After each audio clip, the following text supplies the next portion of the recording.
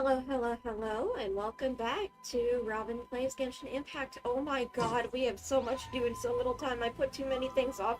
Ah, I've been having a rough time lately and dealing with some, not real life stuff, but like, yeah, and then health issues. So, we're gonna try and get through this as quickly as we can. So, starting off with Emilie's story quest.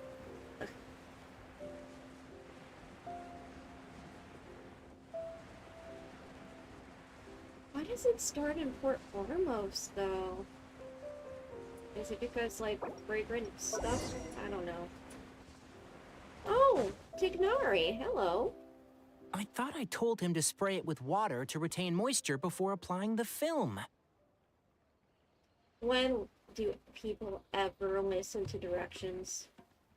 You can't treat a glaze lily like a cactus. If Sanjay does this again, the loss will have to come out of his food expenses. I'll go talk to him. At this rate, he won't even be able to afford eating cacti for much longer. Oh, Lord. Hey, Tighnari! Oh, it's you two. It's been a while. What brings you to Port Ormos? Indeed, it's been a while because I haven't done...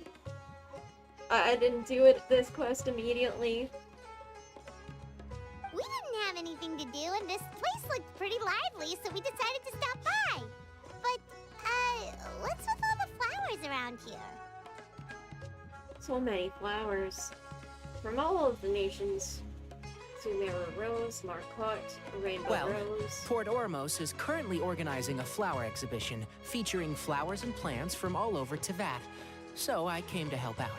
The exhibition includes flowers from every corner of the world, each with their own unique properties and needs. With that in mind, the curator commissioned a flower pot from Kasharawar capable of retaining heat and moisture. Padisaras, Windwheel Aster, Cecilia's. Even so, an expert is still required to develop tailored transportation and care plans for each type of flower. Oh, and that expert is you, right? Not this time, no. I'm just here to help out.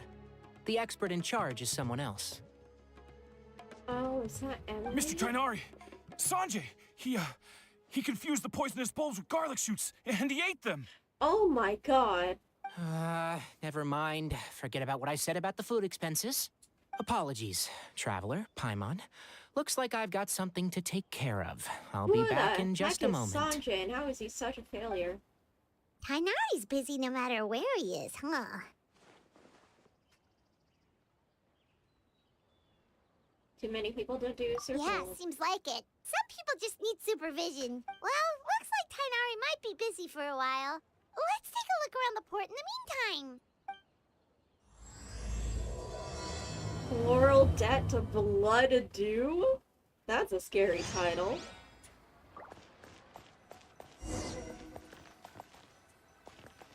You know, I never noticed Genshin flowers have little hearts on their leaves.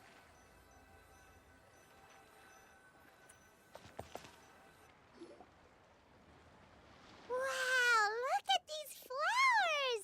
They smell so...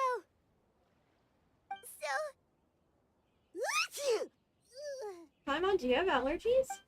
Huh? Okay. Paimon's... fine. She's just got a little... It's okay to not be fine.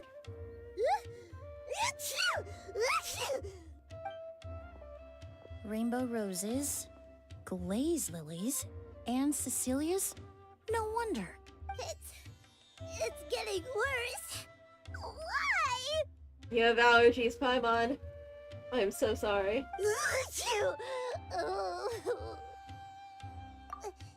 But, the Paimon was fine just a moment ago. She didn't even eat anything weird. Oh god. That is horrible. A moment of your time, you two? If it's not too much trouble, perhaps you could try this incense.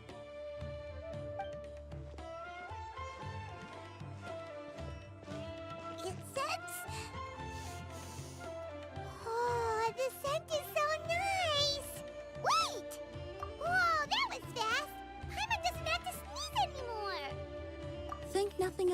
From your attire, I imagine you two aren't from Sumeru either. Seeing as we're both travelers from abroad, it's only right that we help each other out should the occasion arise. You are correct, but I don't like how your face is only framed at the bottom. Oh, so you're here for the flower exhibition too? Why is it being so cagey about revealing your face? Okay, there we are. I suppose that's accurate. Oh, allow me to introduce myself. I'm Emilie, a perfumer from Fontaine. Paimon is Paimon. Thank you so much for your help just now. Oh, and this is... The Traveler, right? I've heard a lot about you from the Steambird. It's nice to finally put a face to the name. I've heard a lot about you as well, although I didn't expect to run into you in What Sumeru. happened back there? Why did Paimon start sneezing all of a sudden? Have you ever heard of hay fever? But I don't know much about it. To put it simply, when inhaled, certain pollens can trigger abnormal physical reactions. But Paimon has seen these kinds of flowers before and nothing weird happened then. Well, we're all different. The factors that can trigger a reaction to certain stimuli vary by person. In isolation, the effects of certain pollens may seem minimal, but inhaling various types at once can trigger a more overt reaction. But there's no need to worry. Pollen allergies can be effectively mitigated with the use of medication. You are allergic, I was right. Oh, well, that's good. Traveler, Paimon, there you are. Is everything all right? I left in such a hurry, I forgot to warn you about all the pollen in the air. Yeah, Paimon was not having a good time, but Emilie? Emilie helped us out. Ah, what a coincidence. Looks like my worry was misplaced then. The Traveler and Paimon are in good hands. It was nothing, really. We happened to run into each other shortly after my arrival, and I offered them a bit of help, that's all. I'm more curious as to why you thought the Traveler and Paimon were in danger. Allergies are highly unpredictable. If you were concerned the pollen might trigger a reaction, that must mean something similar has happened in the past. Something like that, yeah. Remember the first time we met? You fainted after inhaling Spirit Borneal. That was an allergic reaction? The Spirit Borneal didn't affect Paimon at all, and now she's the one suffering. It makes no sense. It's not really something you can make sense out of, Paimon. There are all kinds of allergies out there, caused by a variety of different factors. Some people are even allergic to almonds. It's not something you can generalize. Exactly. I even encountered a case in Fontaine where someone had an allergic reaction to soba noodles their family brought back from Inazuma. Whoa. Good thing Paimon isn't allergic to anything delicious. Are you a doctor? In a manner of speaking, although you could say the patients I deal with are rather unusual. Oh, well? In addition to medicine, Emilie is also very knowledgeable about botany. She's taught me a lot about the native flora around Fontaine. Fascinating. And that's where my expertise ends, I'm afraid. When it comes to breadth of knowledge, Tainari certainly comes out on top. A flower expert? Oh, Paimon's got it! You must be the expert Tainari mentioned, the one in charge of the exhibition! Wrong again, I'm afraid. Well, I did come for the exhibition, but only to inquire about the Auguste variety. I'm not involved in any official capacity. Oh, Paimon was sure she got it right this time. The Auguste variety? What's that? It's a kind of flower that was once popular in Fontaine. The perfume made from it also bears the same name, Auguste. Auguste, huh? That's not a name you hear often nowadays. In an ancient language, the word is said to mean sacred or noble. It's sometimes used as a name for people as well. Ah, that reminds me. Are you familiar with a historical event in Fontaine known as Perfume Mania? Nope. Perfume Mania was an event that occurred in Fontaine nearly 20 years ago. Oh, only 20 years ago? It all started when several merchants released their own lines of high-end, expensive perfumes, marketing them as must-have luxury products, the very symbol of elegance itself. Damn, those people look angry. They're rioting. No one anticipated the absolute frenzy this would create on the market, causing the price of perfumes to skyrocket.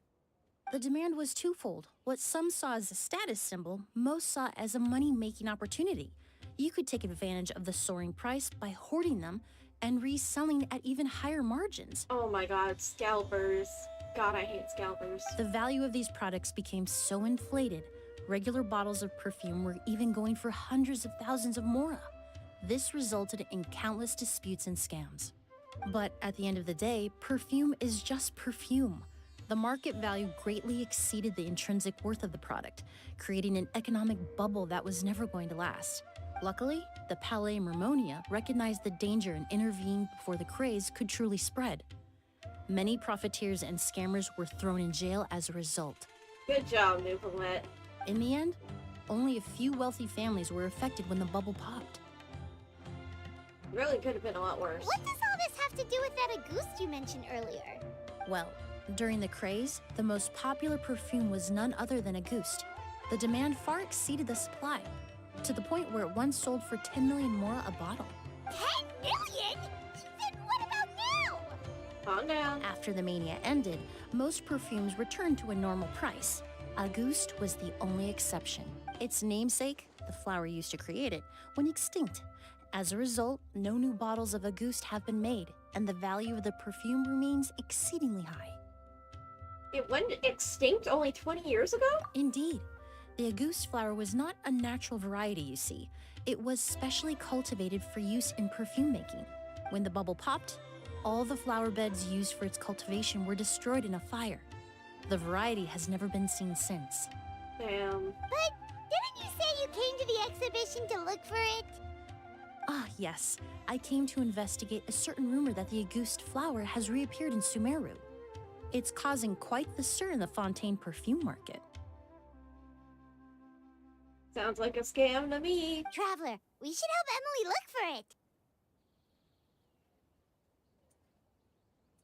I have to agree. Emilie wrote me to ask if I could look into the rumor, but the forest rangers haven't received any reports of new plant species recently. Even if I can locate the flower, I'm afraid you'll be disappointed, Paimon. I don't have any grand mora-making endeavors planned. Ah, you little greedy. Divine, noble, one of a kind. All beautiful sentiments, to be sure, but to me, they overshadow the very essence of the product. When it comes to perfume, I want people to forget the price and the prestige and focus on the beauty of the fragrance itself. Wow, so noble. Of course, there's also a more practical reason. In recent years, low-grade counterfeit versions of Auguste have been popping up on the Fontaine perfume market. Ugh. Every so often, someone will claim to have recreated the unique scent of Auguste, and the rumor mill will start comparing the counterfeits to my own work. Okay, that's more like the reason Paimon had in mind. Ever since that rumor started, 3 new perfumes claiming to be made from the Auguste flower have appeared on the market. If I can dispel the fanaticism surrounding Auguste, even just by proving the rumor to be false, Fontaine's perfume market can finally start to get back to normal. Then I'll be free from all the stories and added meaning and just focus on making what I like. That makes sense. We could still I help would you of out. course be grateful for your help, but I wouldn't want to trouble you. Well, you said it yourself. We're both travelers from abroad, so it's only right that we help each other out.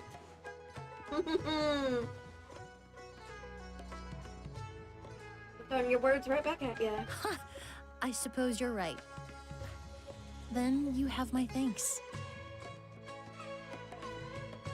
Based on the information I have so far, it's unclear if the rumor is true. Mr. Edgar also thinks it's too early to say. But you could always go talk to him. He was there all those years ago, after all. Maybe he'll know something. Oh. I was just about to pay him a visit at the hotel. Edgar? The person you've been trying to guess this whole time. The flower expert in charge of the exhibition. He's also the most respected and experienced perfumer in the area. Back when he was still working in Fontaine, Auguste was his creation. Oh. I should also mention, he was my teacher, the one who taught me the basics of perfumery when I apprenticed in Sumeru. Oh, wow. So this guy was a famous perfumer in Fontaine, but then he came to Sumeru to teach people from Fontaine? It sounds confusing. It's a long story. If you're interested, we can talk more about it when we see him. He should be staying near the hotel.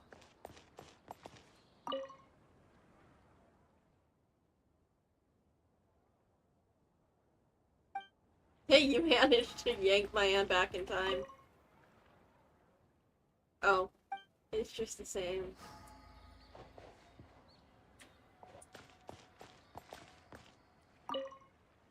I need to stay back and keep an eye on things here at the port. If something happens, don't hesitate to find me. Will do.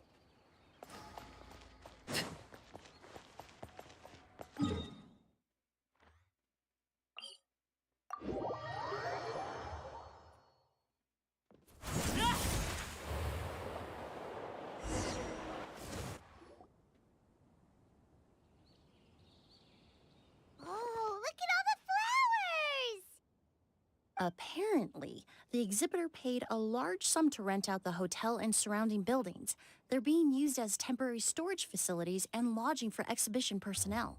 Seems a bit excessive. Yeah, what if guests come early? They won't have anywhere to stay. Also, renting out this big of a hotel, how are they gonna make that Mora back? Seems like they might have more to burn. It's been so long, I almost didn't recognize you, Edgar. Well, you and your brother haven't changed a bit. Oh, yeah, look, all this catching up is nice and all, but let's get down to business. We need to talk about Kyria. Is he... Hold on, we have guests. Kyria. It's nice to see you again, Master. Emilie? Is that you? Oh, it's been years. Look at you. You're all grown up. I've heard you've become quite the famous perfumer in Fontaine. It would seem the student has surpassed the master. Oh, well, it's all thanks to your mentorship. Ah, hardly. I taught you the basics. Hearing you call me master, well, I'm not sure I'm deserving of that title. I've taught many students here in Sumeru over the years, but I've yet to see one turn out quite as accomplished as you. You're the only one who can take credit for that success. Aw, I like Edgar. And who are these two? I don't recall you mentioning them in your letter. Ah, they're my new friends, the Traveler and Paimon. Pleasure to meet you. Emilie's friends. Well then, the pleasure is all mine. And these two gentlemen? Are they friends of yours, Master? Oh, I don't like you. Of course. We're perfume merchants from Fontaine. I'm Oud, and this here is my younger brother, Blaze. Edgar and the two of us are old friends. Isn't that right, gentlemen? Squinting at you. Yes.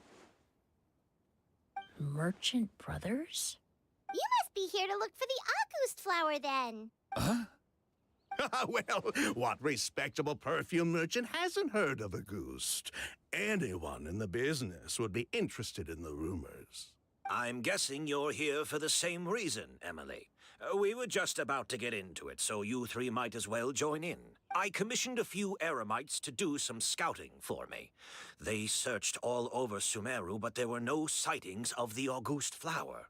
That being said, there are people in Port Ormos who claim to have smelled a unique fragrance on the streets. Definitely floral, but still distinct. Some of them were merchants who lived in Fontaine 20 years ago. According to them, the fragrance smelled exactly like the August they remember from back then. A one-of-a-kind, divine, and noble scent. Maybe someone around here just happens to have a bottle of August from back then. No, I don't think so. I doubt that's the case. Even if someone had a bottle that was never opened, the fragrance of the perfume would have changed over time. Very few perfumes can go decades without a change in scent. Very true. Auguste is even more prone to that kind of shift. Only a few bottles still exist in Fontaine, and their scent would have completely degraded by now. Although, could there be a flower out there with a similar fragrance? Or in accord with the same base notes? Impossible. If a goose were that easy to replicate, it would never have sold for such a high price all those years ago. The Auguste flower is back. It has to be. Technically speaking, the scent wouldn't be impossible to imitate. Well, let's table that question for now. Edgar, did any of those people mention where the scent was coming from? No. By the time they realized they had smelled something, the scent was already gone. If I hadn't asked about it, they probably wouldn't have given the experience a second thought. Compared to things we see and hear, smells can be much easier to overlook. Yep. It almost sounds like someone wearing the Auguste fragrance passed them on the street. Wait, are you saying... Just thinking out loud. Don't pay me any mind. We don't have much to go off of right now, but we can't rule out that possibility. I'll send some more people to investigate. You all traveled so far to be here. Why don't you rest in the hotel for a bit? Oud, Blaze, this is the key to your room. Ooh, you've got the keys to the rooms? Do we get free lodging too? My apologies. All the rooms in the hotel are accounted for, I'm afraid. Most are being used for storage ahead of the exhibition, you see. I managed to tidy up one of the rooms for these two at the last minute, but by the time Emilie wrote to me, there was no more space left for her to stay. Oh, and we just showed up out of the blue. Guess that means there's definitely no space for us. I should have been more considerate. Here I am with an entire hotel at my disposal and no place to offer you to stay, even after you made the trip all the way to Sumeru. Don't worry, Master. I can sleep on the boat tonight.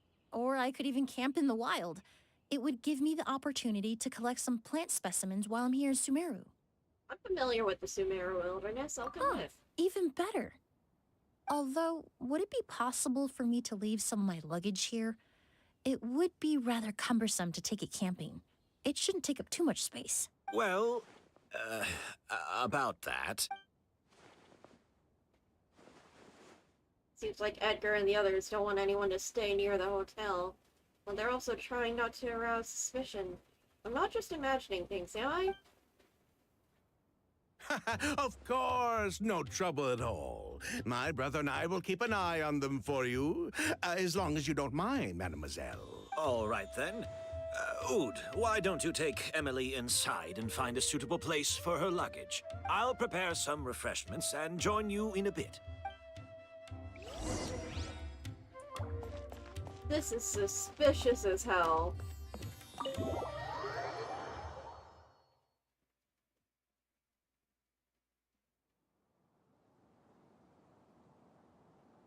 Whoa, the smell of flowers is so strong. Didn't Edgar say he tidied up around here? There's still so many flowers. Hyman took a peek through the window earlier and his house was packed with flowers. Looks like this exhibition is gonna be huge. Do all perfumers have houses filled with flowers? No, that's a florist thing. We work closely with the essential oils of various plants. But to maintain a sharp sense of smell, most perfumers prefer to keep their homes free of strong odors. Oh, guess there's just too much to store for the exhibition then. Let's find this door. Oh, this room seems to be a connected suite, and my brother will be staying on the other side of the suite. Blaze, while you're out, why don't you bring our luggage over as well? Blaze! Yes, of course. All right, then. Where can we find your luggage, mademoiselle? Blaze will go fetch it for you. It's still at the port. In addition to some daily necessities, there's also a case of amber wine that I brought back from Fontaine. Could I trouble you to bring that back as well?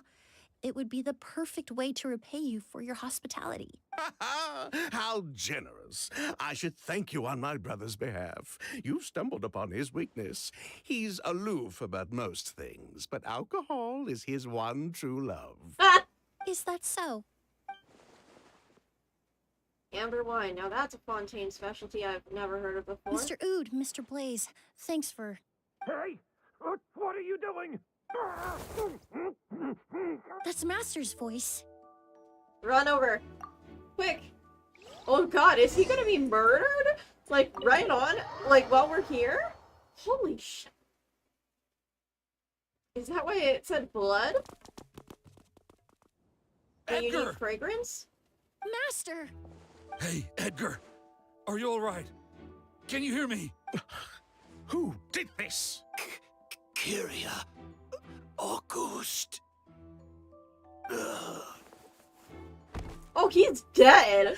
Kyria. Hey, Edgar? Edgar! No, don't shake him. He's injured. Just leave him to me. You two can... Oh, thank you.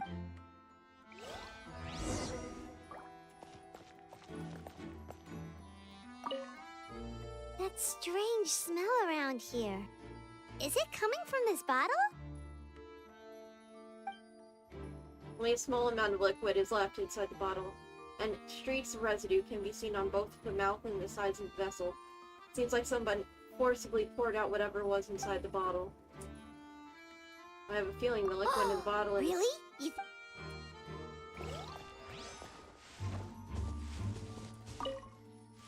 Do you think whoever did this was hiding in the flowers before they attacked Edgar? There are no footprints. It doesn't look like any of the branches or leaves have been disturbed. That would be pretty difficult. Okay. Where's...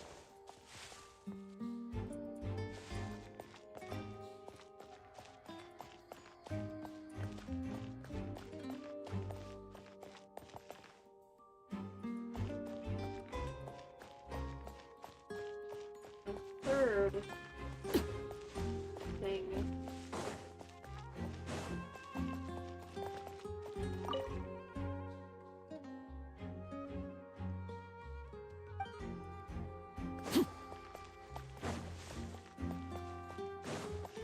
Nothing back here.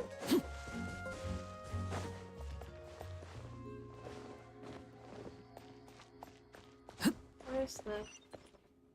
Okay, it's just that is the last one.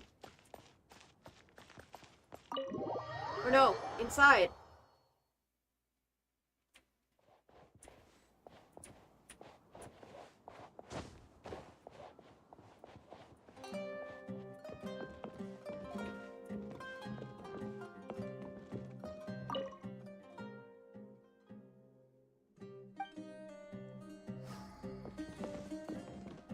Disturbed recently.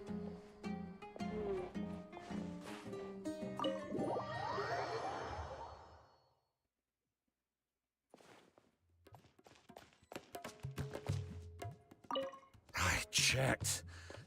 It doesn't look like anyone passed through here. Oh, but that's impossible.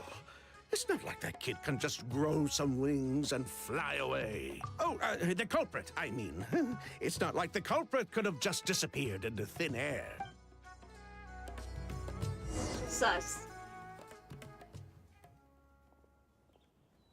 Well, we looked all over, but the only clue we found was that bottle. The most important thing we can do now is focus our efforts on treating Master. Can you help me move him inside? Absolutely.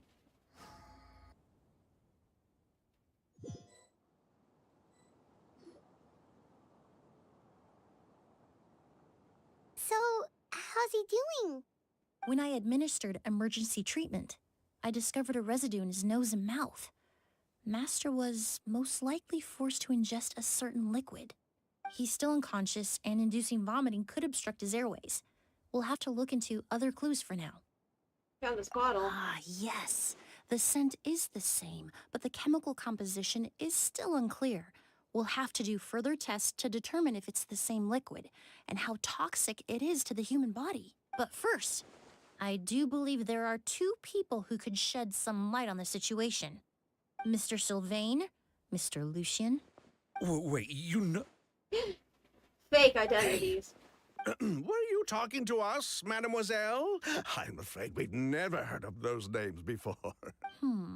Before arriving in Sumeru, I asked a friend from the Special Patrol to look into the creators of Auguste. There were 4 people in total. The perfumer, Edgar, the one thrust into the limelight, and 3 others. A researcher from Sumeru responsible for cultivating the Auguste flower, and 2 merchant brothers responsible for promoting the product on the market. The 2 brothers capitalized on the mythos surrounding Auguste. Their actions lured in numerous speculators and profiteers, inflating the price of Auguste even further. In the end, they were sent to the Fortress of Meripede for falsifying their accounts and destabilizing the market. If you do the math, they should be out of prison by now. And what does that have to do with us? There are countless merchant families in Fontaine. You gonna accuse them of being criminals too? Every time your brother called you Blaze, it took you several seconds to respond. But when I called you Lucien just now, the name registered immediately. Ah, Miss Emilie, out of respect for your position as a famous perfumer in Fontaine, I'm inclined to believe that was simply a poor attempt at humor. You have a bright future ahead of you. You wouldn't want to develop a reputation as someone who throws around false accusations, especially among merchant circles. Ooh, is that a threat, bastard? You claim to be regular perfume merchants, and yet, when I brought up amber wine, you took it to be alcohol. What? Just as I thought. Amber wine is a perfume I created several years ago.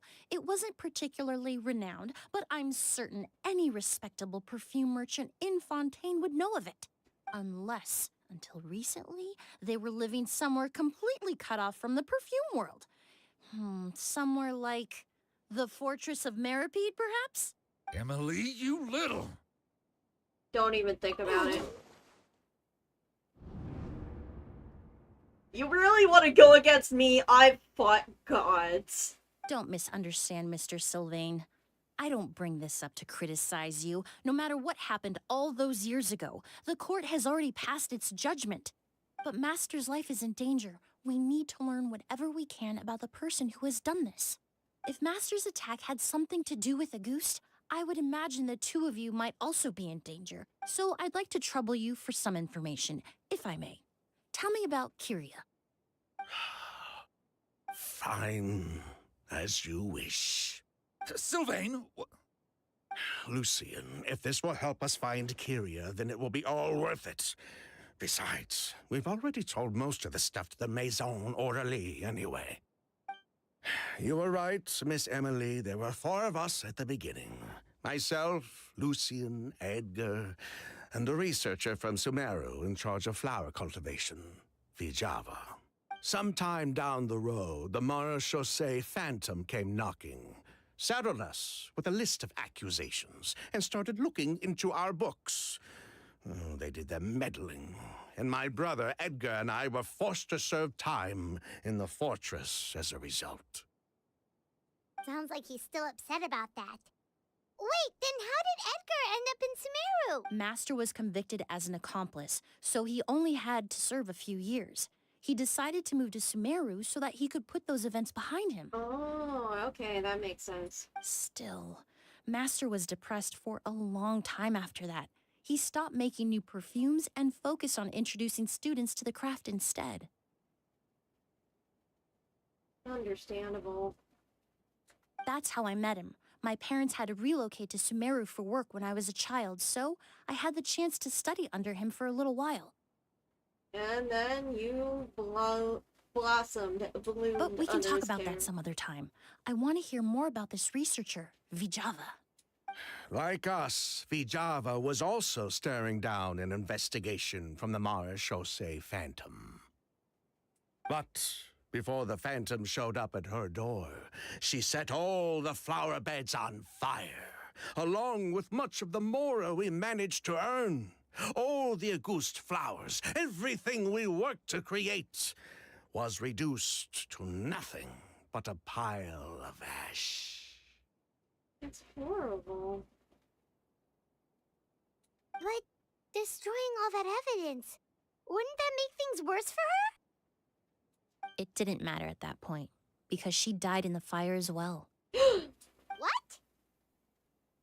Suicide. sounds like you did an investigation of your own. Why even ask us if you knew all of this already? So far, Curious The name name still wasn't isn't mentioned come in any of the files I reviewed either. But you two seem quite familiar with him.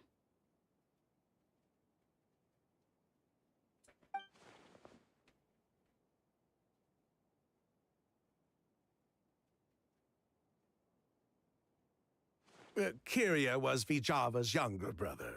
Oh. He was just a clueless kid back then.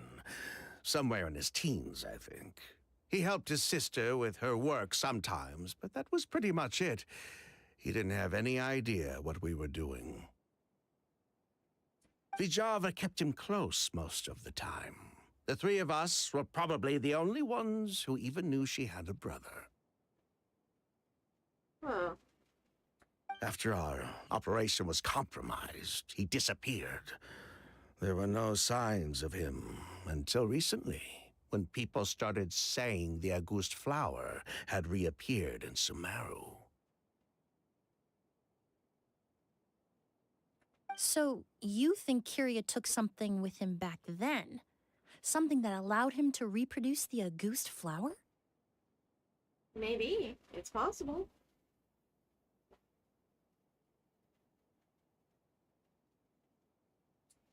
Vijava doted on the kid like you wouldn't believe.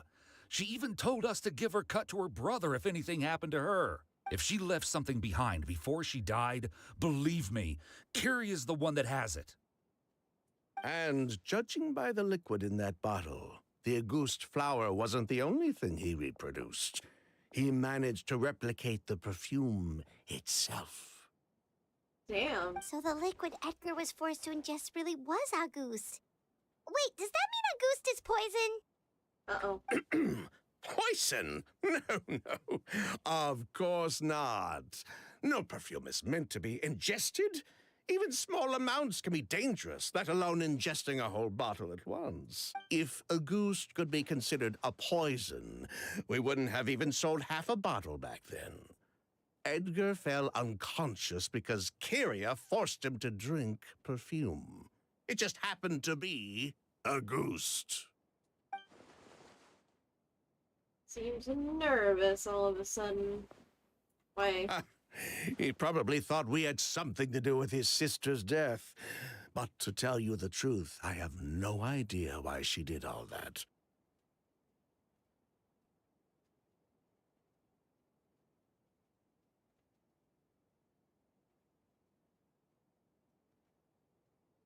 We're not looking for Kyria because we have it out for him. We just wanted to see how he was doing. And, if possible, work together to bring back August. We only went to prison for a bit of fraud and market manipulation. It had nothing to do with the product itself. As long as we keep things honest this time around, bringing the product back to market would almost be like honoring his sister's memory. Sure. So that's why you never mentioned Kyria during your interrogation? Yes, exactly. We were just looking out for the kid. Anyway, that's all we know. If you're looking for information on what's in August, or what to do if you ingest it, there are only two people to ask. Edgar or Kyria himself.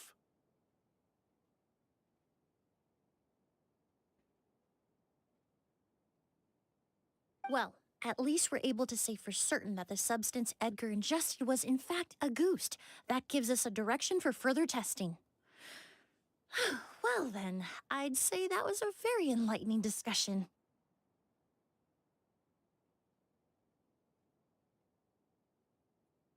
Well, glad to hear it. Lucian, let's head back to the room and rest a bit. With everything that's happened, there are things that need reconsidering. Oh, you sound so sus. Yes, of course. I still don't trust him. Yep. Huh, you think so too? That does seem to be the case. Pity we don't have more evidence. But based on Sylvain's tone of voice just now, I suspect further questioning will only result in more made-up answers. The way you exposed them like that, just based on a hunch, that was genius! Are you really just a perfumer who looks after people in your spare time? Oh, right! Earlier you said you were only sort of a doctor, and that your patients were unusual. Oh yes, that's because most of the patients I encounter are already dead. Forensic investigator! So you're a forensic doctor? Close. I'm actually a forensic cleaner. Once the forensic team and the Marachese Phantom are done collecting evidence from the scene, I'm in charge of clearing away the final traces my patients leave on the world. In fact, with just a small alteration to the formula, the same tincture used as the base of perfume can also be made into a cleaning agent. Interesting.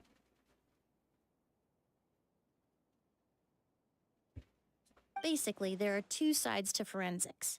Those who collect evidence to expose the truth, and those who clean up the smells, bloodstains, and other substances left behind at the scene. I've learned a lot in my line of work, and I've witnessed a lot of death. But this time, we may still save the patient. Actually, Traveler, could I trouble you to report back to Tainari and the officers at Port Ormos? We should update them on the situation. Yeah. I'll stay here and continue to look after Master. Now that we have a sample of Auguste, I'm hoping further analysis won't be too difficult.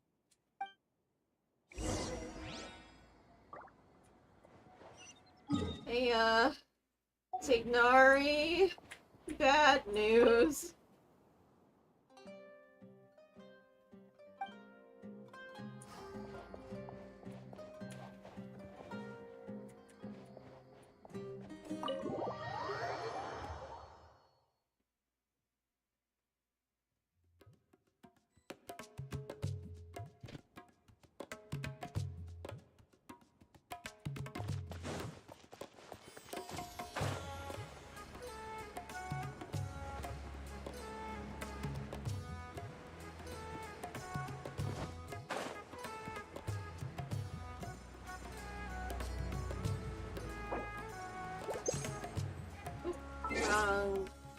Ding.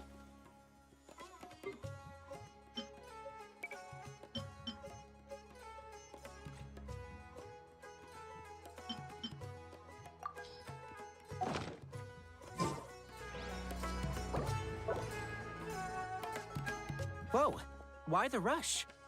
Did something happen? Yeah, attempted murder. What? Edgar was attacked? He's the most famous perfumer in the region.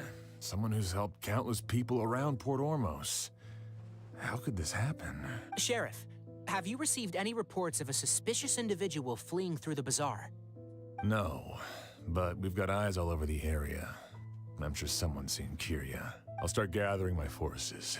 We won't let him get away. What about you, Tainari? Do you have a plan?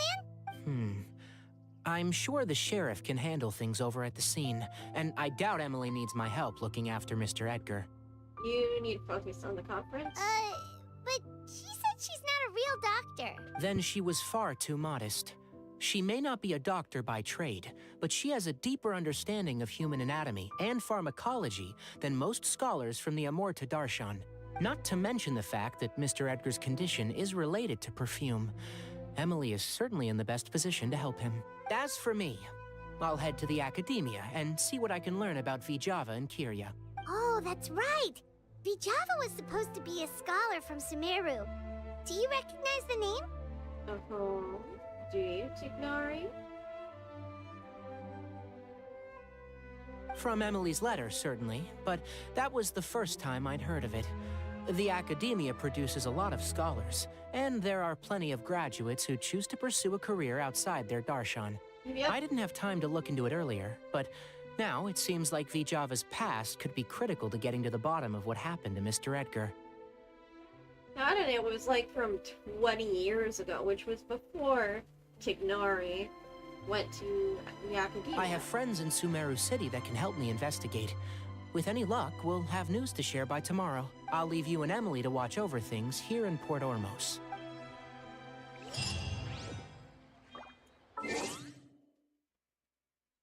Oh, I forgot to readjust the...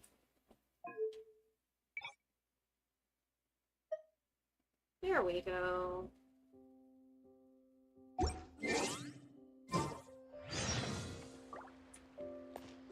Wait until the next day. 7 a.m. waking up in the morning.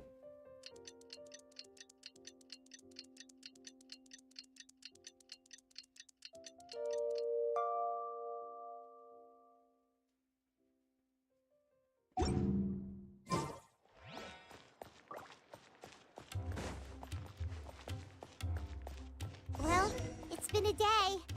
Wonder if Tainari's discovered anything. But things weren't looking good with Emily's master yesterday. We should check on things at the hotel first. We need a healer. Stat.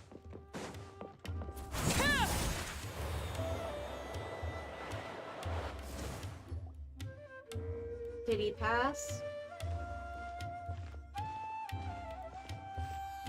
Emily! No longer in critical condition, thankfully.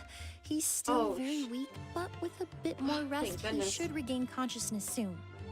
He's alive! My chemical analysis of a goose also went smoothly, although it certainly raised some questions. Questions?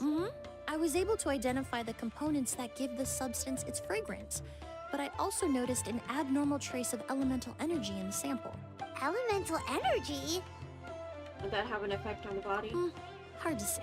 It was such a minute amount, proportionally speaking, like mixing a single drop of perfume into the ocean. I had to use one of the newest tests developed in recent years to even detect the traces present in the sample. Unless you were abnormally sensitive to elemental energy, I doubt it would have any effect, even if you use the product every day for 10 years. As for whether Master's condition was caused by the elemental energy present in the sample or some other component of the perfume, it's still too early to say. Oh, that reminds Paimon. Did Tainari come and find you? Maybe we could ask him to take a look. I received a message from him last night, but I haven't heard anything since. The message said he was looking into some information at the academia. Oh, Paimon thought he might have stopped by to see you first. Excuse me? Is Miss Emilie here? Oh, Colleen! Oh, perfect! Familiar faces! Traveler, Paimon, you're here too! My baby girl! Hey. Oh, of course. Tainari's apprentice. He's mentioned you many times. It's a pleasure to finally meet you. And please, no need for formalities. Emilie is just fine. Oh, okay. Nice to meet you too, Miss, Emilie.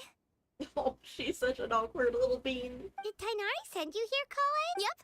Master and the others went through decades worth of records last night, and still haven't had a chance to rest. I'm fast on my feet, so it only made sense for me to come and give you an update. Anyway, based on what they've reviewed so far, they believe there's no indication that a researcher by the name of Vijava ever passed through the academia. Could it have been an alias? Master considered that possibility as well, but the name wasn't the only dead end. Master tried to track down people with a similar research direction or background, but also couldn't find a match. How is that possible? Was a ruse all along. It's starting to seem very likely. If we want to figure out her true identity, I'm afraid another conversation with those two merchants might be our only... Hey, Oh no. Lucian! It's Sylvain! Wait, you don't think Kirio came back, do you? That seems impossible. If someone came in or out of the hotel just now, we would have seen them. Better check before we have another murder on our hands. It's locked? Break it open.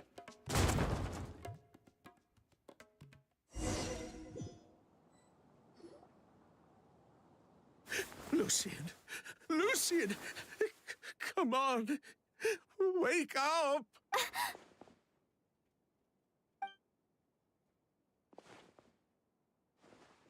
Is he gonna be okay? Emilie, my brother, he's gonna be okay, right? He's just unconscious.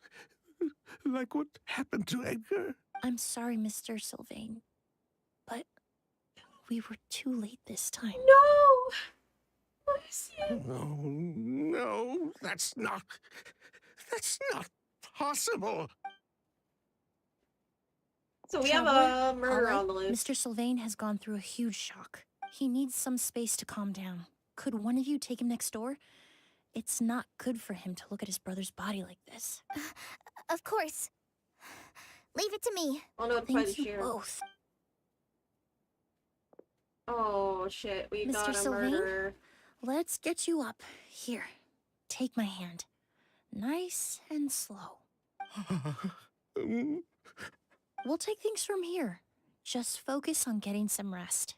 Here, this way.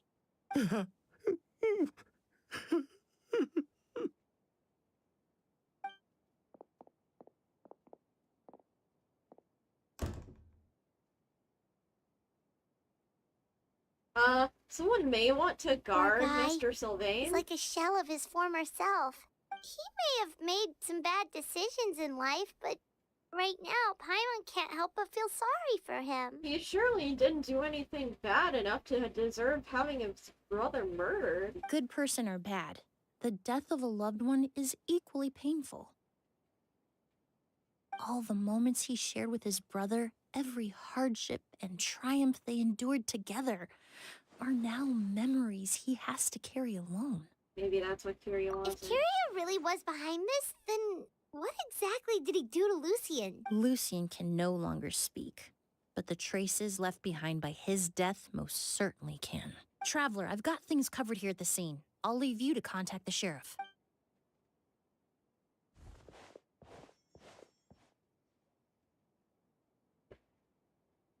Who would have thought? Yesterday's case is still up in the air, and now this happens. Miss Emilie, I heard you're an experienced forensic doctor. Have you been able to discover anything? Oh, I'm not actually a forensic doctor. I just happen to have some relevant knowledge. I did take a look, though. Judging by the temperature and rigidity of the body, it appears the time of death was sometime last night. I'd have to do a more thorough investigation to find out more. Then, would you mind helping us investigate? Before he left, Tainari said we could trust your judgment if something like this were to happen. Of course, I appreciate your trust. Many of the traces left behind at the scene will fade with time, so the sooner we investigate, the better. We'll help too. We don't know much about dead bodies, but you can leave the other clues to us.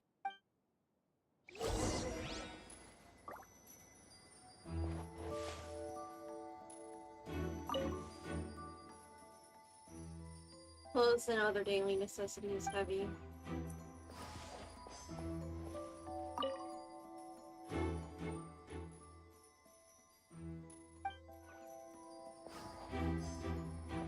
Person couldn't hide. Incense. So, incense is familiar. Oh dear.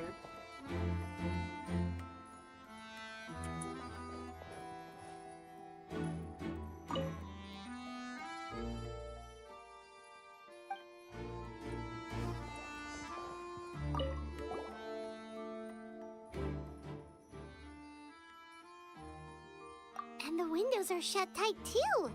Seems like the only way to get in would have been through Sylvain's room.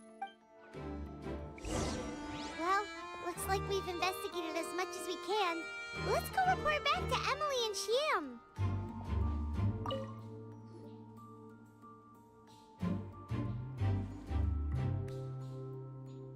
So, did you find anything? No signs of forced entry. Paimon can show you. Here, it'd be something like this.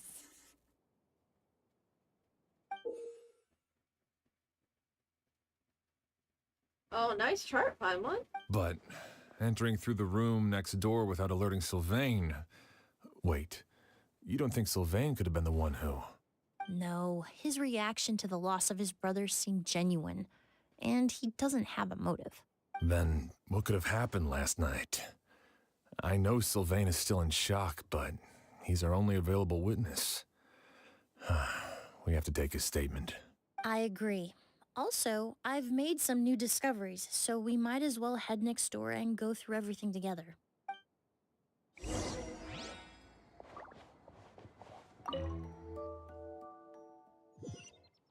Oh boy.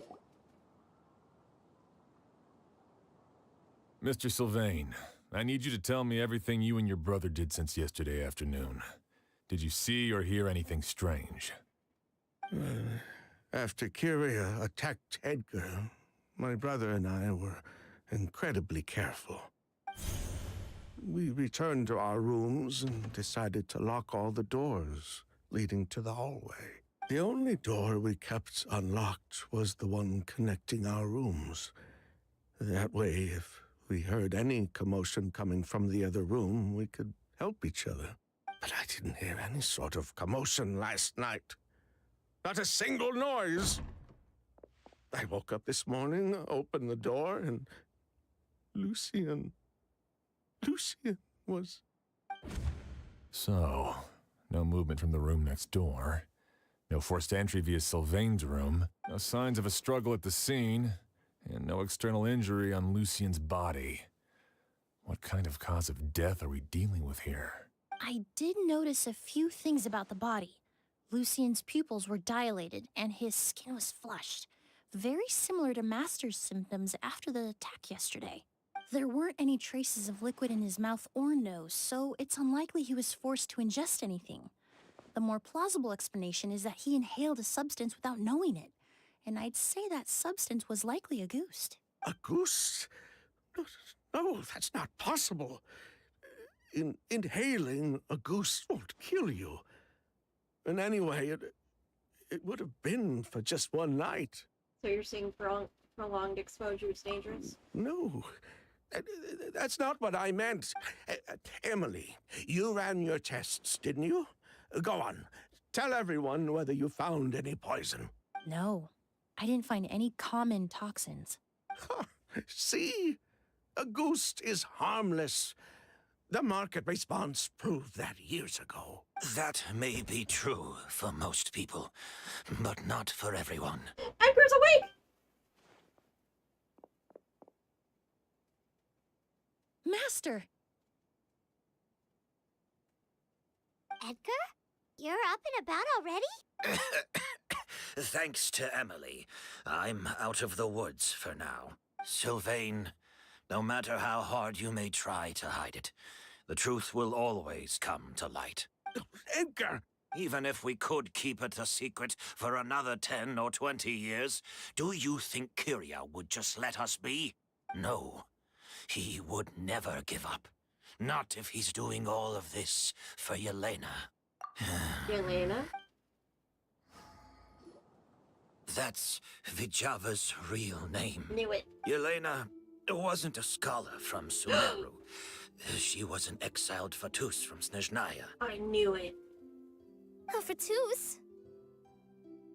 The Fatui. Well, that means the elemental energy present in Auguste was... The delusions. Ah, so you've already detected it. Well, Sylvain, looks like there's truly no reason to hide things now. Oh.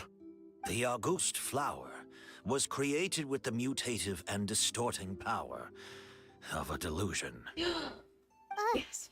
A delusion? Dendro delusion. The Fatui, delusions... I never would have thought Auguste was hiding this many secrets. Born of a delusion, Auguste contained distorted elemental energy. A prolonged exposure over many years could have a harmful effect on the body. That's enough, Edgar. I'll take it from here. At first, Yelena wanted to keep refining the perfume and the flower. But no one knew how long the perfume mania was going to last back then. It didn't have any effect on ordinary people anyway. Every day we postponed going to market was another day of lost earning potential. So you pushed for it. So you decided poisoning people was worth the risk? Listen, it's not like it was good for business. But all that talk about Auguste being harmful over time... Yelena was just speculating. The impact was practically negligible. Unless you were particularly sensitive to elemental energy or had an entire bottle shoved down your throat like Edgar. You could use the product for decades and be completely fine.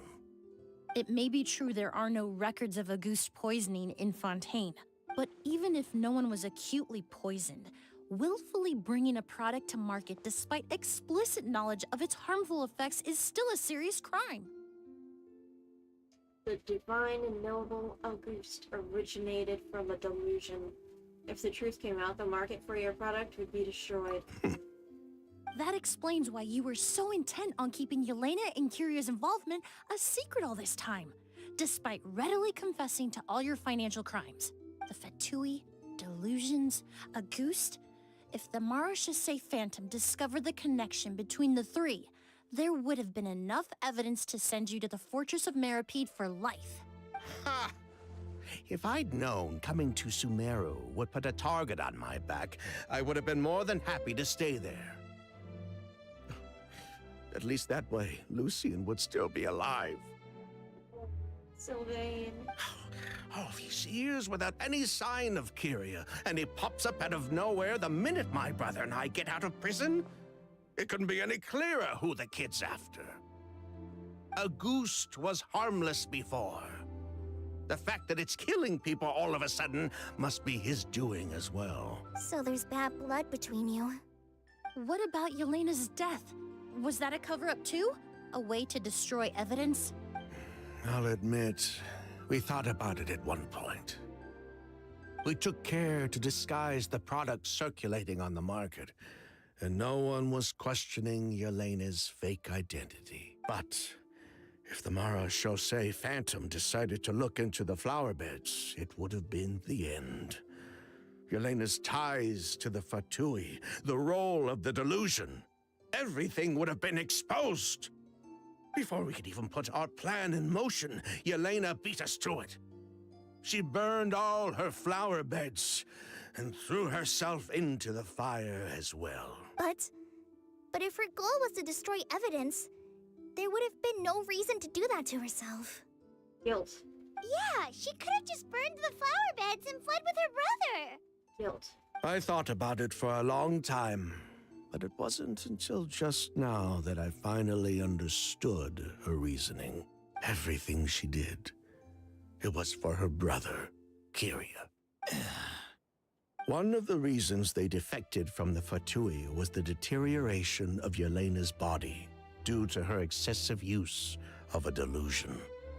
She didn't want her brother to follow in her footsteps after her death.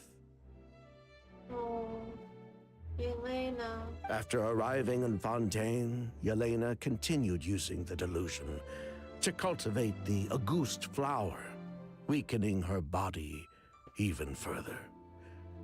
There were times when she couldn't even walk.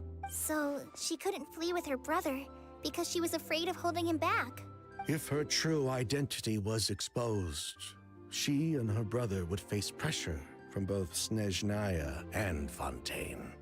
So she sacrificed herself out of love. The Auguste flower and Yelena's own corroded body both bore the mark of a delusion. There would have been no way to avoid suspicion. So, in the end, she burnt it all to ash, including herself. With all the evidence erased, Kyria was free to take the Mora and run. So the wealth you earned from Auguste, it wasn't destroyed in the fire. Yelena gave it to her brother? Most likely. Before Yelena died, she said if anything happened to her, she was going to leave everything to her brother.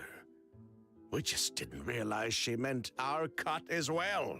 That's why Lucian and I were searching for Kyria, to take back our Mora and the Auguste flower.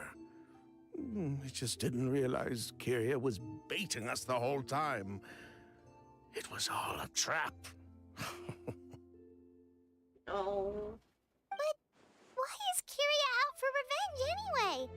Doesn't he know about Yelena's decision to sacrifice herself? But they were the ones who pushed it to the market anyway, and he was also a child when it happened. I don't think he knew his sister was nearing death. Yelena always wore heavy makeup around him to conceal her deteriorating appearance. She kept herself busy with work to keep out of sight. That way her brother wouldn't notice how she could barely walk. Then all we'll need to do is tell Kyria what really happened, and then he'll give up on his revenge. I'm not so sure. Nope, definitely not. Even if he knew the truth, he'd still find someone to blame. He might think Yelena was forced into using a delusion to cultivate a ghost, or something like that.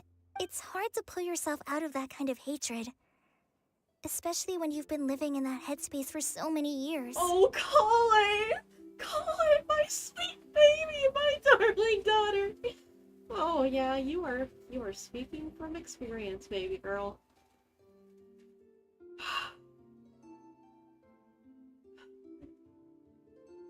Nah, that hatred should be reserved for Dottore and Dottore alone and the other Fatus that hurt you. Very true. Even if Yelena's death was her own choice, I wouldn't call myself innocent either. Yeah. Edgar, what are you talking about? Think about it, Sylvain. If we hadn't been in such a hurry to capitalize on the perfume mania all those years ago, do you think Yelena would have elected to take those risks? If we hadn't been so blinded by greed, so insistent on increasing the scale of the flower cultivation, do you think Yelena's health would have deteriorated as fast as it did? Edgar is right. But at least he's old enough and wise enough to understand his mistakes. If we hadn't invited the Marechaussee Phantom to our doorstep by breaking the law at every turn, Yelena could have survived. You're right, Edgar. She knew her limits. She knew her days were numbered. Maybe it was for her brother, but she was in it for the Mora just as much as us. We were just trying to earn a bit of Mora. And what, we deserve to die for that? Target me for being the mastermind, sure. But what about Lucien? He was just following my orders. Lucien's crime, was it really so extreme that he had to pay for it with his life? Oh, it is so sad. The only person that can answer that question is a judge.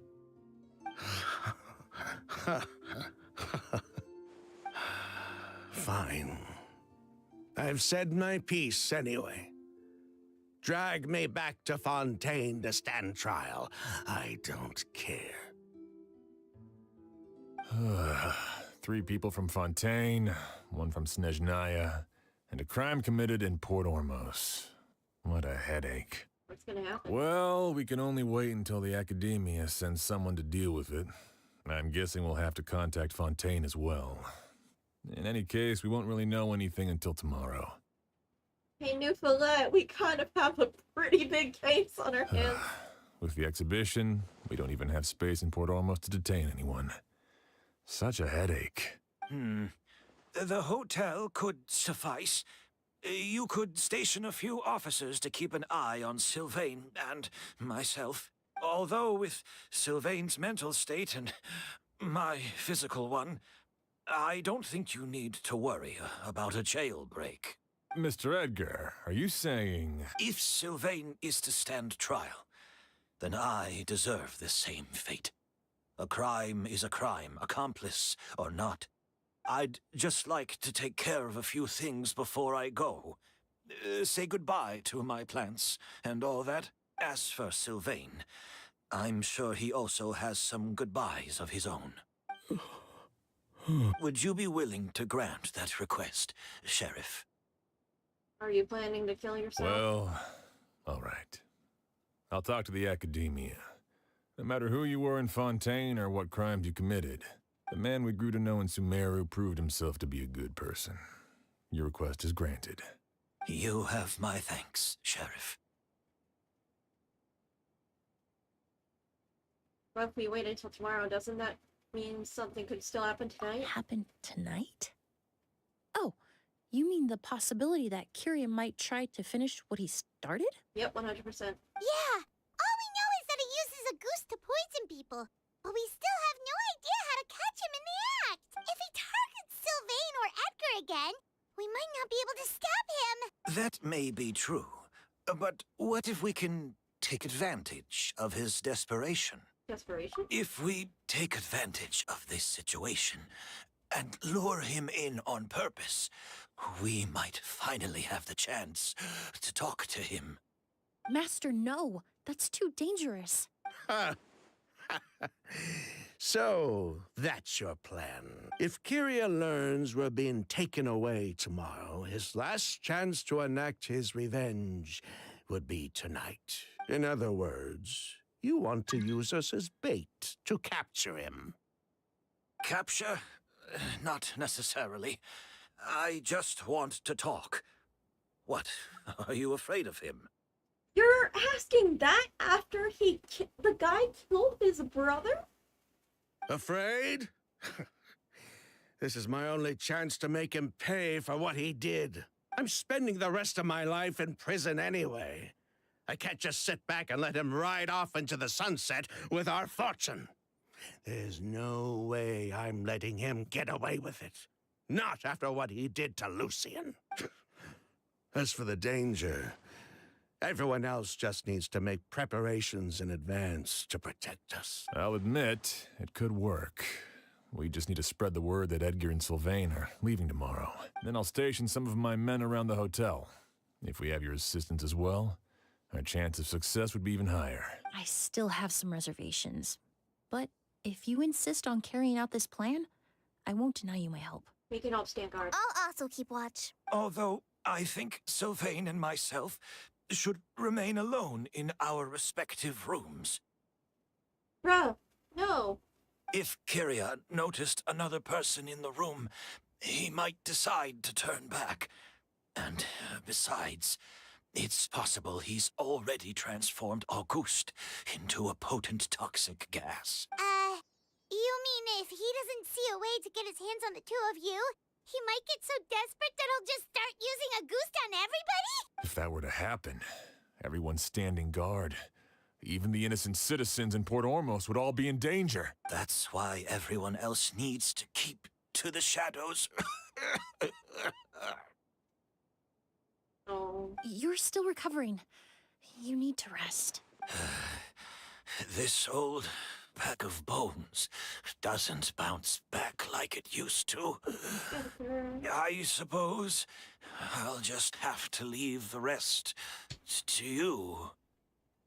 All right, we can figure out a plan to keep watch later. Right now, I say we split up, start spreading that information before it's too late.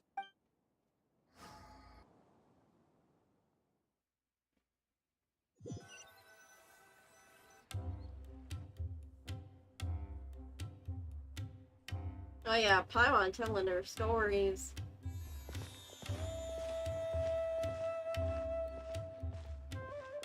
Have you heard? Mr. Edgar's been detained. He's being taken away tomorrow. What? He's the one who helped craft all the fragrances for our shop. He taught my child how to make perfume. How could this happen? He hasn't been convicted yet. Let's just wait and see what the court has to say. Oh, you are British as hell. Oh, everyone on the street is talking about the rumors. No matter where Kyrie is hiding, he must have heard them by now. Let's head back to the hotel and take a break. We can see how the other preparations are going while we're at it. Paimon, don't talk openly in the middle of the street.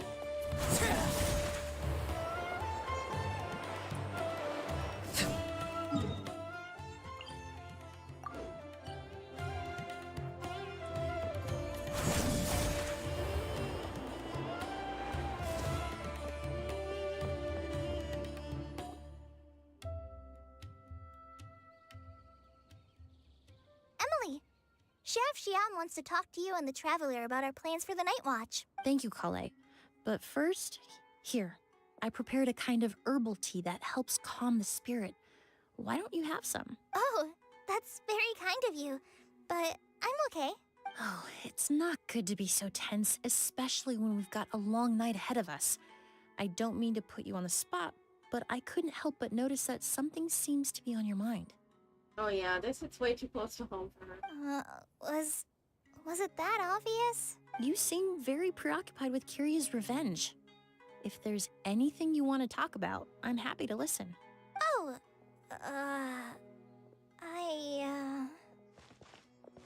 I can tell hey, this Emilie, story. Kale? Oh, are we interrupting something? No, not at all. This will be easier to talk through with you here anyway. Aww. I've just been thinking. If Kyria has the capacity to commit murder while remaining completely undetected, why didn't he target Sylvain along with Lucien last night? Terror. There was just a single door separating them.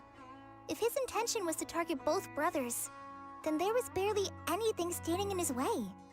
Don't you think? When I accompanied Sylvain to his room after Lucien died, and saw how distraught he was, I suddenly realized maybe Kiria did that on purpose.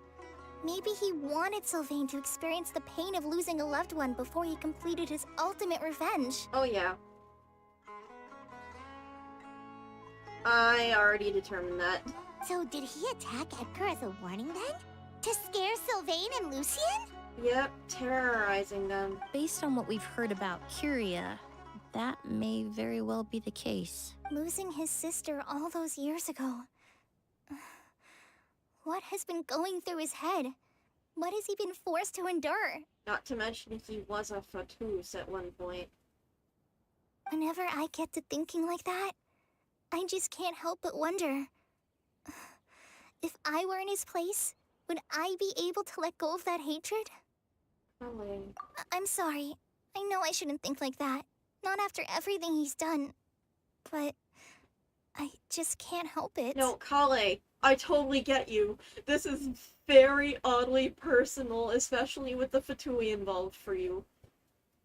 I am so sorry, and I wish I could hug you, baby girl. There's nothing wrong with the way you're feeling. Empathy is a part of human nature. Oh, it's not just that, Emilie. Holy shit. You don't know. There was a comic series before Genshin Impact even came out, and Kale was like the main character of it.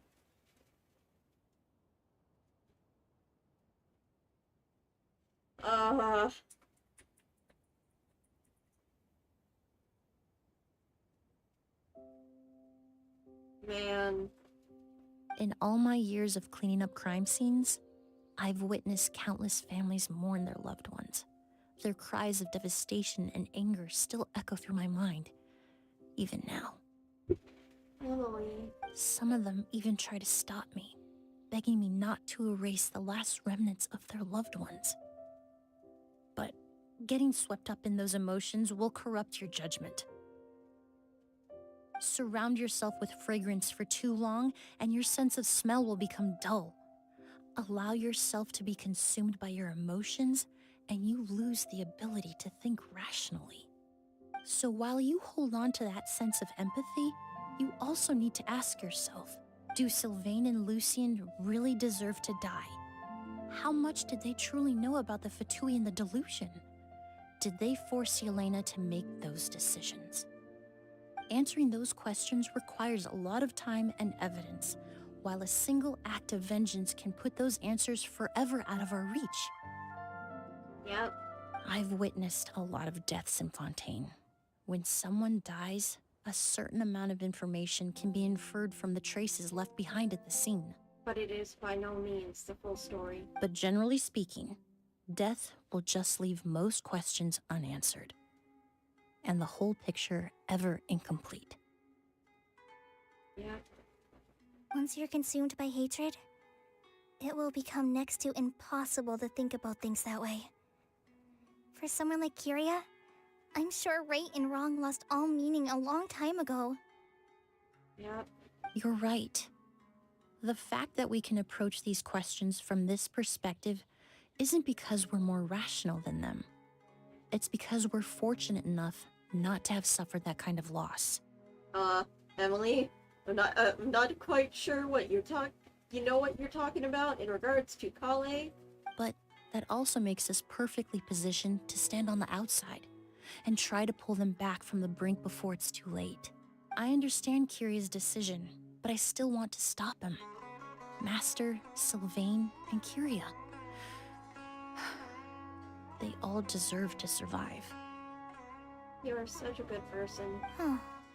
The fortunate and the unfortunate.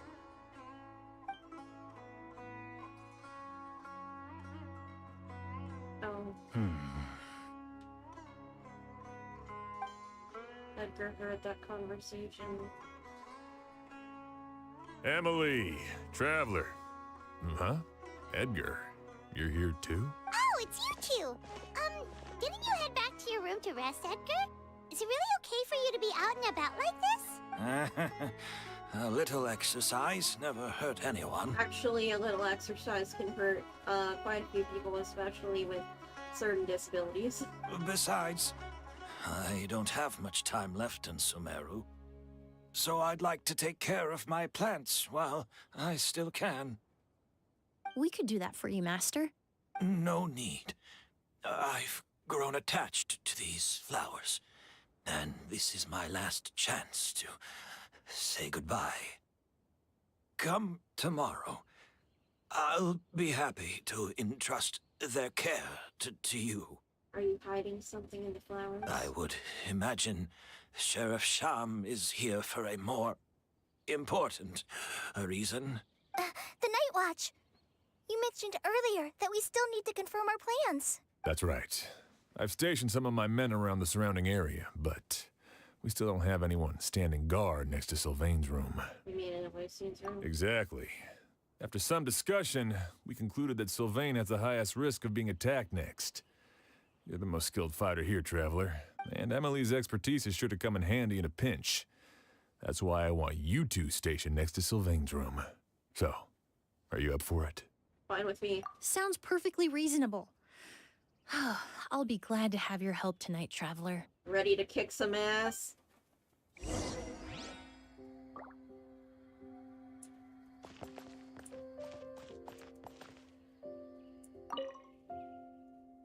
My men and I will be stationed nearby to monitor the situation.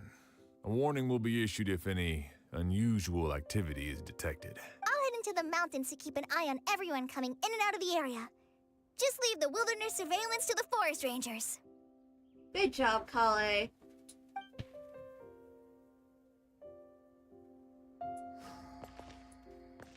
But who knows what a Fatus on the loose could do.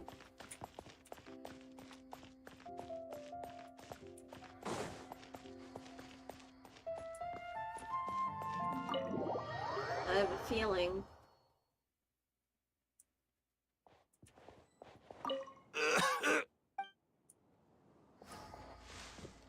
He's just coughing. Disturbed recently.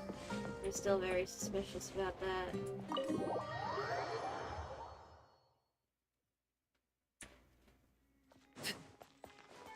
How come we didn't look into that during the crime scene? Let's talk to Sylvain while we have a chance.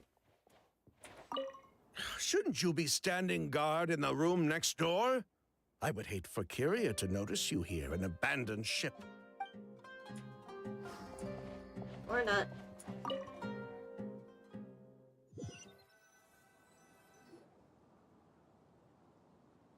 Long time. Huh. Not a peep. Has Kyria given up on his revenge? Just like that? No.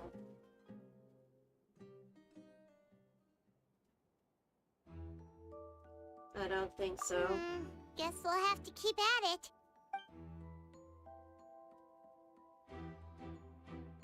Still nothing unusual. Paimon took a peek into the room next door and Sylvain's already sleeping. Champ hasn't issued a warning. Perhaps Kyria's true motive was simply forcing Sylvain to confess his crimes. No, that can't be right. If all he wanted was for Sylvain to be convicted for his true crimes, he could have tipped off the Marechaussee Phantom years ago. And he already killed Lucy, and there's no reason to stop there. There must be something we're missing. Something extremely important. Maybe we just need to calm down a little. How about some tea? That herbal blend from earlier was pretty tasty. We can't abandon our hopes. You're right. Maybe we can look for a different distraction then, like looking at the flowers. Oh, there's a glaze lily here. Paimon didn't notice it earlier. Because they don't bloom during the day. They only bloom at night. Flowers, glaze lilies, incense. Oh no! Sylvain's room! Quick! Wait, what? The glaze lilies!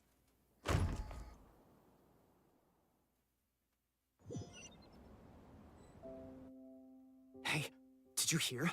Someone was attacked again last night. It was the older of the merchant brothers, right? Yeah, I think his name was Sylvain. Poor guy was murdered in cold blood. First it was Mr. Edgar, then that merchant named Lucian, and now this. Listen up, everyone. This is an active crime scene. Please, no loitering. It's been 3 days and they haven't even caught a glimpse of the guy. What is going on? Do you think it could be the work of an evil spirit? I mean, how do you get away with something like that with so many people watching? Keep it moving, everyone. No loitering.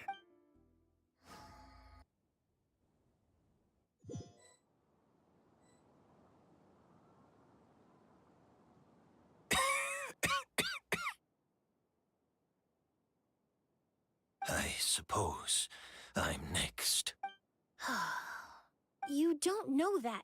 Kyria already attacked you once, and you survived. Perhaps he doesn't consider your crime to be worthy of death. You were the only reason I managed to survive, Emilie. I never did thank you for that, did I?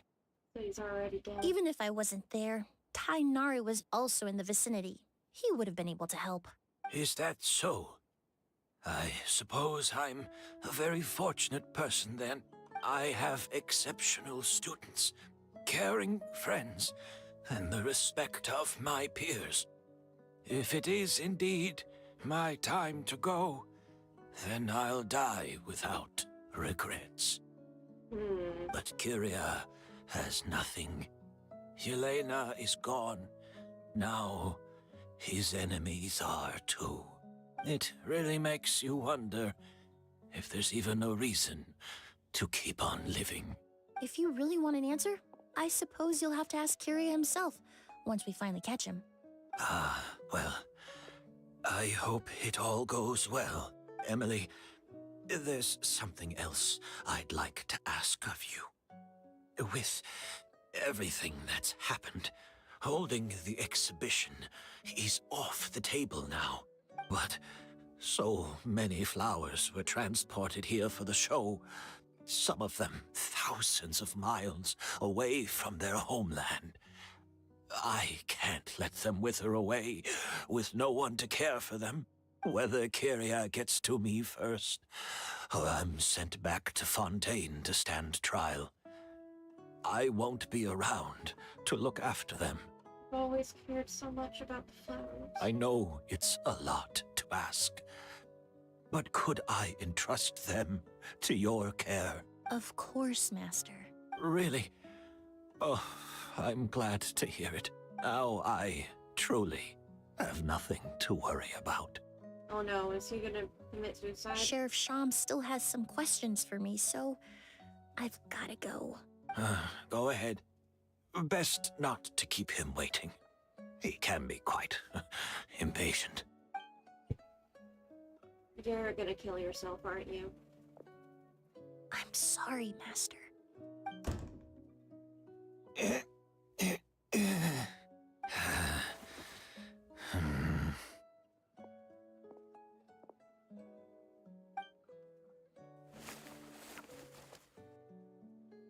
I knew it. That flower pot was so suspicious. Did he kill everyone? Was Kyria just a lure? Wow, another all-nighter. Paimon sure hopes Emily's plan will go well. Oh, but Kali still looks quite worried. Let's go talk to her.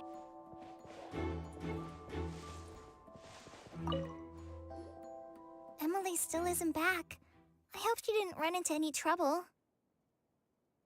I'm sure she's prepared to handle anything that might come her way. That's true. Traveler, I had my men start spreading the information you requested.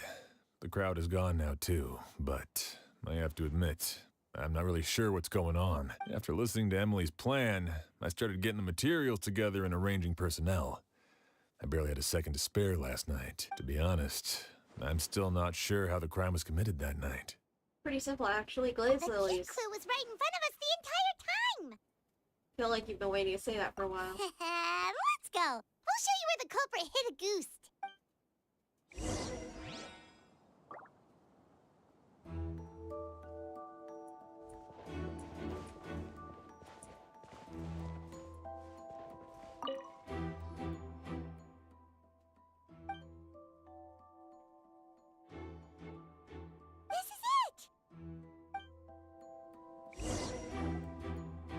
The glazed lily, huh?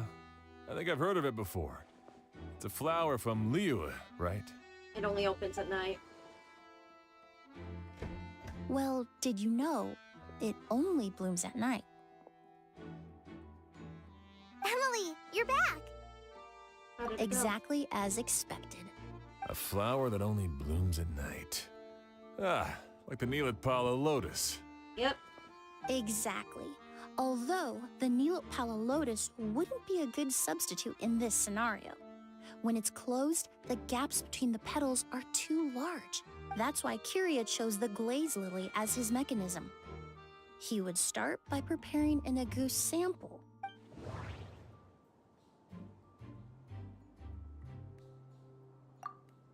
There's a sticky substance on the edge of the flower petals. If you stick the petals together with slime condensate, then, in the daytime, the glaze lily would act almost like a hidden container. That's right! He applied a diluted form of slime condensate to the petals to stick them together and enclosed a sample of agouti in the center. That way, the agouti would remain trapped inside during the daytime, unable to seep between the petals and evaporate into the air. This also allowed the culprit to plant the poison well in advance, while his targets remained oblivious. However, the diluted slime condensate wouldn't be viscous enough to prevent the petals of the glaze lily from opening at night. So by nightfall, the flower would bloom, thereby forcing the target to inhale the agouti trapped inside. And Kyria could execute his revenge without having to step foot inside the room during the night. Except it wasn't Kyria. By the It was next Edgar. morning, the sample of agouti would have nearly fully evaporated. The glaze lily would have already closed its petals, and any lingering odor would be concealed by the fragrance of the other flowers in the room. And his mission would be accomplished. Wait a second. You're telling me this version of a goose is so toxic, inhaling the minute amount trapped inside a flower is enough to kill a grown man? And how did Edgar even survive ingesting a whole bottle of the stuff? That's because agouti is just as dangerous now as it was all those years ago. The level of toxicity has never changed. Only a small subset of people are truly at risk. Ah, you mean people who are sensitive to elemental energy. So it's just some sort of happy coincidence that Sylvain and Lucien are allergic to the stuff? That can't be right. They were involved in the operation all those years ago. If the stuff gave them a bad reaction, they would have known from the very start. Unless... build up. I wouldn't use the word allergic necessarily. It's more like they're susceptible to its effects.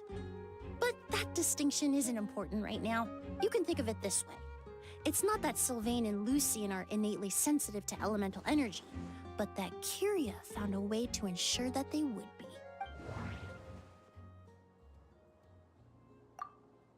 In Fontaine, I experienced how drinking primordial seawater made me more attuned to the element of hydro. But that substance would be hard to get around here. The incense I smelled earlier seemed familiar. Thinking back Spirit on Borneal! I'm almost certain. In Sumeru, scholars use Spirit Borneal to aid meditation and stimulate their connection to the Dendro Archon.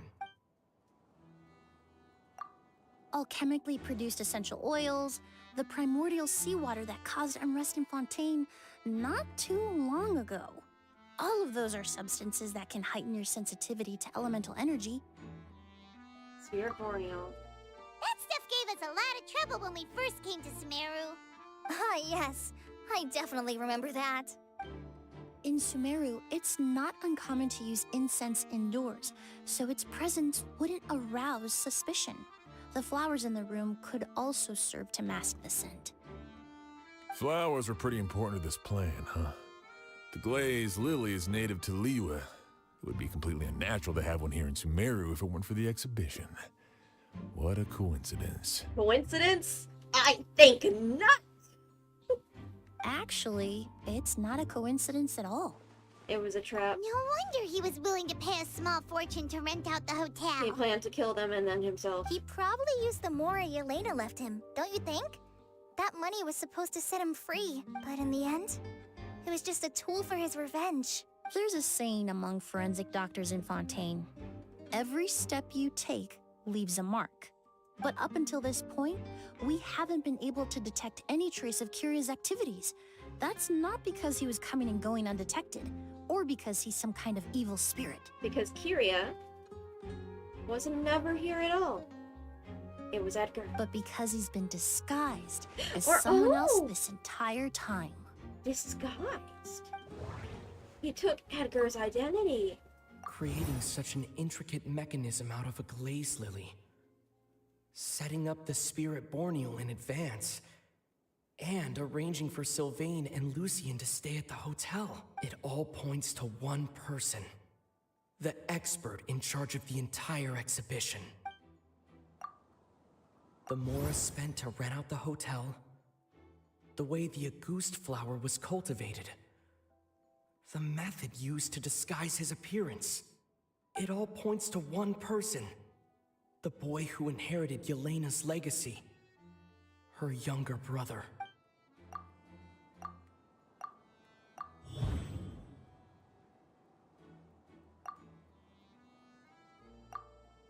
Kyria and Edgar are one and the same.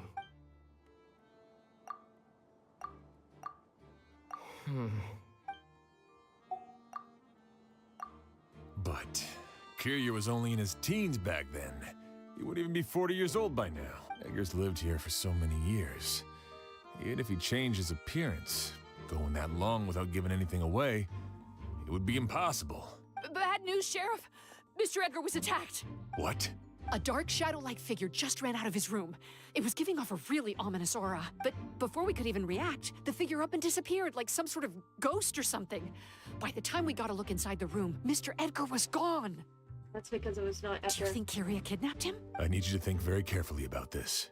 Are you certain that figure wasn't Edgar himself? I mean, Mr. Edgar was so frail. I don't see how he could have moved that fast. It would seem Master decided to tap into an ill-advised source of power. Delusion. What? But that's so dangerous with the condition he's in. It's... Suicide. But why? Why would he do that? He's already accomplished his revenge. No. If his aim was to target everyone who had a hand in Yelena's death...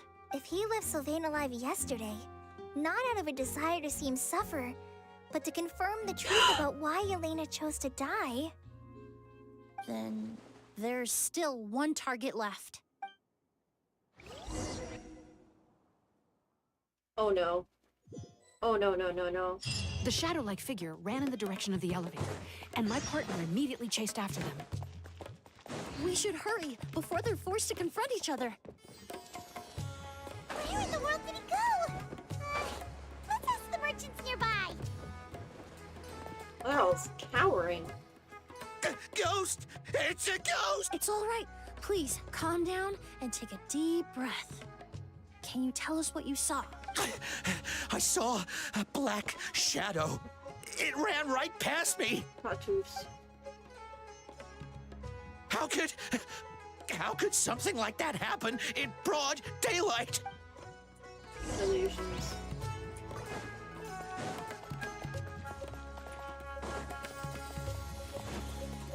This is terrifying.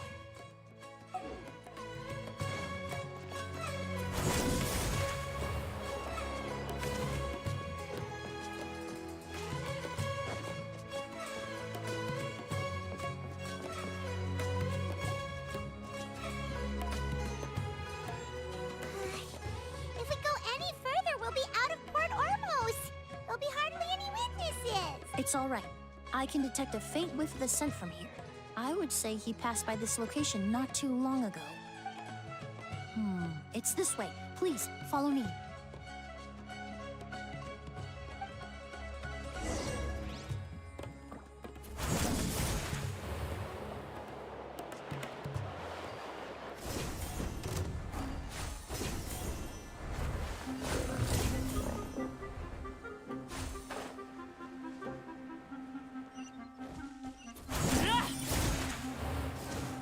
Or, oh.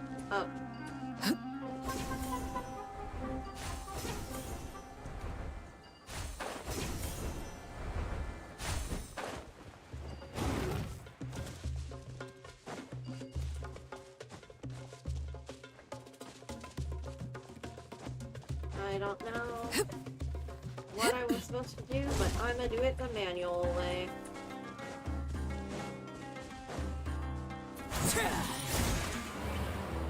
The scent is getting stronger. This must be the place. The secret garden of Auguste. Let's do this.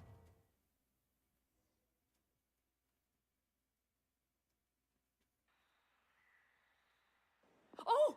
O's! Are you alright?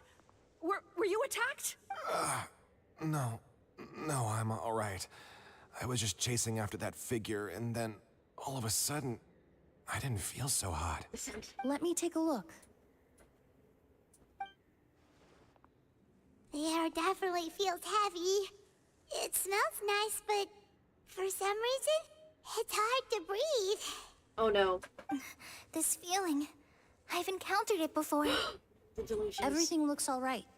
It was probably just the stress of the chase, combined with the impact of the environment. A bit of rest would do you some good. Oh shit, oh I shit. can't rest. Mr. Edgar is still in there. He taught my sister how to make perfume. He's a good man. I can't just abandon him to die by Curia's hand. O's, you need to calm down and listen to me. Edgar is the one we're after. He and Kyria are the same person. But how is that possible?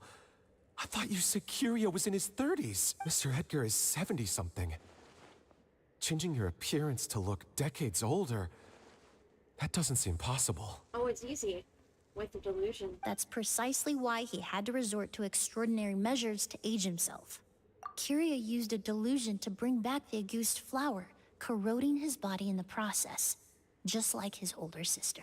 No. He couldn't have. Mr. Edgar has been in Port Ormos for years. If someone started impersonating him all of a sudden, we would have noticed. And what if the impersonation started before he ever set foot in Sumeru? Now where's the real Edgar? I've yet to confirm it, but I suspect Kyria killed the real Edgar in Fontaine not long after his release from prison. Likely. While Edgar was incarcerated, Kyria started making preparations to replace him, including forcefully aging his body, studying perfumery, and planning the real Edgar's demise. Dear God. The new Edgar then decided to relocate to Sumeru, seemingly out of an innocuous desire to let go of the past. He even left perfume making in favor of mentoring students. But these decisions were all for a specific purpose, the need to distance himself from anyone who might see through the facade.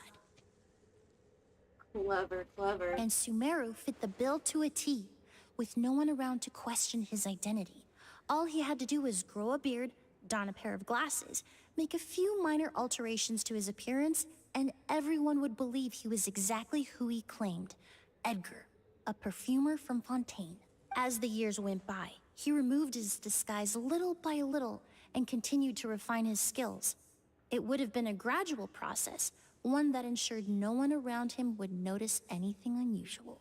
That explains why Sylvain said he barely recognized Edgar back at the hotel. He aged himself decades beyond his years just so he could accomplish his revenge. Is that even worth it? I need to find Mr. Edgar. He's not that kind of person. He can't be. What you really need is to get out of here and rest. No, I can keep going. Don't be stupid. Wait! This environment is likely being influenced by the delusion. Any discomfort, no matter how slight, should not be treated lightly. Pauline knows this. I know how to relieve your symptoms, Mr. Ooze. Please come with me and rest. I'm sure Kyria... No, Edgar wouldn't want any more innocent people implicated in all this. Kale's right. The Traveler and I will take things from here. From our brief exposure to a goose, it would seem the substance has little effect on us. This leads me to believe those blessed with a vision or capable of wielding elemental power are more resistant to the effects of abnormal elemental energy.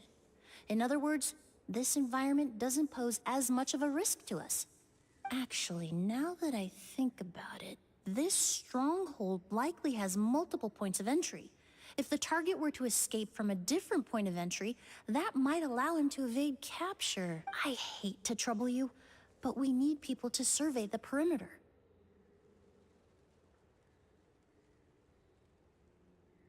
Wise, wise girl.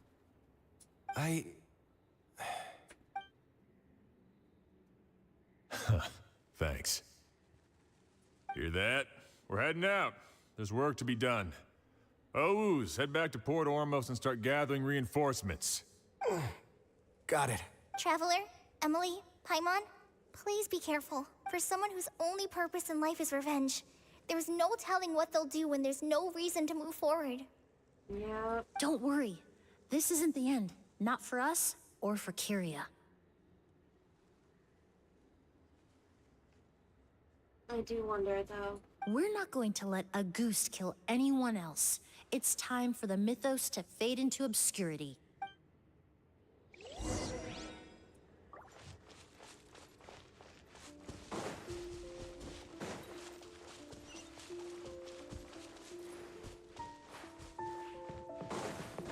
Monsters. Oh, it's a flower. Perhaps they were attracted here by the increased level of elemental energy. Come into being!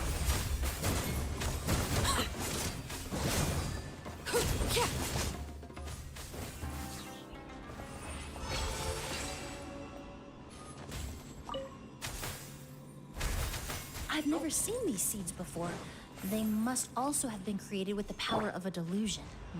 It seems to be avoiding us, and there's no other way forward. Perhaps we could try luring it to the edge of the cliff.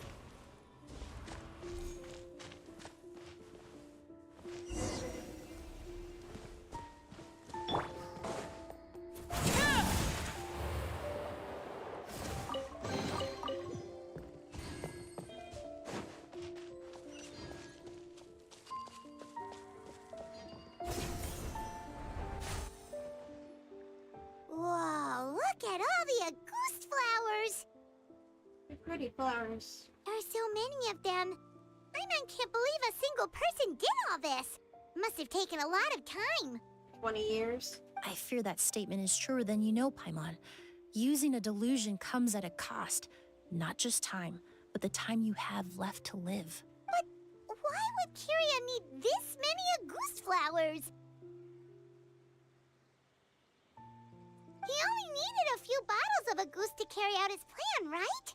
Unless he had a bigger plan. Perhaps hatred wasn't the only emotion fueling his obsession with Auguste. Not long ago, he told me he didn't want all the flowers transported to Sumeru to wither away in a foreign land.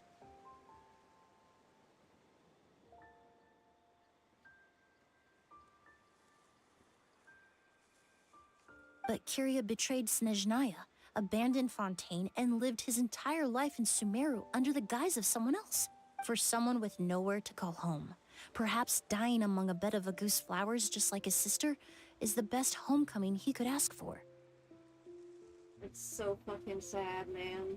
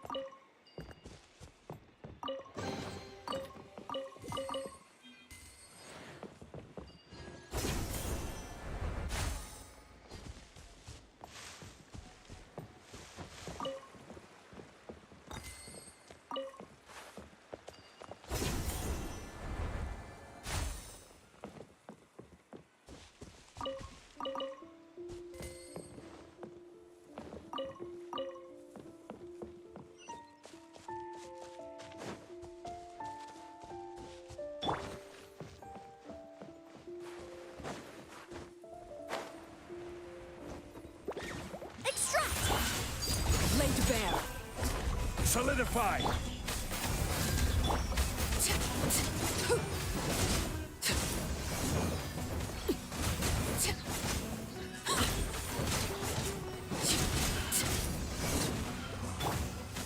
Gather!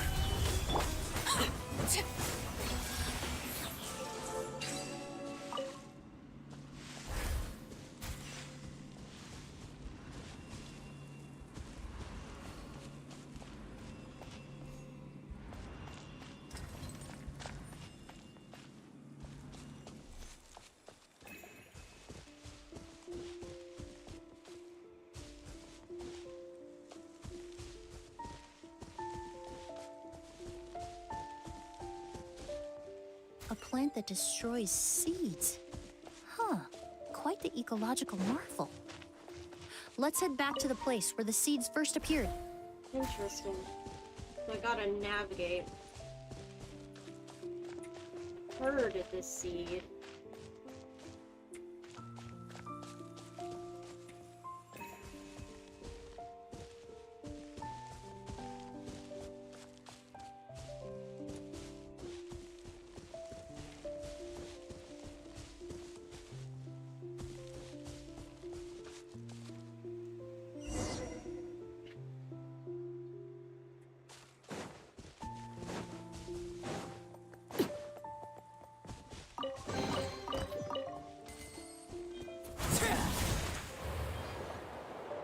The scent of flowers is getting stronger. We're almost at the end. Even stronger? The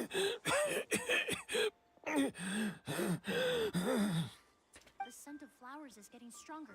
We're almost at the end. Did they catch up that fast? No. My strength is just waning.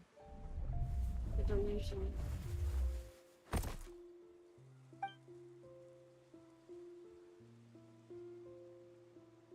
But it doesn't matter. This is far enough. He's committing suicide.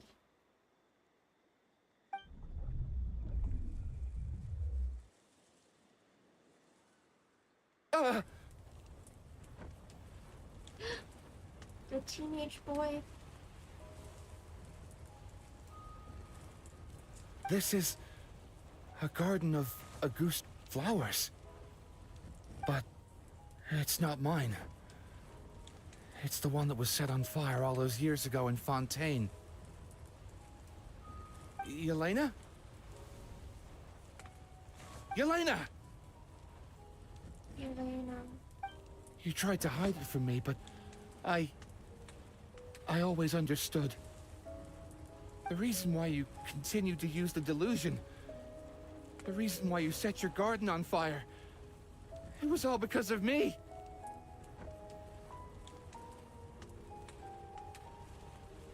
I shouldn't have listened to you that day. I shouldn't have taken the Mora and ran. But by the time I realized something wasn't right, there was nothing left. The flowers were gone. And so were you. I know I'm almost 20 years too late. I should have come looking for you earlier. I should have died with you that day. Yelena?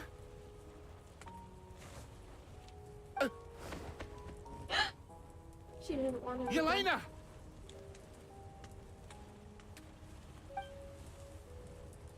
No!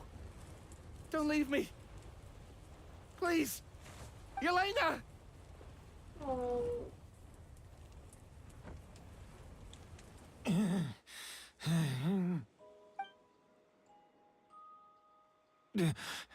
Emilie? I'm alive. No, that's not possible. I saw her. Yelena. We were together. That was an illusion, likely brought about by the residual toxin in your body coupled with the pollen in the air, neither of which are fatal. No.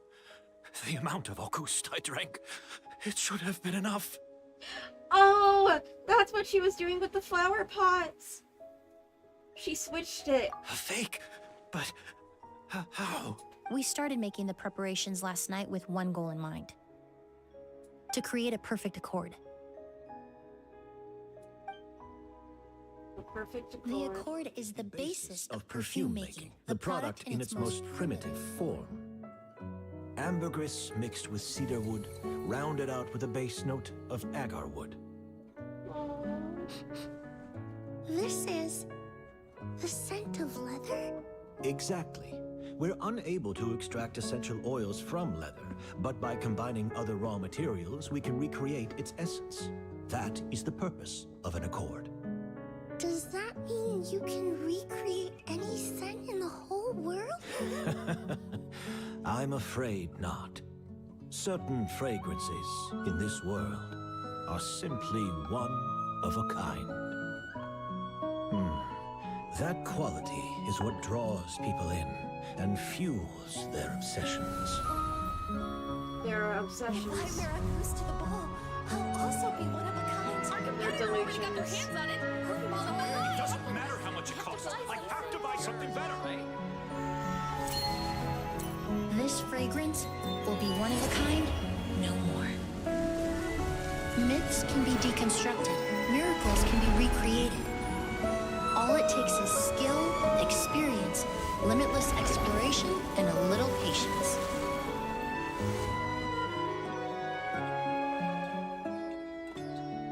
The only thing left is determining where the real Auguste is hidden. Pretending to be attacked means he's not free to move around. Auguste must be hidden within reach. Paimon took a peek through the window earlier and his house was packed with flowers. The curator commissioned a flower pot from Kasharawar, capable of retaining heat and moisture. Perfumes are as beautiful as flowers, and equally as delicate. When stored, you must take care to control the temperature and keep them away from direct sunlight. Did you get all that, Emilie? What a clever girl.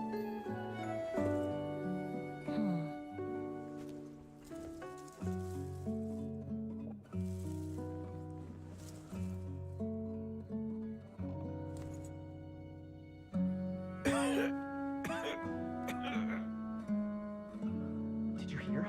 Someone was attacked again last night. So, Sylvain is dead. Is that right? Yes, Master. So, you switched the bottles of Auguste, and then lied to me about Sylvain's death. Convincing you that your revenge had been completed was the easiest way to get you to let down your guard.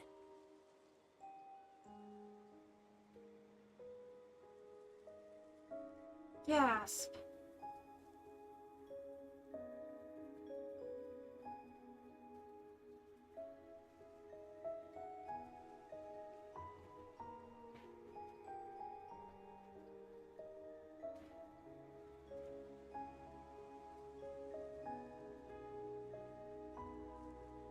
Wild.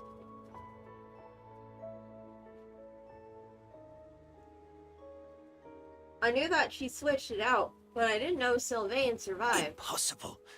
Even if you found a way to switch out the bottles, there's no way you could have made an accord. You underestimate my power.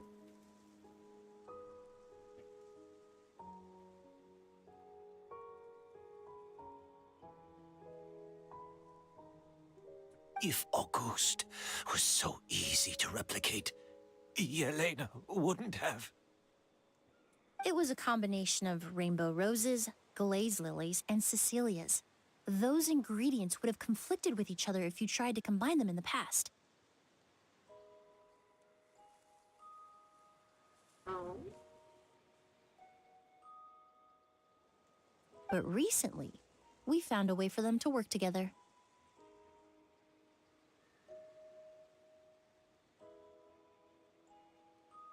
Rainbow roses, glaze lilies, and Cecilias.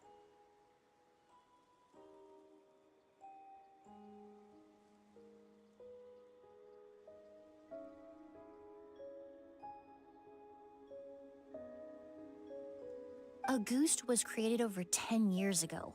All this time, people never stopped analyzing it, never stopped trying to recreate it. Perfumery techniques are advancing day by day. We've found better ways to extract essential oils, separate oils and fats. We even discovered new ways to combine fragrances together. The mythos surrounding Auguste may have been untouchable almost 20 years ago, But now it's time for it to become a thing of the past.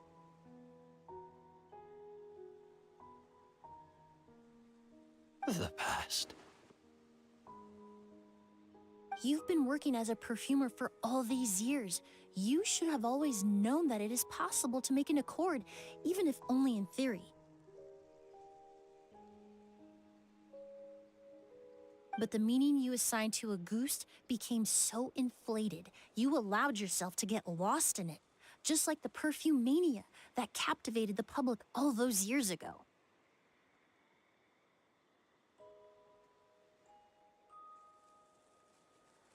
You believed in its divinity and grandeur. You believed it was entirely one of a kind. Process, you forgot that it was a bottle of perfume.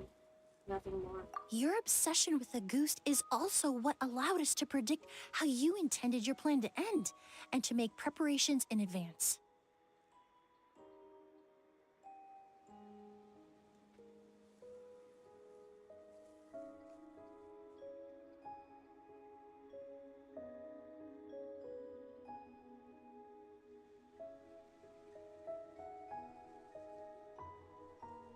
We just didn't expect it to happen so fast. Or that you would activate the delusion.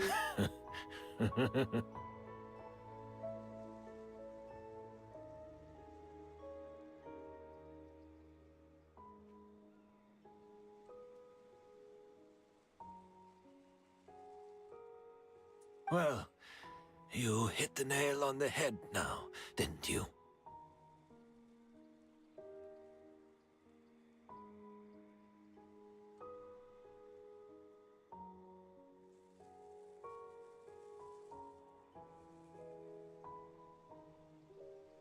So, Sylvain isn't dead.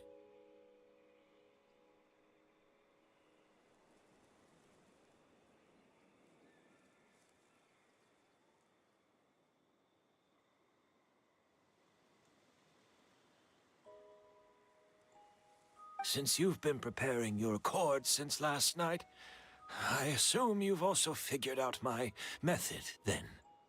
That means the news of Sylvain's death. The crowd gathered outside the hotel this morning. It was all an act you put on with the sheriff.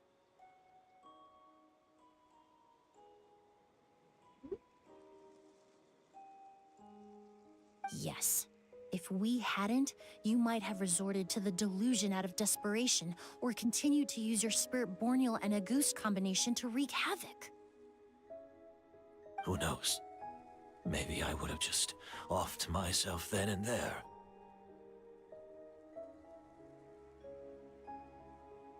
Sad.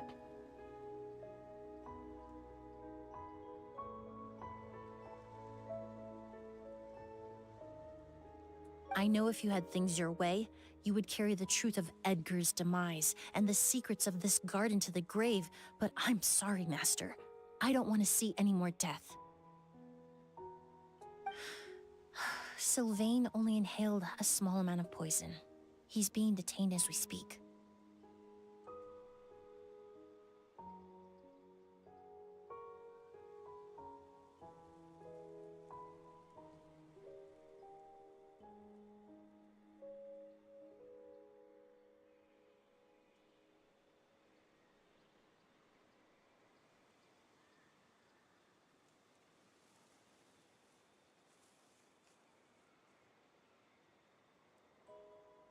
All the crimes he concealed back then will be exposed in a court of law for everyone to see, and all his secrets will be revealed.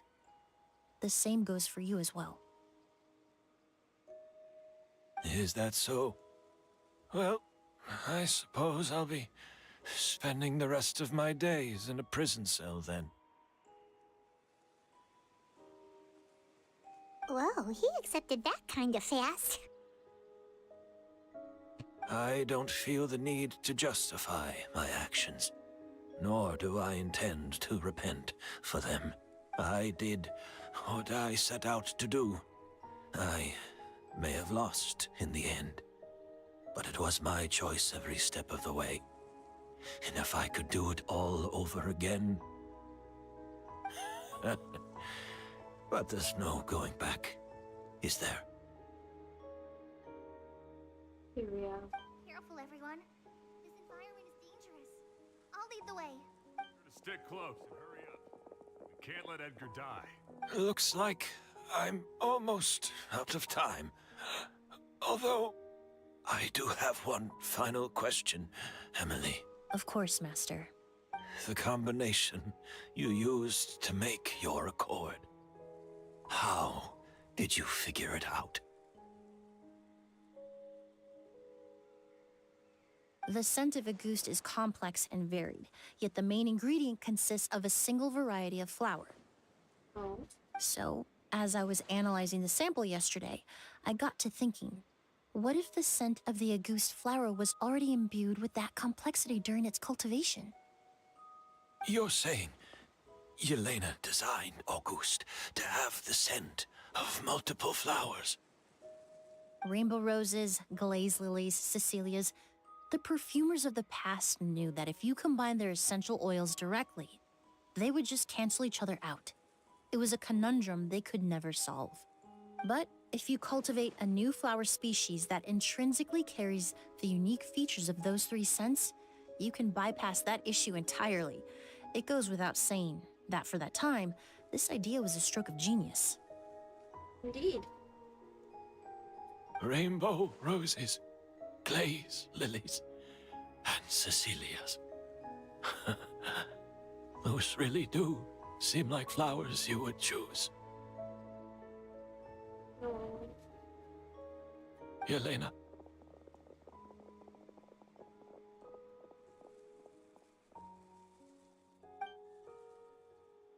Not long after that, the Eremites rush over. Kyria accepts his fate without saying a word.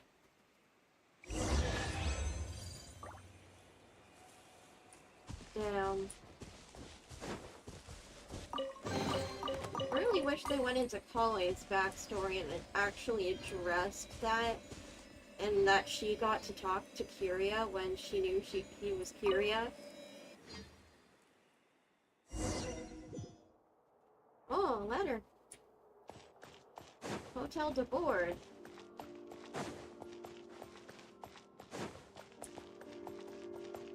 Fitting that I'm a key. Did you know? Miss Emilie's releasing a new perfume! Right, I heard about that. I think it's called Yelena. Oh, she named it after Yelena. Seems like everyone in Fontaine is talking about the new perfume you're releasing. I was hoping to release it without such a fuss, but the news spread way faster than I expected. I just hope it won't become the source of some new myth, especially after all the work we did to demystify Auguste. Did you use the perfume back in Samara? I did, although I made a few modifications to the formula to make the scent more pleasant and long-lasting. I actually brought a few samples with me today. I hope they're to your liking. Also, I was hoping you could try out the fragrance before I officially release it and tell me your thoughts. Of course! A good sense of taste and sense of smell go hand in hand, you know? Just leave it to Paimon! Aren't you gonna have like an allergic reaction or something? Oh, it smells great! I'm not sure if that's the kind of feedback she had in mind. It's alright. All feedback is worth considering. Besides, when it comes to perfume, commenting on whether it smells good is the most straightforward assessment you can ask for. There doesn't always have to be a deeper meaning. Speaking of deeper meanings, curious final question. Right! Do those flowers have some special meaning? Hearing their names seemed to have an effect on him. If I had to guess, I'd say it probably has something to do with the language of flowers. The language of flowers? Oh, we've heard of that before! Paimon remembers hearing something like, the Cecilia represents the true feelings of the prodigal son? What each flower is said to represent varies by person and across different moments in history. The same is true for the flowers that make up the scent of Auguste. After returning to Fontaine, I did some research, And it turns out the meanings of those 3 flowers can be reassembled to form a single phrase. Oh? Forget the past and keep on living. Oh. Perhaps that's the legacy Yelena always intended, not the nobility and grandeur most people associate with a Goost. Or maybe that's what she hoped for her brother. Do you think Kiria knew about that? I paid him a visit before his trial and explained what I found, but he didn't seem to care. Who knows? Maybe she didn't mean anything by it at all. That was his response. Yelena is gone. We'll never know what she was thinking. We can look for meaning all we want, but it'll never be anything but conjecture.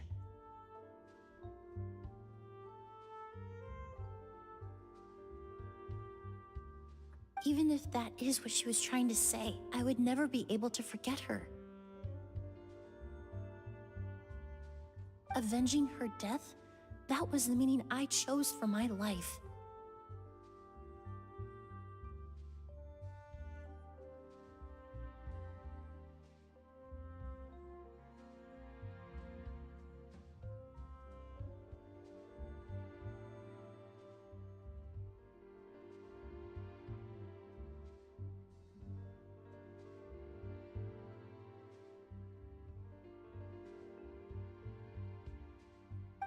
Kiria cultivated his revenge like a flower. He was committed to making it bloom, even if in the end, it didn't bear the fruit he was hoping for. In any case, he did want me to pass along his thanks. Thank you for saving my life, for giving me the chance to learn that a Goost could have carried a very different meaning. Love and hatred are a privilege of the living.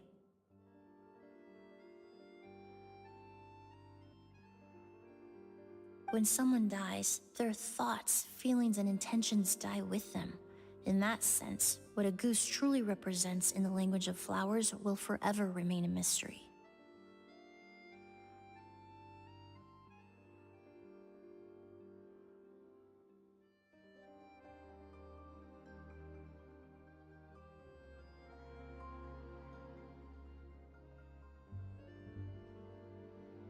But even if it's only a conjecture, I would like to believe my own interpretation. The meaning we give to flowers, the symbolism we assign to our perfumes, they're constantly twisted and exploited in our imperfect world.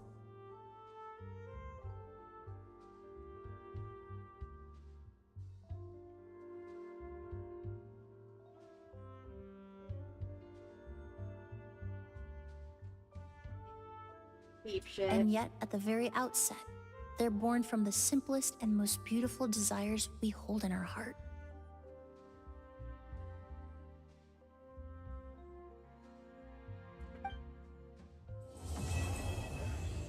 Memorial debt? Blood due. Elena. We got a sample. Oh! Hello?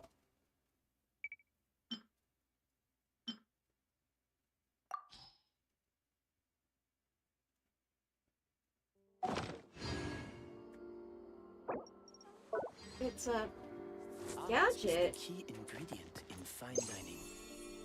Oh. It just produces that little effect. That's all.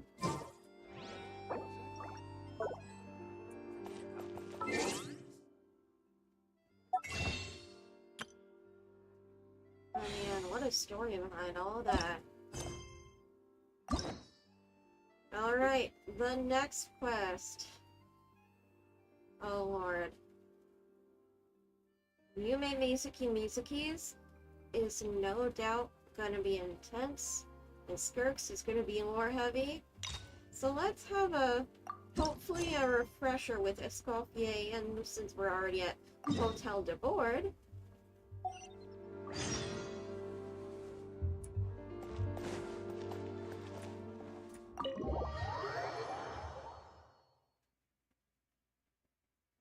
Oh, hold up.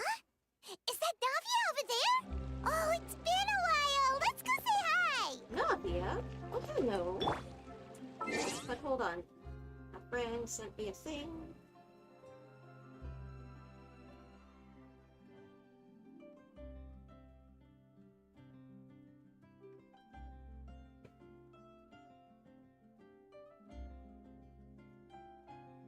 With the big thick thighs and the big ass hips, with the gummy bear implant, big ass tits, and a 50-inch bottle with some French ass tits. Now work like a job application. Now work like a job application. Now work like a job application. Now work like a job application. 1, 2, 3, 4 bitches at the door, and we come through smelling like whores.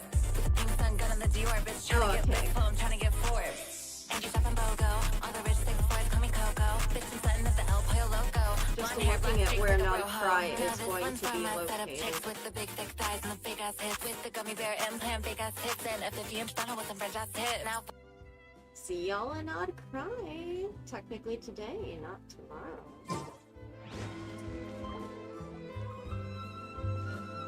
Hey, Navia! What you up to? Shh! Oh, we are eavesdropping? Spying? Nice. Get lost, Monica! I don't want to see you back here until you're ready to wake up and start doing things properly!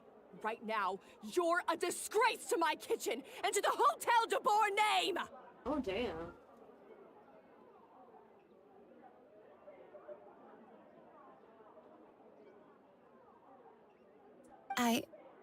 It was an accident. I'm sorry, did you hear me asking for excuses? No, I'll do better, I promise. Why is she so aggressive? She won't even listen to what the poor girl has to say. Oh, hey, cut her some slack. You gotta at least hear her out. Wait! Huh? Who do you think you are telling me? Wait a sec. Navia? So, you're bringing backup now. Suit yourself! You're still wasting your time! Huh? Oh no. Busted. I'm on, goddammit. Savannah, is this how you always treat your staff? Savannah, eh? My staff is right. I'm the one in charge here now. And last time I checked, the Hotel de Boer doesn't take orders from the Spina di Rosula. Of course. How you run your kitchen is none of our business. But when a member of your staff is so overworked he becomes gravely ill, that most definitely is our business. We're going to stand up for him, whether you like it or not. Overworked? I've said it before and I'll say it again. If Vermont can't handle the job, then tough luck. There are plenty of other capable people I can hire instead. Oh, she's a manager from hell.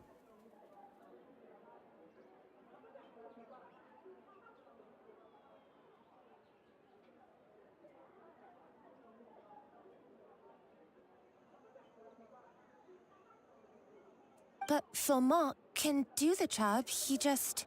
Monica, back inside, now! Huh? But you said I shouldn't come back until... Just do as you're told, and not another word out of you! Come on, we have work to do! Jesus, and people call me a tyrant.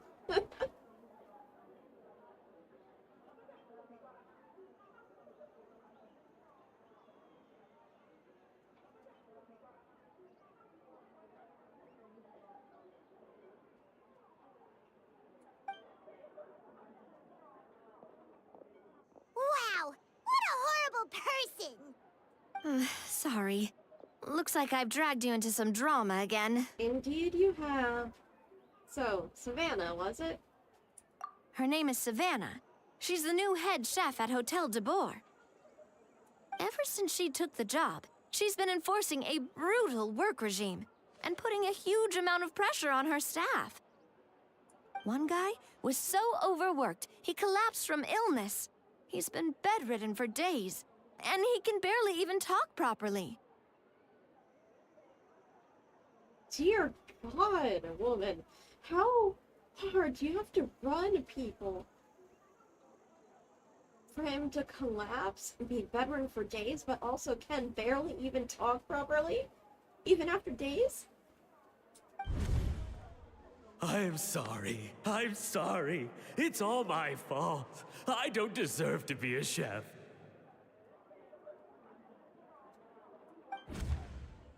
At his family's request, the Spina di Rosula is trying to mediate on his behalf. We're not exactly making a ton of progress, as you saw. Savannah is adamant that Vermont's exhaustion and illness have nothing to do with her or how she's been running her kitchen. She's refusing to have any kind of meaningful dialogue with us.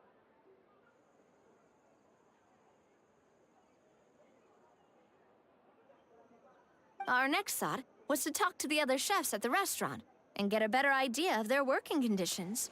But with Savannah watching them like a hawk, no one has been willing to open up.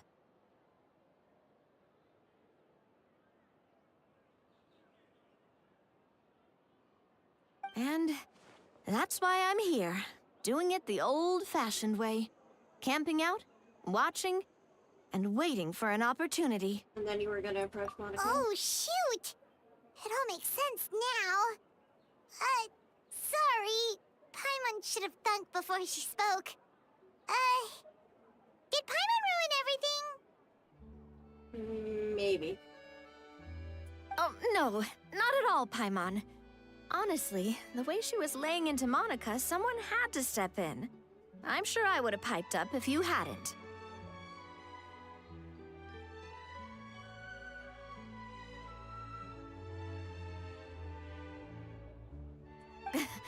And besides, I don't really think I'm built for espionage. You're too flashy. Either way, Savannah's seen you now, so you probably won't get another chance. Meaning it's gonna be all the more difficult to get the inside scoop now. Oh, I might as well head back to the Flowerfeather then. We'll need to come up with a whole new game plan. I have an idea. Paimon will join you. 'Cause this is kinda all Paimon's fault. Yep. Oh, guys, it's fine. You don't need to worry about it. That said, if you were planning to visit the Flowerfeather anyway, let me take you out for a meal. I'll make sure it's a proper feast. Yummy. A really famous chef just joined the Spina di Rosula's tavern. Her name is... Sorry to interrupt. I just wanted to apologize for the scene you witnessed just now. We shouldn't subject our customers to that. This is a small token from us. It's some candy from Monica. She asked me to make sure it was delivered into your hands. Monica's the one apologizing? Huh. Clearly Savannah is the one who owes an apology. It's a secret message. Our head chef has been a little highly strung lately. Sorry for everything. Paimon, don't make things more difficult for her. All right. Since there's candy, Paimon will drop it. Not the candy. Thank you for understanding. We'll make sure to pass your feedback on to Miss Savannah. A little highly strung, huh? Looks like with Savannah in the kitchen, even the waiting staff are on Paimon edge. doesn't get it. How did someone like her even become head chef? Well, according to Vermont's family, she hasn't always been like this. But that's a story for another time. Let's try this candy. No, he has affinity for sweets. Paimon totally gets it. Come on, dig in! Huh? Hold on, there's something written on the wrapper. Find... Escoffier?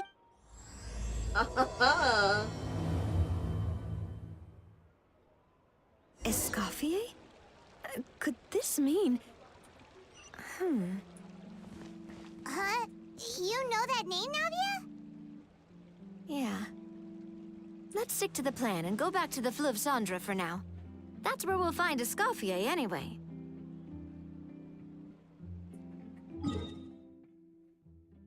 Yeah.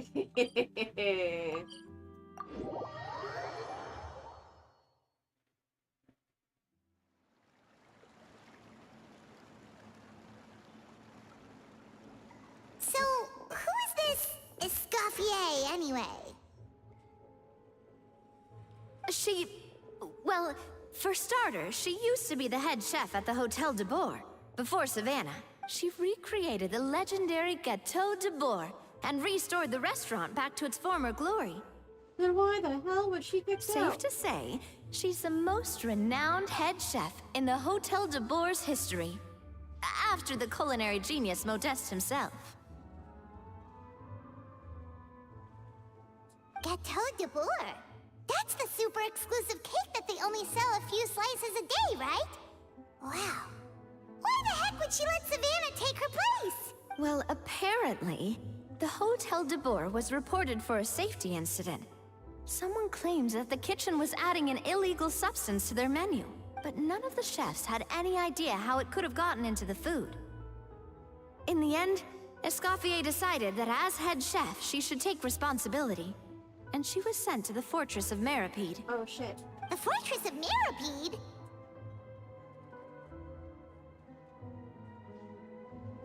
Oh, don't be so dramatic. It was probably just a formality. We got sent there just for eating someone else's cake. Well, you're right. The quantity of the substance they found was fairly minimal. Even the guards believed the whole thing was probably just an accident. Escoffier didn't have to stay in the fortress for long, but still, by the time she returned, the role of head chef had already passed to Savannah. Squints. Suspicious. So that's what happened. Paimon still thinks it's really unfair. Even though Escoffier is no longer head chef at the hotel, she's still well respected by the staff. So, I'm guessing what Monica wants is for us to convince Escoffier to try and negotiate with Savannah on the staff's behalf. Oh, Paimon gets it! Monica wants Escoffier to come back and kick Savannah out. It's simple. If the new head chef is stressing everyone out, then the solution is just get the old one back. Indeed.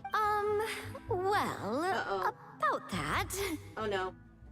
You thought cream of mushroom soup was ready to serve after 3.5 minutes on the stove! Dude, he's a kid. You'd have had more sense serving hot water with ice cubes.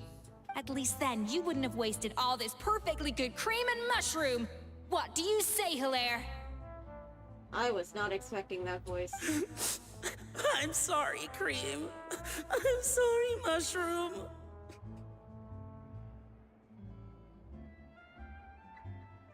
As you can see, Escoffier is that kind of chef as well. How has Hotel de Port made it this far? You have to leave it on the heat for long enough to allow those flavors the chance to come out. Don't be fooled by the aroma when the water first starts to boil. Got it? Yes, Chef.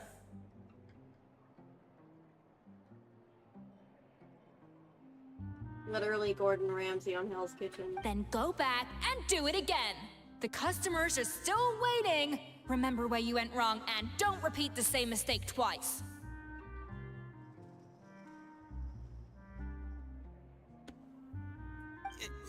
Yes, Chef.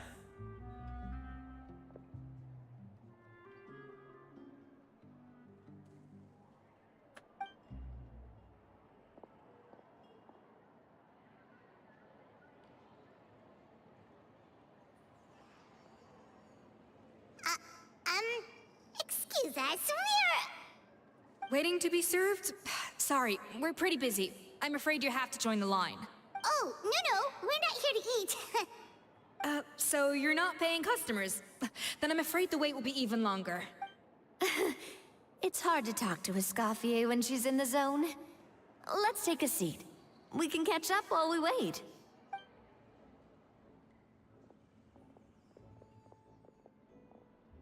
Dear Lord.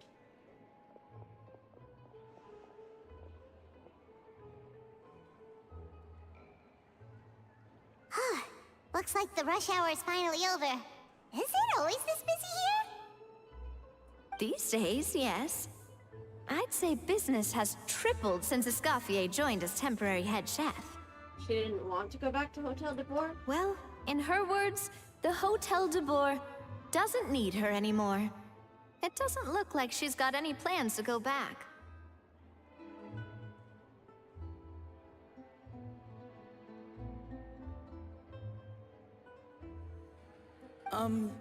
I guess I'll be heading off then.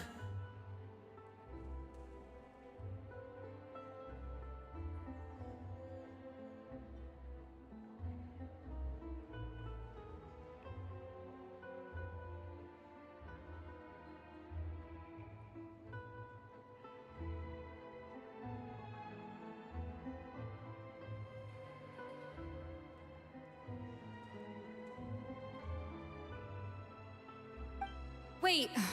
Take these home with you. We can't serve them now, and there's no sense in letting them go to waste. Oh, thank you, Chef.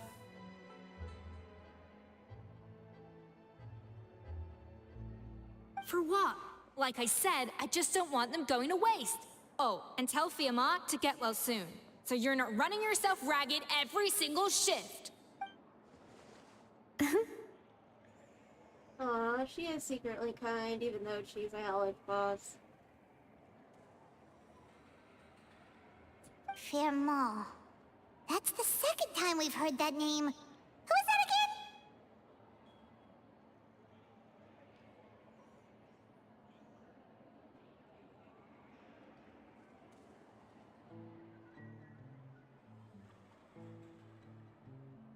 He's the chef that fell ill from stress. Hilaire is his son. And with Mom stuck at home taking care of Dad... Aww. he decided to pick up some work to help pay the bills. Escoffier knows their situation, so she's been making some extra food every day for him to take home. Hey, I heard that, Navia! I've told you before, no one's making extra food. Hilaire is making blunders in the kitchen, and I can't serve his failed dishes, so he might as well take them home. Yeah, failed dishes that just so happen to be nutritionally complete every single time. Whoopsie, you're caught. So you two must be the world-famous traveler and his companion, Paimon. Yes? Is there something I can help you with?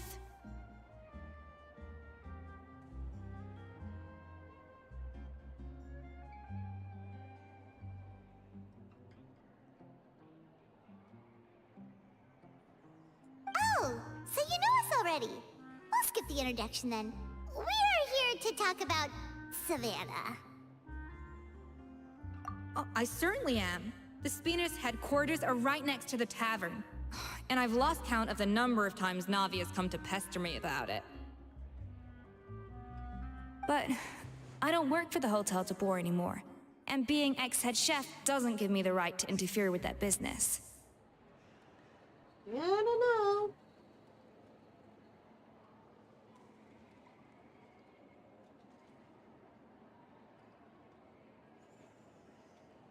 Besides, I'm the one who persuaded Savannah to take the job in the first place.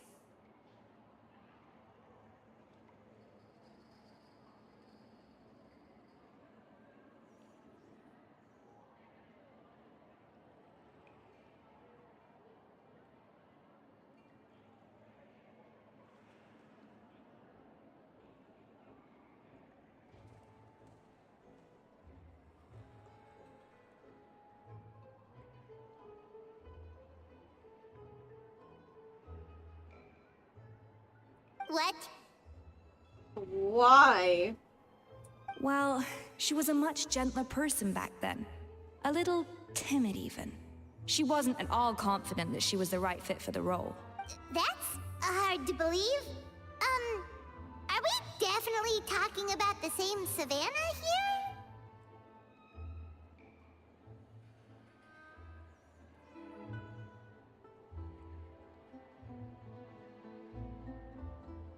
Honestly, I do wonder if she's just emulating me. I mean, I'm not the most pleasant head chef to be around either.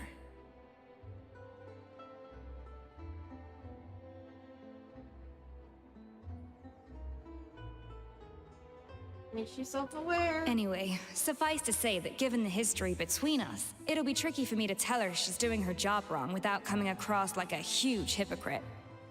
Yeah, I can see that. Fiamma and the others probably think that Savannah gets it all from me. I wouldn't be so sure about that, Escoffier. Look at this note we got from Monica. She mentioned me. Whatever shortcomings you feel you have, it looks like Monica still trusts you. As for the others, well, how can you know what they think unless you ask them?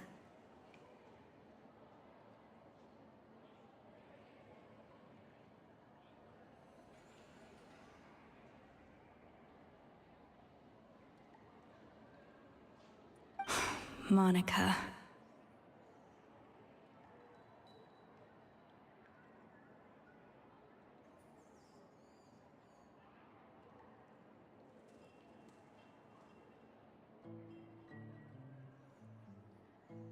Plus, it's not like we're asking you to storm in there and raise hell. We're only in the initial phase of our investigation. All we're trying to do is get the other chefs to open up to us. Oh, Monica. Oh, Monica. Huh? Escoffier?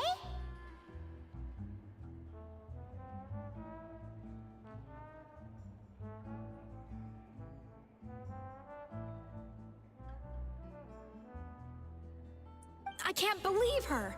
Powdered sugar is supposed to be applied sparingly. Look at all that on the wrapper. It's thicker than the sole of my shoe.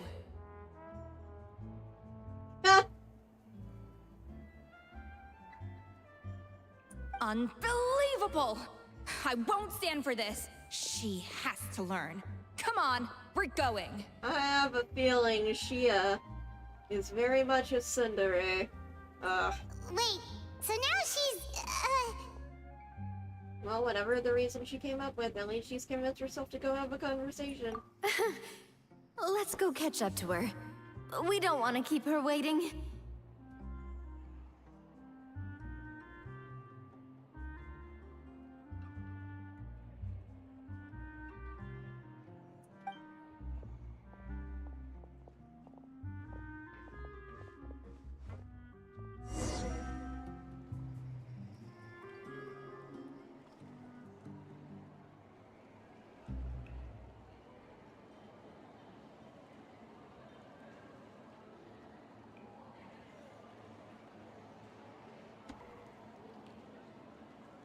Osmanthus wine tastes the same as I remember. Well, back to Hotel de Board. Oh boy.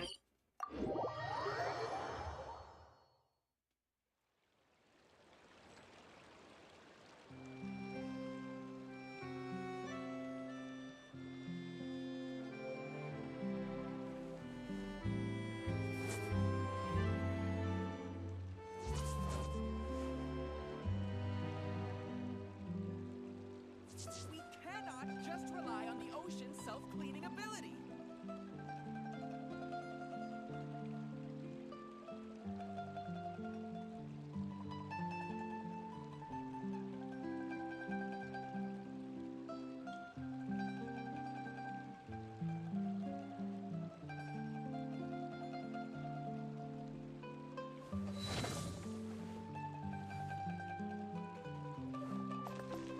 We cannot just rely on the ocean's self-cleaning ability. I agree.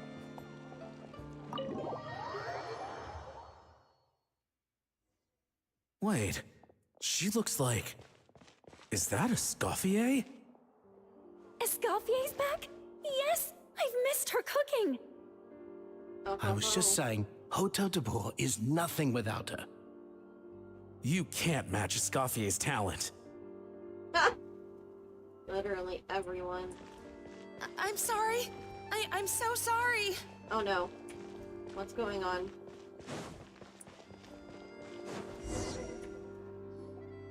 I'm sorry. I'm so sorry. I messed up your order. Oh, I wouldn't go that far.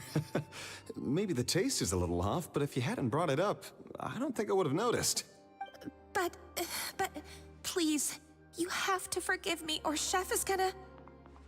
Okay, I know. I'll kneel before you. What the heck? Oh yeah, this is weird. Get up, Monica. Can't you see that you're just making your customer feel more awkward? Escoffier? If you want forgiveness, then do what any self-respecting chef would do. Make the dish again. And this time, get it right. You cannot go begging your customers to feel sorry for you. Savannah said that I'm not allowed back in the kitchen until I've corrected my mistake. But if I can't go back into the kitchen, I can't do the dish over. That's some backwards logic. How can you fix your mistake without being allowed to cook? If this is what Fermat had to put up with, then no wonder he had a breakdown. We apologize for interrupting your meal, sir. It's fine. With my layman's palate, it's not like I can tell the difference anyway. I was actually quite enjoying my meal until she appeared out of nowhere and started apologizing. Gave me a bit of a fright, to be honest.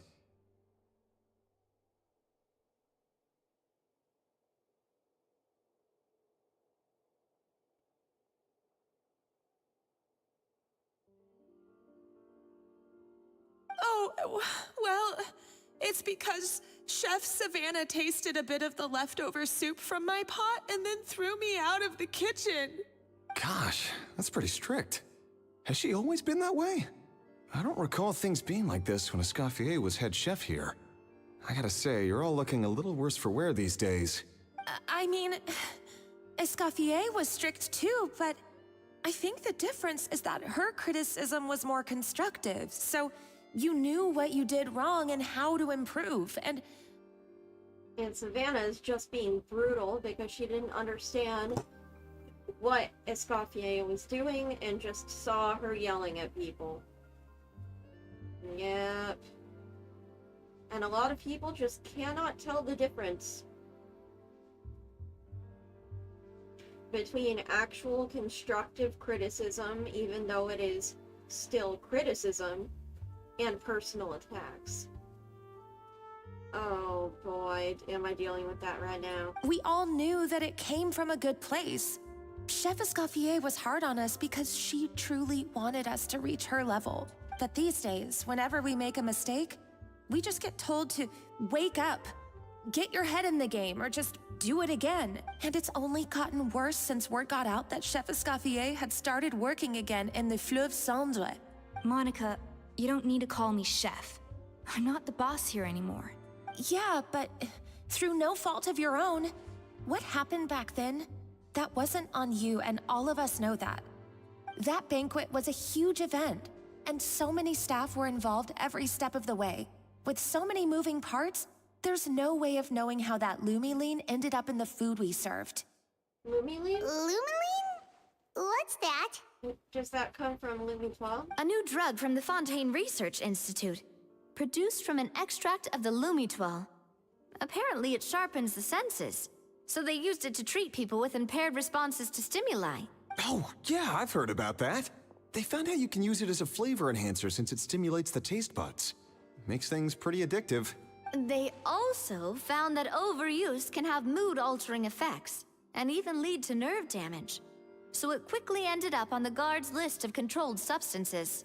Unfortunately, however, some food products containing the additive had already made it to the market by the time the guards banned it from the restaurant industry. It really was just a case of bad timing. Everyone knows that in all likelihood, someone probably just purchased a batch of contaminated ingredients by mistake. But you took all the blame. We all know why. You just didn't want to see this turn into a place where tensions are constantly running high. Because everyone's suspicious of each other all the time.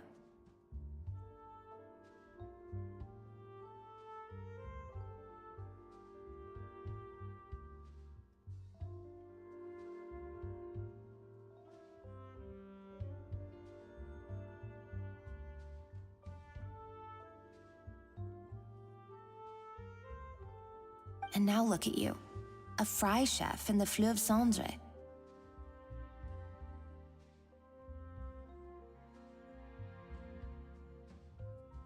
What are you trying to say? Sure, the Spina's Tavern is no Hotel de Boer, but come on. It's not that bad, is it? It's in the sewer, Navia. Oh, the Flowerfeather, you say? Great. That's where I'm dining from now on. Monica, I'm very happy with my current job. And there's no changing the past. We just have to let bygones be bygones.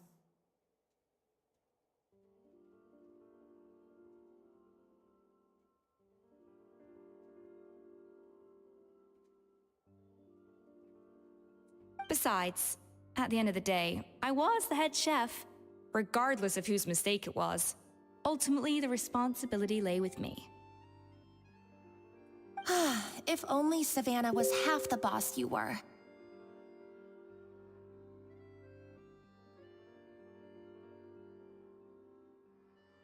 I'm sorry? Do you have a problem with my conduct as head chef? Oh no. No, chef. So, you do remember who's boss? Escoffier? I thought you'd left this place for good. What are you doing back here? What happened to you, Savannah? Why are you acting like this?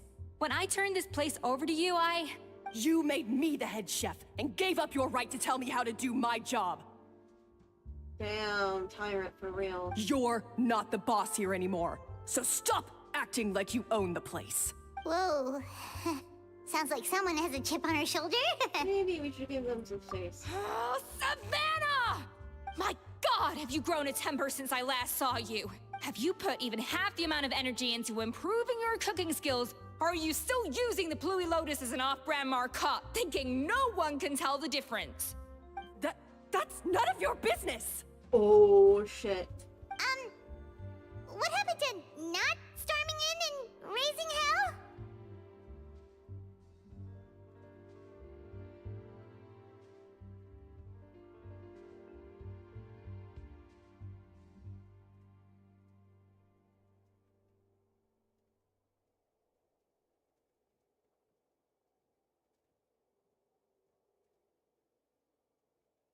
Ho ho! I was not expecting to see something this spicy as soon as Escoffier returned. Oh? Who are you, sir? Huh? Fan Asian? Aye, miladies. Might I make a humble suggestion? Given that we have ourselves a tête-à-tête between chefs at the Hôtel de Bord, I dare say it would be de rigueur to settle this the traditional way. De rigueur? Like rigorous? The traditional way? That can only mean one thing. Sounds like we're in for a history lesson. That's right. I'm talking, of course, about the tradition established by Modeste himself. The cooking contest!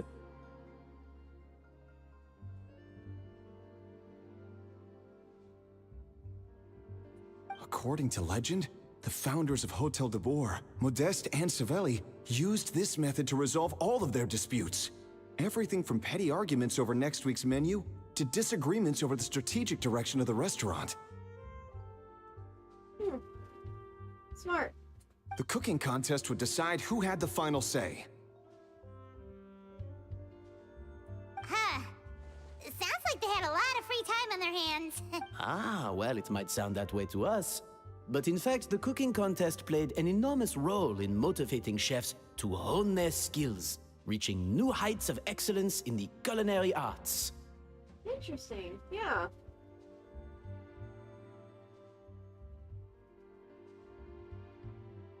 And indeed, the reintroduction of this institution in recent years has surely been instrumental in transforming the Hôtel de Bord into the top-ranking restaurant in Fontaine.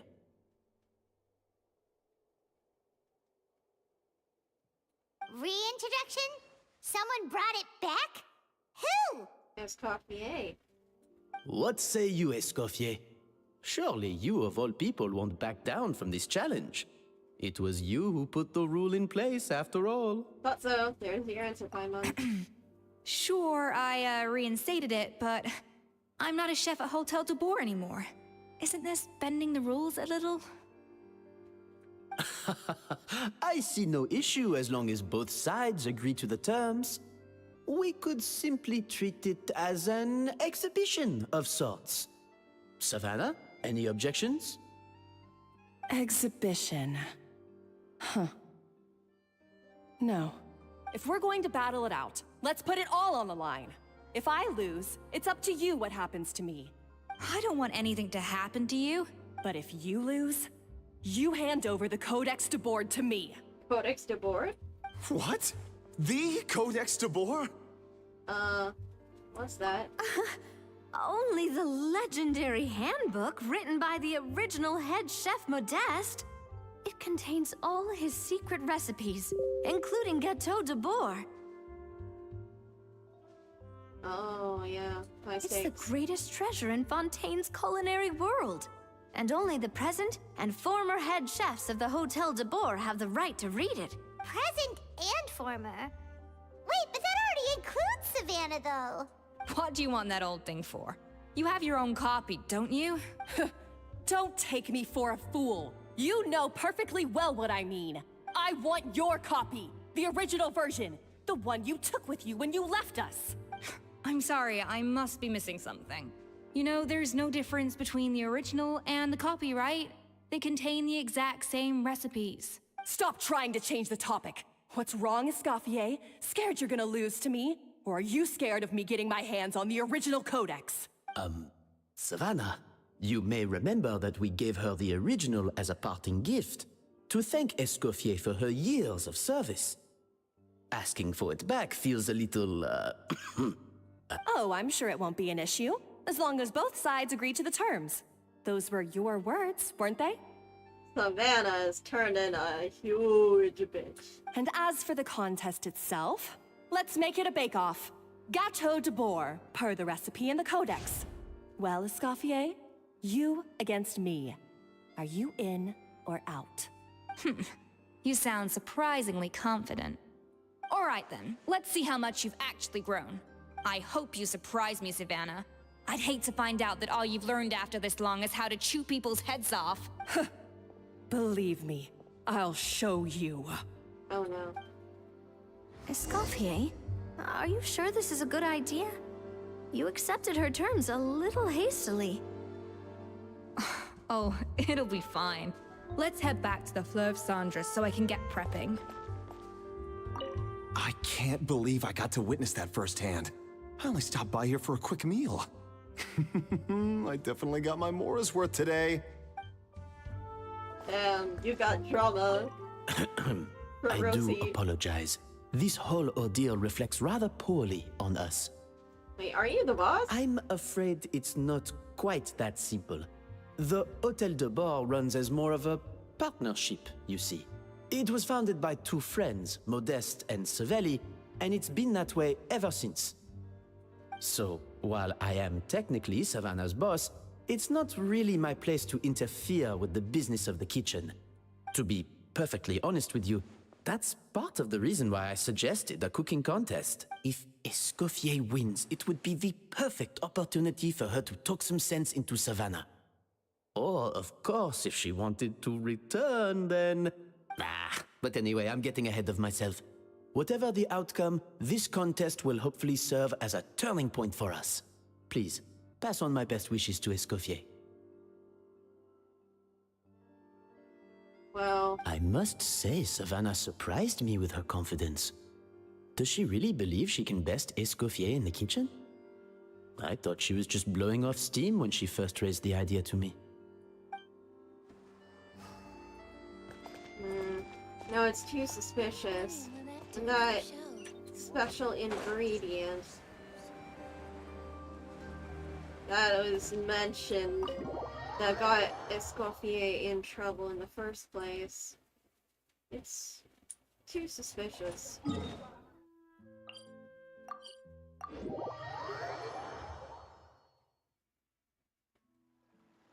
The timing.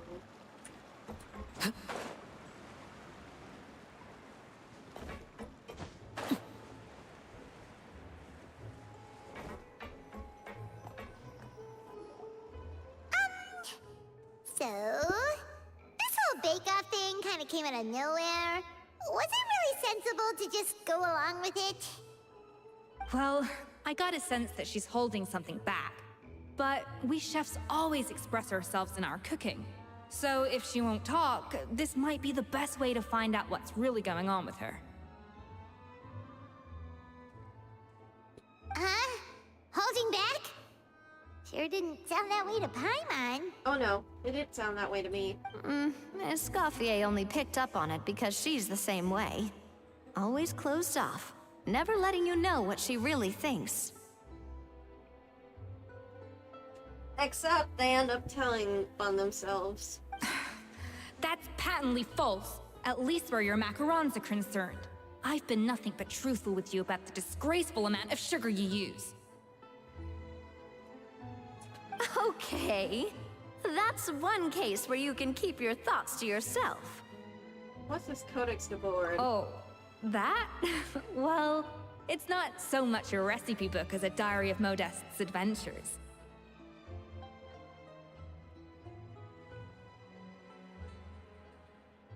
Back in the day, he and his good friend Savelli explored far and wide, partly adventuring, partly looking for new ingredients and developing new recipes. Their creations had an enormous influence on the course of Fontaine cuisine. turning it into a much more vibrant and diverse scene. For instance, legend has it that the original Gâteau de Bourg was made using a special secret ingredient that Modeste discovered on one of his adventures. Special secret ingredient? What could it possibly be? So rare was the ingredient that they could never make more than 16 slices of the cake per day. But everyone who tried it claimed that it was one of the most blissful and invigorating things they had ever tasted. Modeste and Savelli went on to found the original Hôtel de Bourg, which catapulted them to stardom in Fontaine's culinary world. Especially Modeste. He was hailed as a once-in-a-generation genius, and over time, the recipes from his adventure log became known as the Codex de Bourg. Ah, Paimon's heard this kind of story before. Armed with the Codex, the Hôtel de Bourg took its rightful place as the finest restaurant in the land, serving those recipes for centuries to come. Something like that? Yeah, something like that. What? No, of course not. Cooking is a constantly evolving art form. How can any restaurant survive if they only serve food that was popular last century?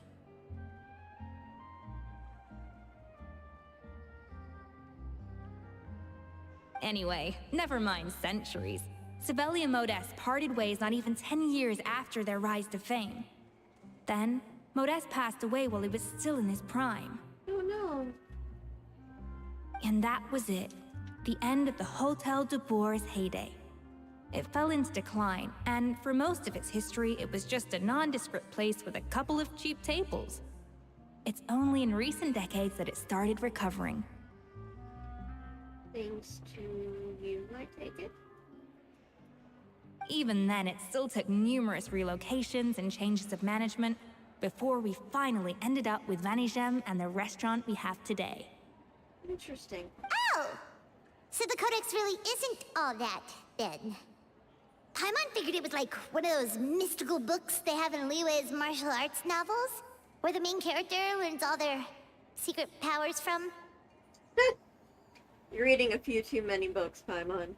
Yes, well, that's fiction, and this is reality. You can't meet the tastes of modern diners by following some ancient recipes from a dusty old book.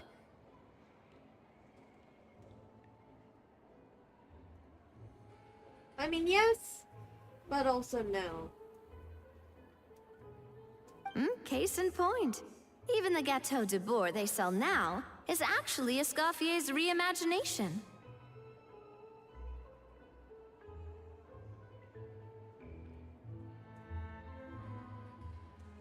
Wait, really? Why though? Didn't that recipe make it into the Codex?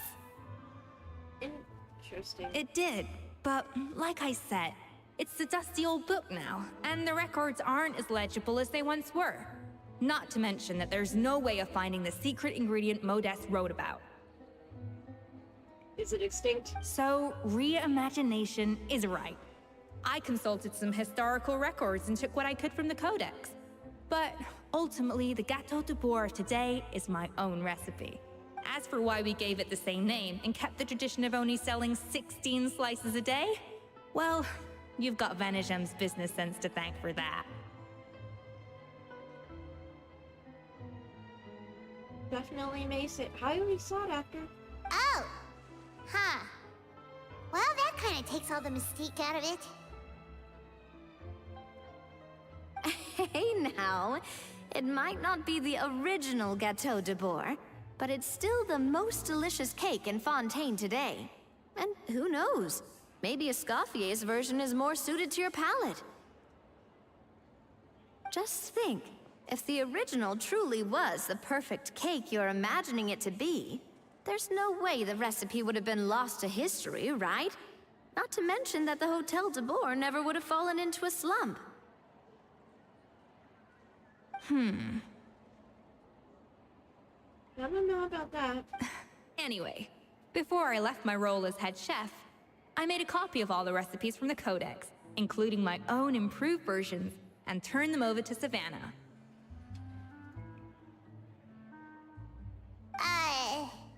So why is she so interested in the original copy?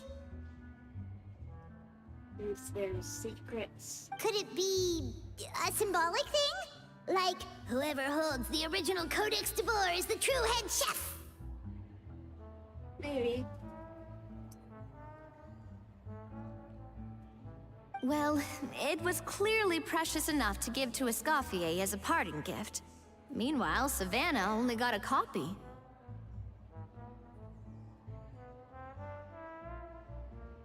Yeah, it is a little bit of a snub. Maybe from her point of view, it's like management doesn't truly see her as being worthy of the role.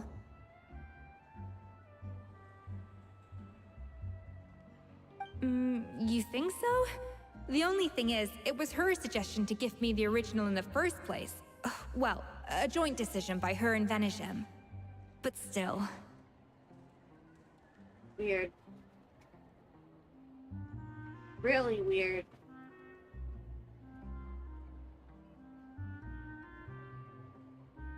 What? Huh. Guess she's had a major change of heart since she became head chef. Yeesh. Call her the Saritsa because her heart's become as cold as ice. Who knows? We could speculate forever. Better to just let our Gato do the talking.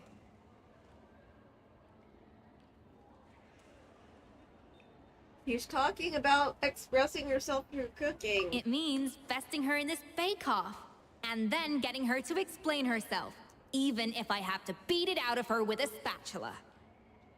You don't mince words. However much she's changed since we worked together, I believe that she still has her chef's pride. And if she respects the art, she'll respect the outcome of our contest.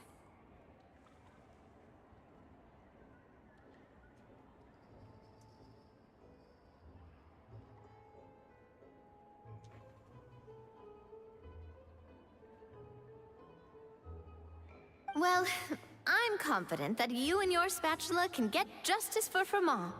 All you need to do now is win the contest. But that should be a breeze for you. I don't know. Let's not get too ahead of ourselves. Gâteau de Boer is very complicated to make. Usually, it takes 3 chefs working in tandem to cover everything. Oh, heck. Now, if I had to push it, I could probably do the work of 3 chefs myself. But I'd prefer to play it safe if I can find a couple of assistants in time. I'm a decent cook. Well, that's easy. The 3 of us are veterans in the kitchen. You just need to pick 2 of us. Escoffier, I've mastered almost every single recipe that has come into my hands. I am Teyvat's master chef.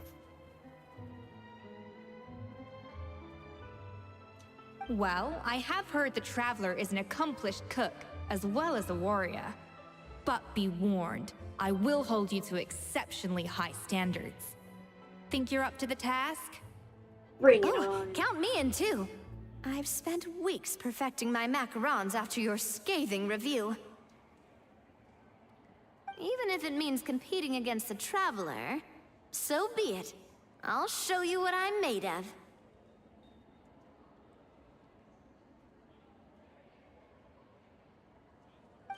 Confident. I like it. Alright, let's start with some elementary mise en place. Show me your knife skills. Alrighty. I've always called it chopping stuff up, not mise en place. But it's basically the same thing, right? Oh, Navia. Normal The difference attacks. in your case is that mise en place is chopping stuff up without sending juices flying all over the kitchen.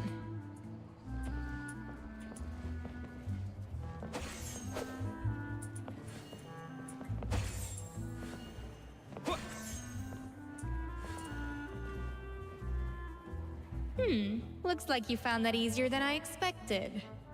Yeah, thankfully it was pretty straightforward in the end. You made it sound like we'd be carving statues out of fruits or something. Well, brace yourself, because the next step is anything but straightforward.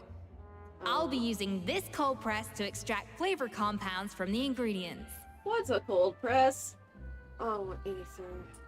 A kind of special food processor I got the Fontaine Research Institute to make for me. It uses cold temperature extraction to isolate the essence of cooking ingredients, which can then be used to flavor dishes more precisely. Oh, so, okay. So it wasn't invented here yet until Escoffier literally commissioned the Fontaine Research Institute. That does make more sense.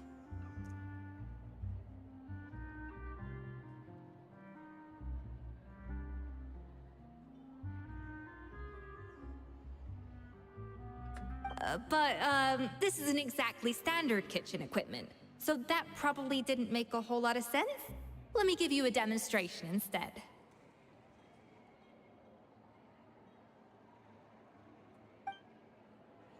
Custom-made equipment from the Fontaine Research Institute, huh? That's some pretty high-tech Elemental food skill. prep. Paimon's never used Normal anything this attack. weird before. Cool! Not weird. Special substance? A little amuse-bouche!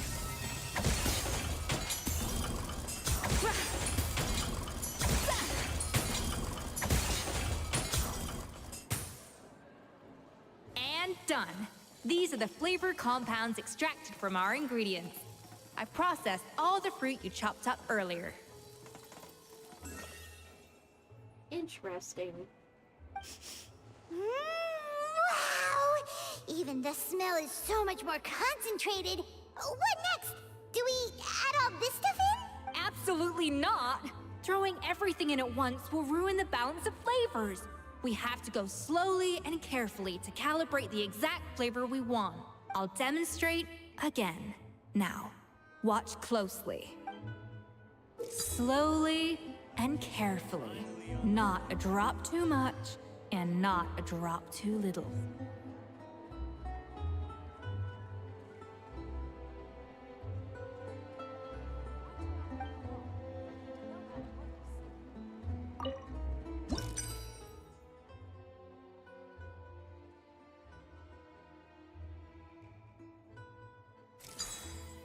Oh no, wait.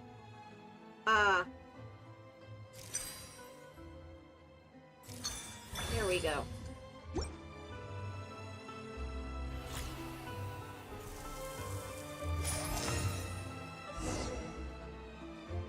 And voila! Now it's your turn.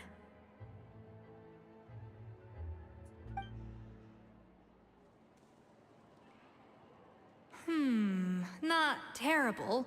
Considering this was everyone's first time blending flavor extracts, it could have been worse. But the Traveler's work was surprisingly good. Are you sure you've never done this before? You got almost perfect results on your first try. I guess I just treated it like an adventurous puzzle. Oh, well, they do say adventurers are multi-talented folks. Now I've seen it firsthand. Alright, now for the part I've been looking forward to. I want each of you to cook something from the Hotel de Boer's current menu. I'll judge your submissions and give you a final score. Final score. That's right. The true test of your cooking skills is the finished product. It'll be good practice for the contest itself. Now get to it. Chop chop!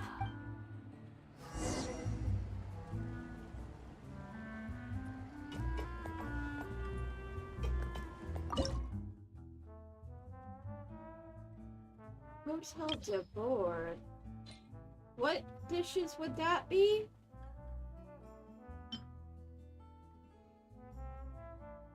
I'm pretty sure coffee bar au bois is one.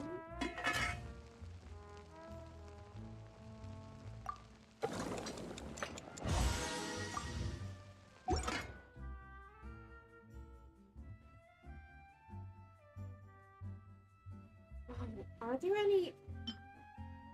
Would Fontinalia Moose be one? Or Bessie Chicken?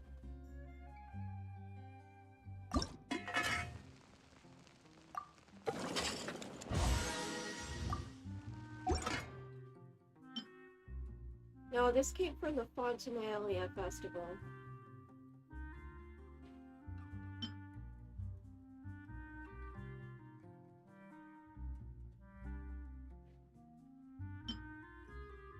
Now that comes from the Fortress of Marrowheed.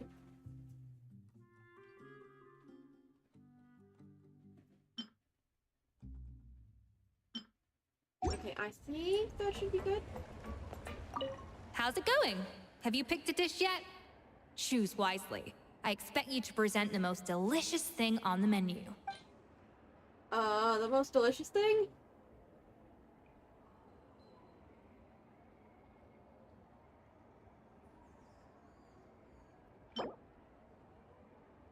Simple rustic stew. We could go the ratatouille route.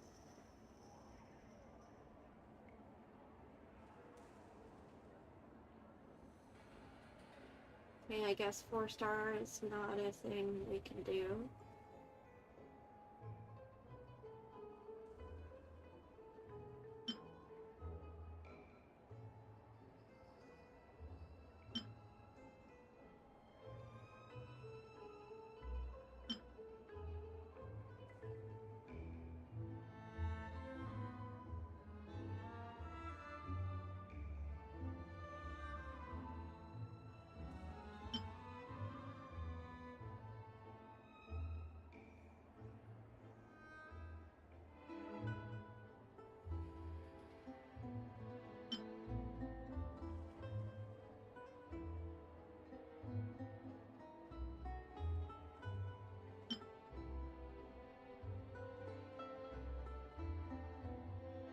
Is there a right answer here?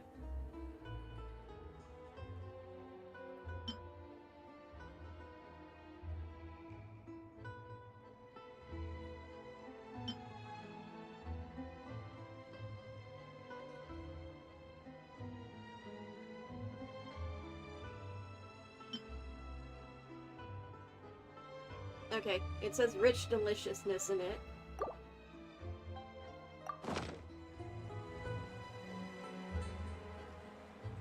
Oh, her face lit up. Look at that! With the grace of a snow-winged goose, as I like to say. Now, let the grating commence.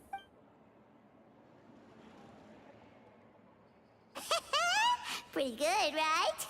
Not to brag or anything, but Paimon's a bit of a connoisseur when it comes to la food.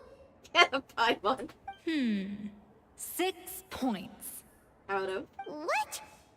Oh, well, fair enough. Paimon doesn't cook all that often, so as long as it's a pass. That's 6 out of 100. Out of 100? What? Jesus Christ.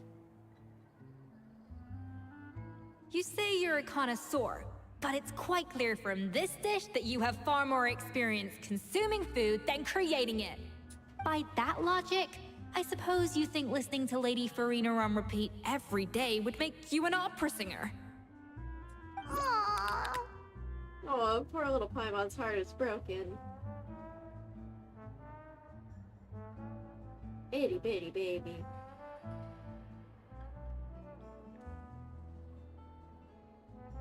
Oh, me next, me next. I'll have you know that this batch of macarons has 2 whole tablespoons less sugar than my previous ones. So you went from 12 tablespoons to 10?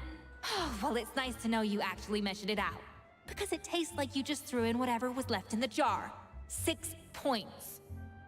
Oh no. Aww. Yikes, she's a harsh judge. Now to the final dish.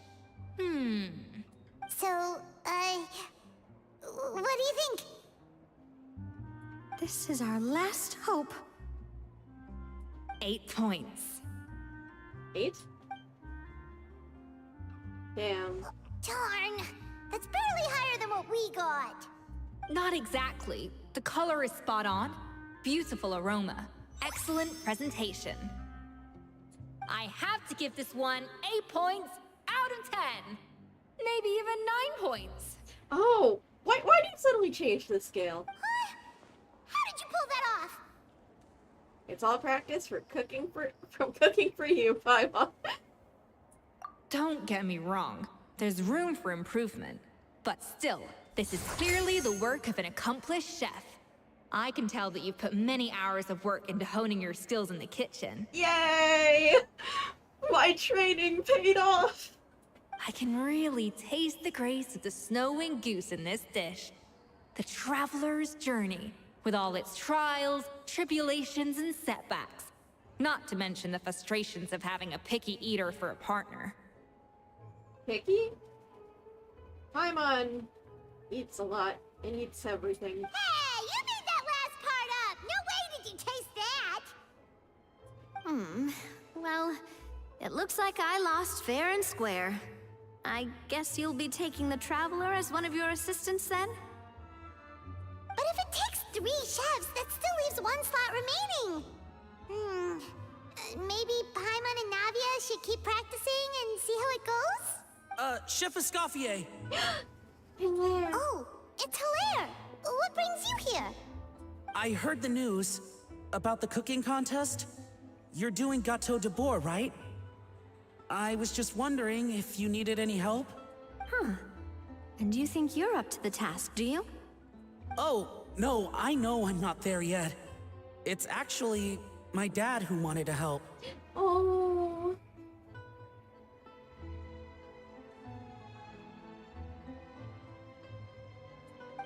Firma, last I heard, you could barely get out of bed. Don't push yourself, buddy. Chef Escoffier, Navia, Traveler, thank you all so much for everything you're doing for me and my family. I've had enough of sitting around at home while you run yourselves ragged. If you let me, I'd like to help you win this cooking contest. Are you sure you're up to the task, Firma? Yeah. I was gonna say the same thing. Don't put your health at risk. Don't you worry. I'll be fine. I'm feeling much better now. I'm sorry. I know I've been rather useless these past few days, but not anymore. He sees his chance to make it up to everyone, to repay their kindness. What an admirable man. The fact is, I'm a fine chef, despite recent events. I've proven myself in the Hotel de Bois kitchen, so if anyone's qualified to work under Chef Escoffier, it's me. I think. I mean, I hope so. Firma, have you even set foot in a kitchen since leaving Hotel de Bois? I have not, but I'm fully rested now. I know I can handle it. I'll prove it. Let me whip something up for you right now.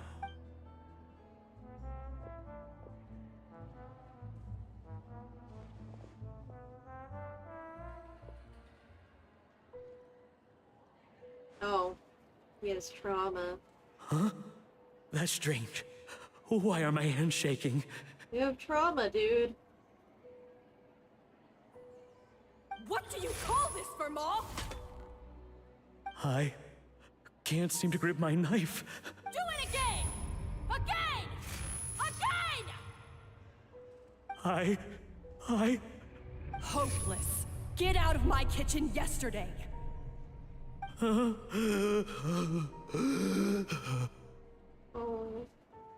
Dear God. For Savannah to have inflicted such trauma on this guy. Dad! What's wrong? I don't understand. I was feeling so much better, and then Will I never be able to work in a kitchen again? No, you just need therapy, dude. Dad, talk to me. What happened? Also, that is a really old voice for this little child model. I think the real issue here is not physical exhaustion, but psychological trauma. Yep. Monica, when did you get here? Even I didn't notice you arrived.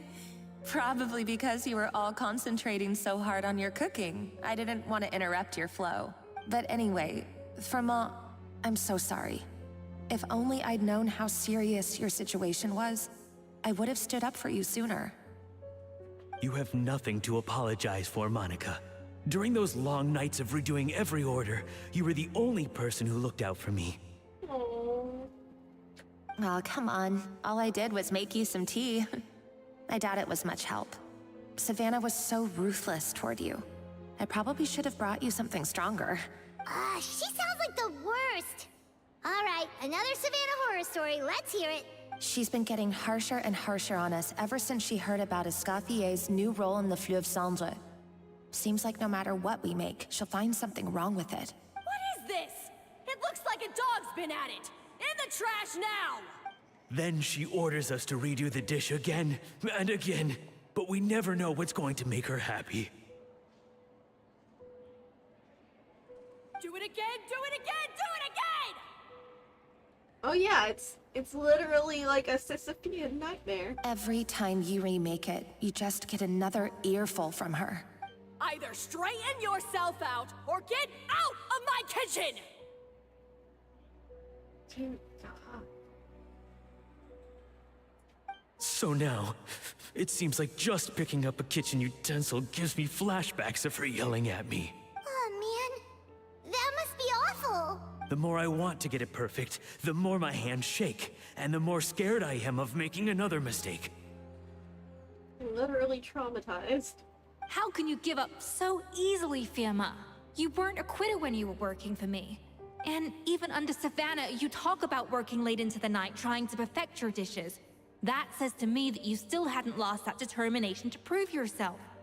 What changed? Trauma, Escoffier. I don't know what's come over me. When I think back, I just remember feeling like my heart and my hands were growing heavier and heavier as the shift went on. Each time I had to redo a dish, my heart sank a little further. Literally breaking their hearts and destroying their love of food. Same thing with horrible teachers and learning. The trauma makes it so you just can't enjoy it. And nothing suffers more than the work of an artist who hates their work.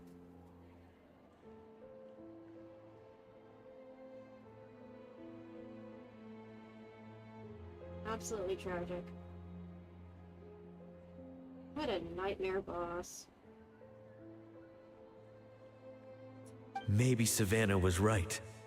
Maybe I am just hopeless at this. No, she's wrong. So very, very wrong. Dad.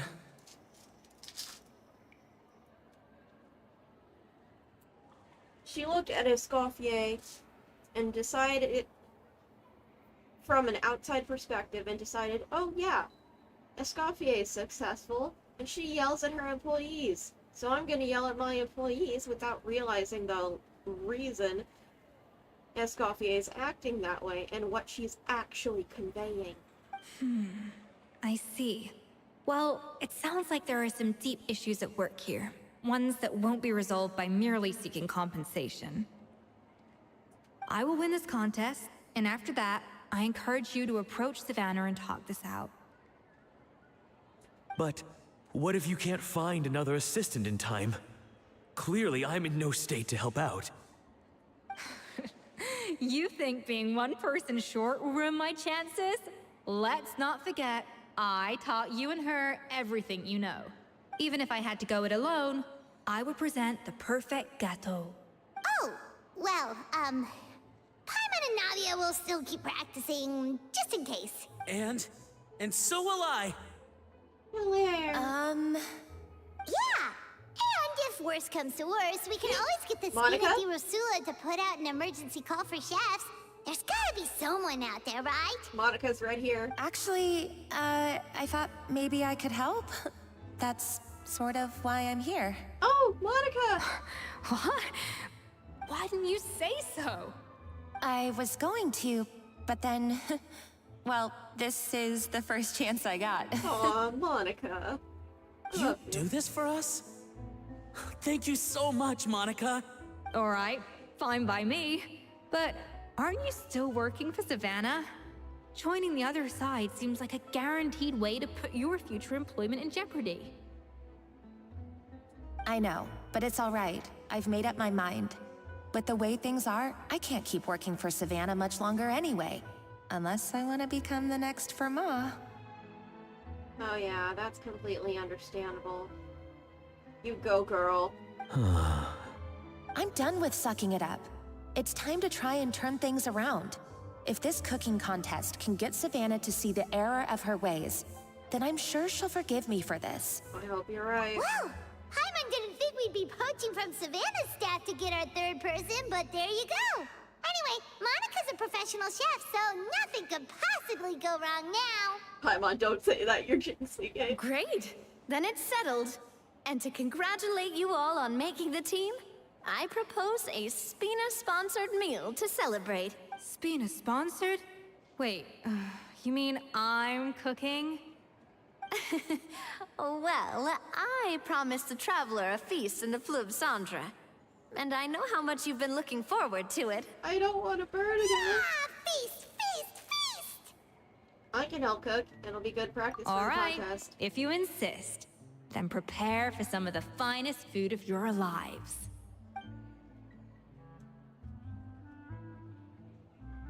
Ooh, look at that.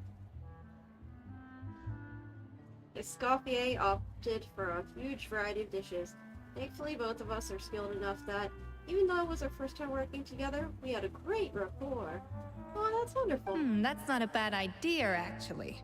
Wait, hold on. You need to finesse that further. Oh. She dished out plenty of praise and taught me an awful lot too. The time seemed to fly by. That was a dream come true.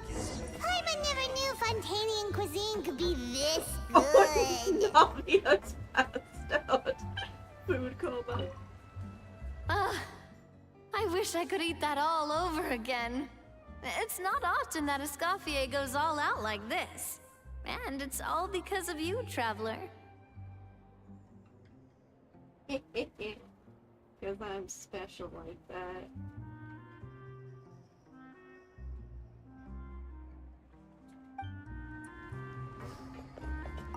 So, this is what Chef Escoffier is truly capable of. Wow. I don't know if I'll ever be able to cook as good as that. You've got quite a long time ahead of you, little guy. Don't count yourself out just yet. And even then, you don't have to cook like her. You just cook like yourself. Do what you're good at.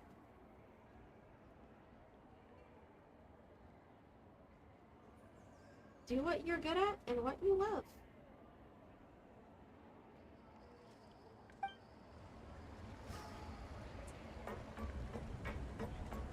Alright, where did Escoffier go? Okay.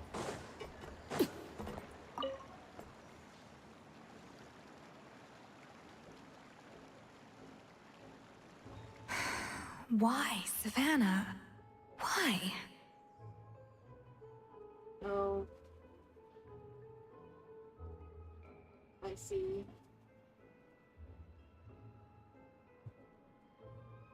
Oh, nothing. I was just flicking through the original Codex de Boer. I wanted to see if there was anything I'm missing. Something I hadn't noticed before. That might explain why Savannah's so desperate to get her hands on it.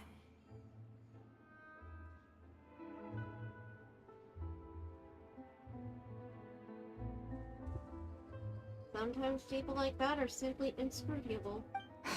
But I can't find anything. It's just some hastily scribbled recipes in between diary entries from Modeste's adventuring phase. And most of it's not even legible anymore.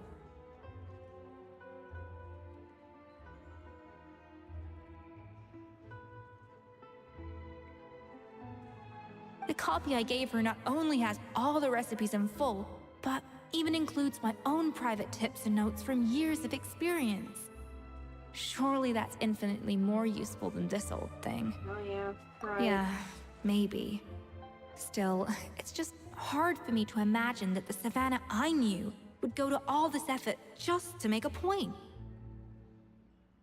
Were you two friends? We were. At least I always thought we were.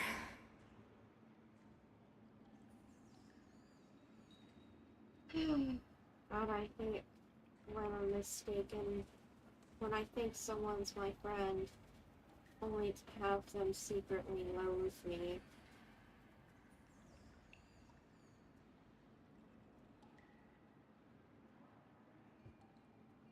She was a little shy, but meticulous with everything and everyone she dealt with. She made a few mistakes here and there, but she was quick to correct them whenever they were pointed out. And she was always striving to improve as a chef. Those qualities are why I recommended her to replace me as head chef. I never imagined for 1 second that she'd cause Fiamma and the other staff so much grief.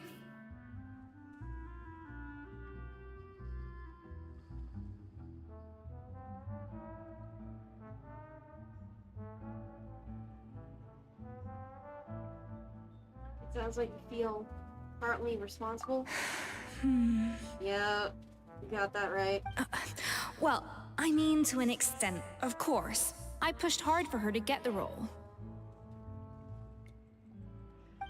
And the idea that she turned out like this because of me is difficult to come to terms with. You know, I get you. I get you.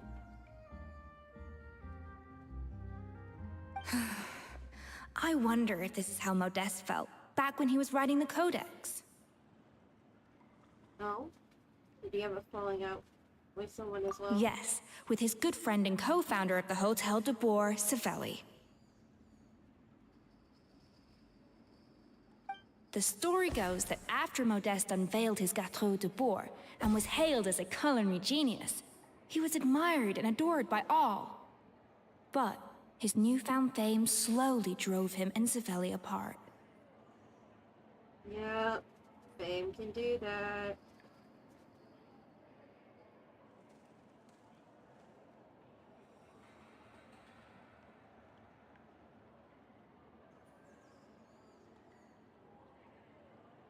Unlike Modeste, whose every new creation was an instant hit, Savelli seemed to face setbacks at every turn. Doors that would swing wide open for Modeste would shut in Savelli's face.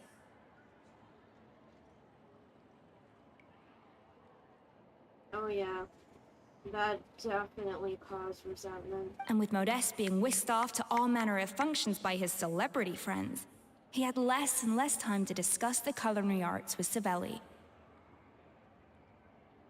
You got left behind. People started gossiping about Savelli, and their relationship between the two gradually soured. What happened? Everything came to an abrupt end when Modeste, still in the prime of his life and still hailed as a genius, suddenly died from an acute illness. Suddenly died from acute illness. That seems a little bit sus. And that was it? They neither had a decisive split, nor got the chance to properly reconcile. Their story just came to an end. Tragic. That makes me wonder if it was premeditated. One rumor had it that Savelli actually killed Modeste out of jealousy, even as the latter was hoping to make amends. I can see that. Unlikely. It's a popular theory, but there's no real basis for it. At least there are no records of Savelli ever being convicted of a crime. Just not being convicted doesn't mean he didn't do it. We just don't know. And of course, innocent till proven guilty, but not everybody does face trial in a court of law. Especially in real life. Still, beyond a point, there's no way of knowing what truly happened in the past. All we can do is try to make sure the present doesn't quite go as badly. Very true. But we also need to learn from the past. And that's why I have to win this contest tomorrow. Then get the truth about everything that's been going on, even if it means cracking her open like a nut. With you on the team, there's no way we can lose. You're right about that. Just follow my lead, and victory will be ours. That is, unless someone tampers with the ingredients.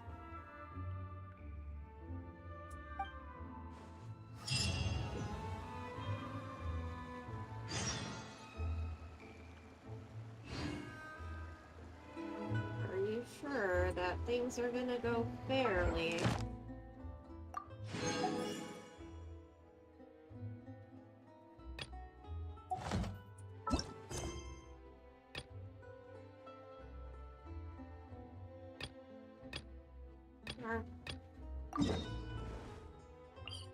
What's this? Let's check it out.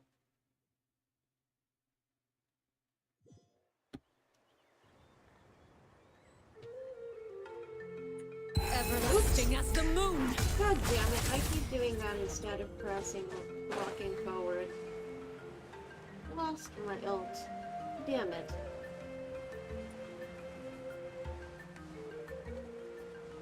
Not that I use Arlecchino's ults that often in the first place. Oh shit, I didn't get a chest that's right there? I need to do that after I do this.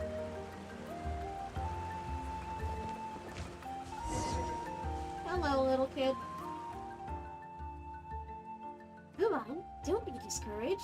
You just need to get well, and keep trying. You'll make it to the mountaintop in no time. Are you hungry? Why don't I get you something to eat? What are you up to? I'm playing with my buddy, Chica. Chica? He's still small, but Mom says he'll be the equal of any other Yunkasaurus when he grows up.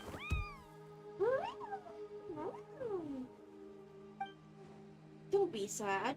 Your body's just too frail at the moment, and you were injured previously to flu. Mom says you'll get better for sure. You just gotta eat well and train with me. How did he get hurt? I don't know. But maybe Mom does. Pika was already ill when she brought him in. He couldn't eat and didn't even have the strength to move. All I could do was dissolve some medicine in water and have him drink it every day. He recovered in the end, but his body is still really weak, so he can't scamper all over the cliff sides like the other Yunkasaurs. It's really upsetting for him, so I'm trying to help him get back in tip-top shape, stronger than any other Yunkasaurus. Well, would you look at the time? We've got training coming up soon, so let's get eating. Mom made these dried fruits, you know. Fried them in a big pot before adding lots of nice-smelling condiments. Right, and she sprinkled in lots of sugar and petals, too. Either way, it tastes great. Just a moment, I'll give you some. Wait, where'd my dried fruits go? I'm sure I put them in my bag. Whoa! Chica, did you eat it all? Come on, I've told you not to get greedy.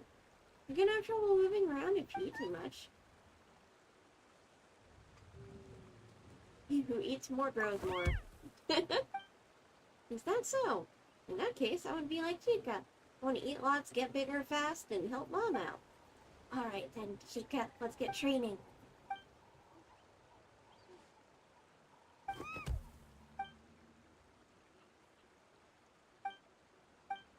Aw, you can do it. Alright. Oh, come on, keep your chin up. Alright. Let's see, how about we practice mountain climbing today? Oh, come on, keep your chin up. We'll do it just like last time. It won't be too hard at all. Right. Uncle Yawar told me last time that we'll have to find a reasonable training goal if we're going to train right. Now, if only I could find a proper adventurer and get them to help set some targets. Proper adventurer, you say? Look no further. Really? Then would you mind helping me? Need me to take you mountain climbing? No, wait. If you're that good, there's no way we'll be able to keep up with you. So what we'll do is time you while you climb. Alright then. Climb that mountain as fast as you can.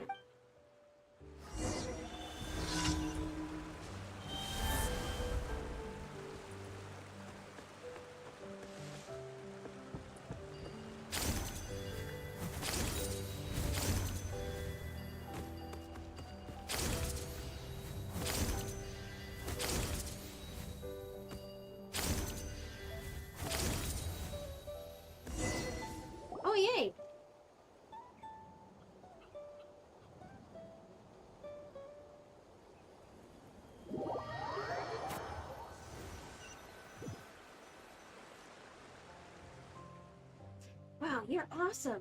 I couldn't catch what you were doing at all. You've got to be even faster than Meta, I bet. Who's Meta? He's a friend of mine who's real good at mountain climbing. Apart from Big Sis Roka, almost no one's his match. I don't think Chica will be able to match your time, though. It's way too fast. Guess I'll show Latia your climbing time. Maybe you can come up with a more reasonable training plan for us? Anyway, thanks a lot for your help. Here, have these cacahuatls. We picked them ourselves, so they're super fresh, and they'll make super tasty chocolate. In that case, we'll head out now. I wonder if Matia's back at the settlement. He hasn't gone out climbing again, has he? Ooh, this is definitely a quest series.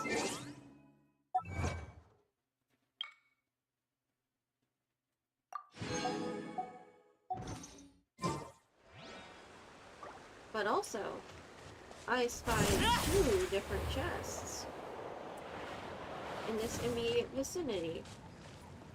Come on! Let's Show me who's the roach! Solidify!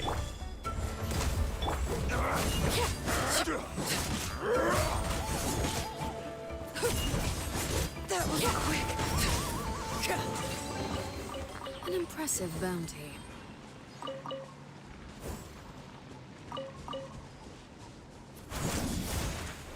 I wonder why I missed these.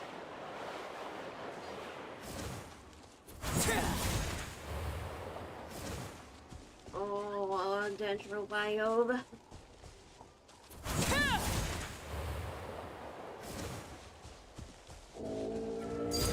Transfixed. Gather! I was not close enough. Live! Moments of birth. Order guide you. Ah, heck. I forgot to switch out Amber.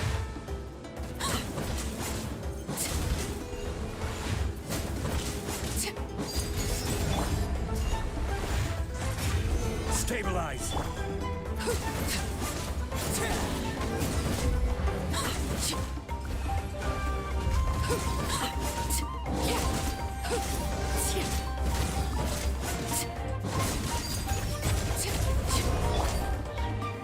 Solidify! Burst forth.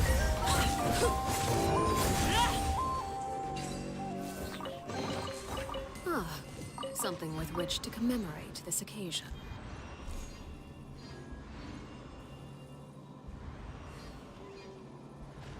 Alrighty. That was that. Let's turn these in. And then continue with the quest. Ad Astra Abbot. Thank you for complete.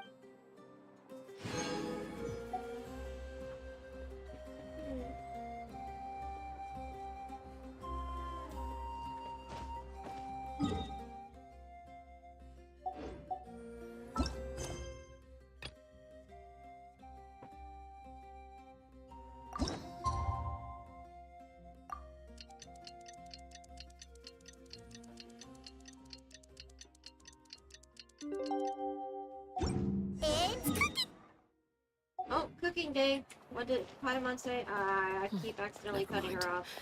Let them do as they...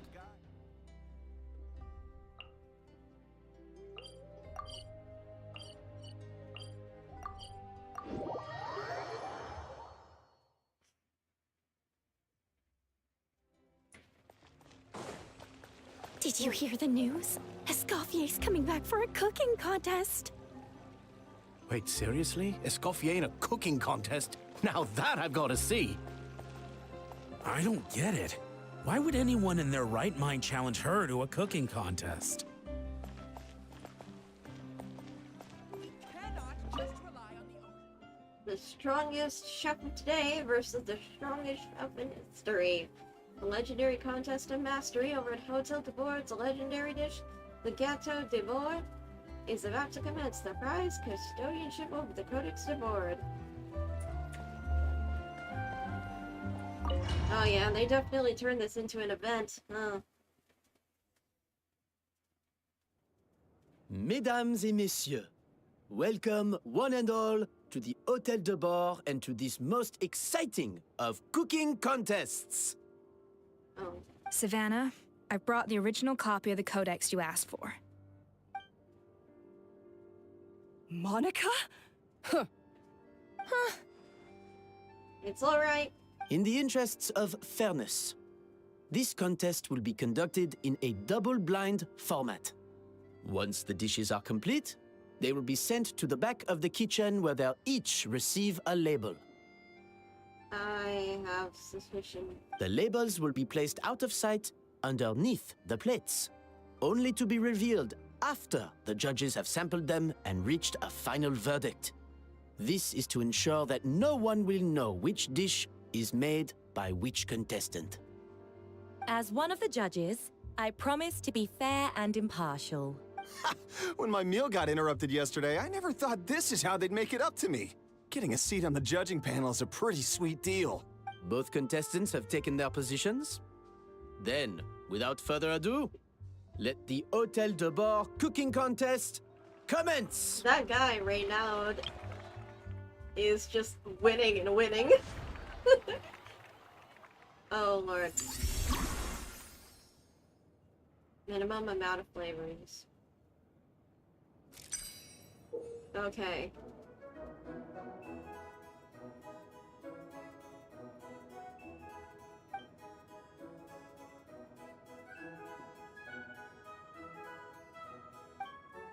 Monica, Traveler, it's go time. Let's do this.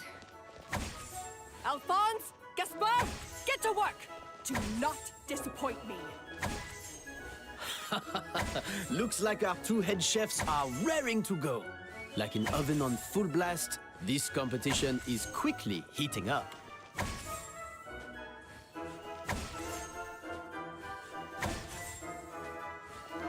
Am I not getting the right ingredients?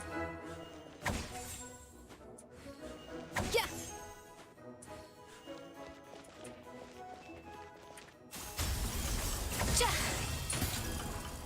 That should be enough flavoring.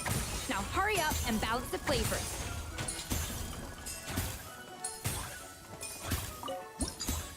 Okay. 1, 2, 3, 4. There's no... Or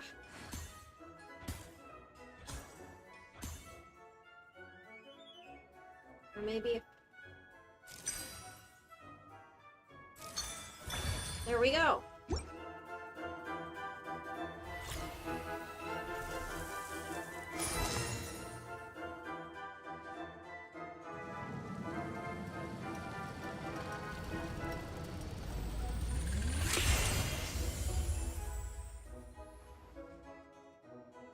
Come on, Escoffier! Come on, Traveler! Something's gonna go wrong here.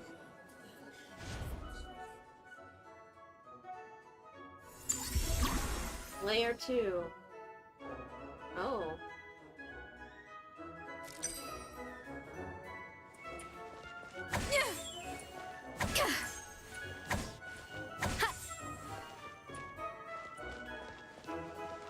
Oh. Up to the freezer. Alphonse! What are you playing at? That's not how I taught. Okay, I need a 4. So let's put 6 and then 2. The balance of flavors is about right. But the quantity is too low. Oh. 2. There.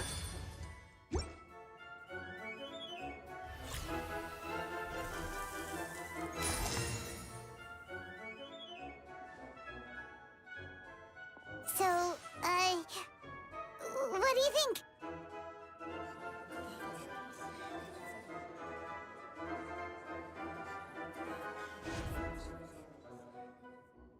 I hope I did it right. Layer 3.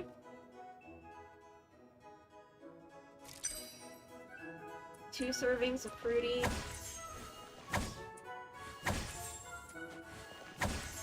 Two servings of floral. Escoffier is already on the final step of the recipe. Let's check on Savannah's progress.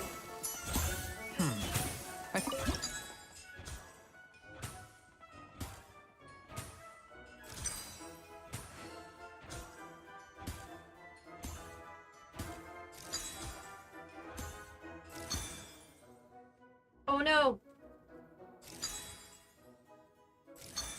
There.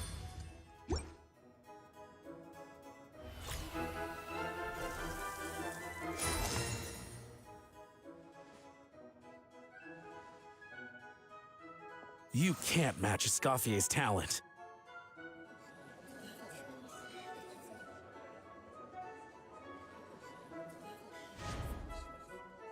Oh, is she getting stressed? I present to you Gâteau de Bourg. Yay! Elemental burst. Burst of flavor.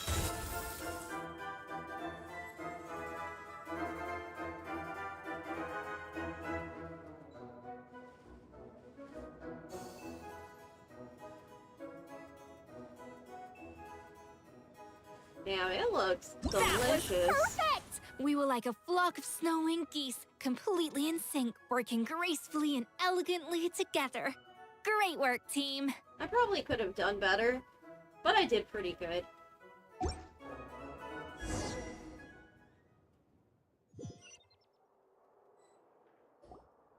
Time's up! Contestants, please take your dishes to the back. Oh no. Something's gonna go wrong. Something's gonna be fishy.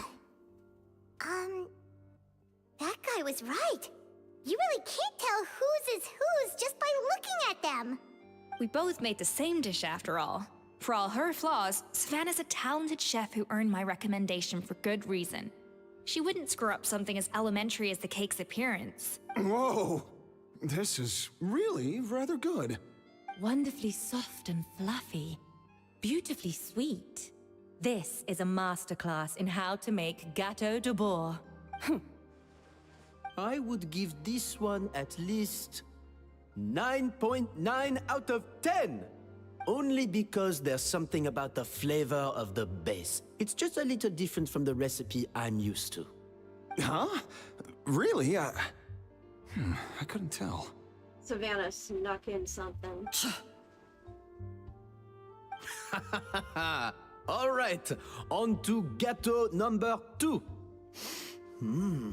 I haven't had a single bite and already this aroma is a delight to the senses. I have a feeling that this gâteau will be a gâteau for the ages. How exciting! I'm gonna dig in.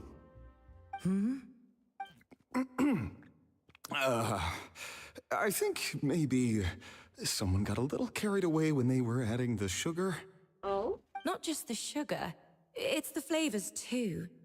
This is all over the place. Who made this? It appears the decision is unanimous. This gâteau is far below the standard we would expect. And Paimon thought this might actually be close. Turns out she can't bake to save her life. He spent half of the time just berating her staff. Something's not right here. Savannah may not be perfect, but no way is she this sloppy. I can now declare that the creator of the first gâteau has No. won this cooking contest. Something's Now, wrong. Something all is that horribly wrong. remains It is not is gonna to end turn the here. plate over and reveal the chef's name underneath. What? It's Savannah? Nope, something's off. No! That's impossible! The names were switched. Hey, Savannah! You cheated, didn't you? You cheater! What did you do? Oh, you swapped the plates, didn't you? Well, someone's a sore loser. These cakes went from the oven to the judge's table without me ever laying a finger on them. And everyone here can attest to that. But not the other chefs. It was Vanishem's staff who labeled them in the kitchen. If you're looking to accuse someone, why don't you start with them? You pressured Isn't them. it more likely that Escoffier's lost her edge? Or we were sabotaged. Or maybe her assistants let the team down. You take that back! Judges, We demand a rematch. That's enough. What's done is done. As head chef, or rather as team lead, I take responsibility for the dish I served. Whatever went wrong and however it happened, I should have spotted it. You should have spotted it. Like what happened last time? Savannah, I didn't think you'd stoop this low just to beat me in a bake-off. What happened to your chef's pride? I don't know what you're talking about.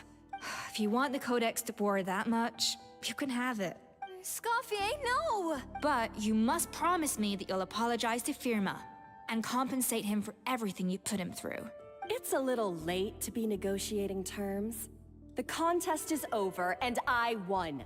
That means you owe me the Codex, and I owe you nothing. Look, Savannah, you may have fooled everyone else, but can you really fool yourself? What I'm offering is to accept defeat without looking to expose what you've done. But only on the condition that you promise to stop putting so much pressure on your staff. Fine. I'll treat this as your final handover of duties from one head chef to the next. Savannah, you bitch. So, will that be all, ex-head chef? Or is there any other unfinished business you'd like to leave in my hands? I didn't mean that to be a scolding from your former boss. Just a word of advice from a fellow chef and a friend. But I don't know if you're even open to input from other people anymore. I know what I'm doing. I don't need your advice. Do you, though? All right, fine. I'm glad to hear it.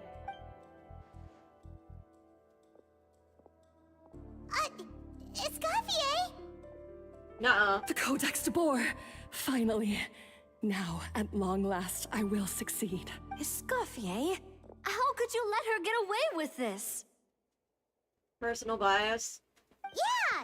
The Codex is a souvenir of your time here! Doesn't that mean anything to you? And what about your pride as a chef? It's all right. It was just a bake-off, not the end of the world. I'm already over it. It is the end of the world for people like frickin'... What's his name again? Mom. Besides, it's not all bad. She agreed to compensate Firma. That's mission accomplished for the Spina. Honestly, if I'd have known that giving her the Codex would solve everything, I'd have just done that in the first place. I mean, why bother with the whole cooking contest? It's such a waste of time and energy. Escoffier. Privately, I'm sure she's devastated. But what's done is done. No. No! This doesn't make any sense! Huh? That's it? No secrets, no nothing? I don't believe it! This can't be happening. Savannah fucking fainted? Oh, Chef Savannah! Savannah?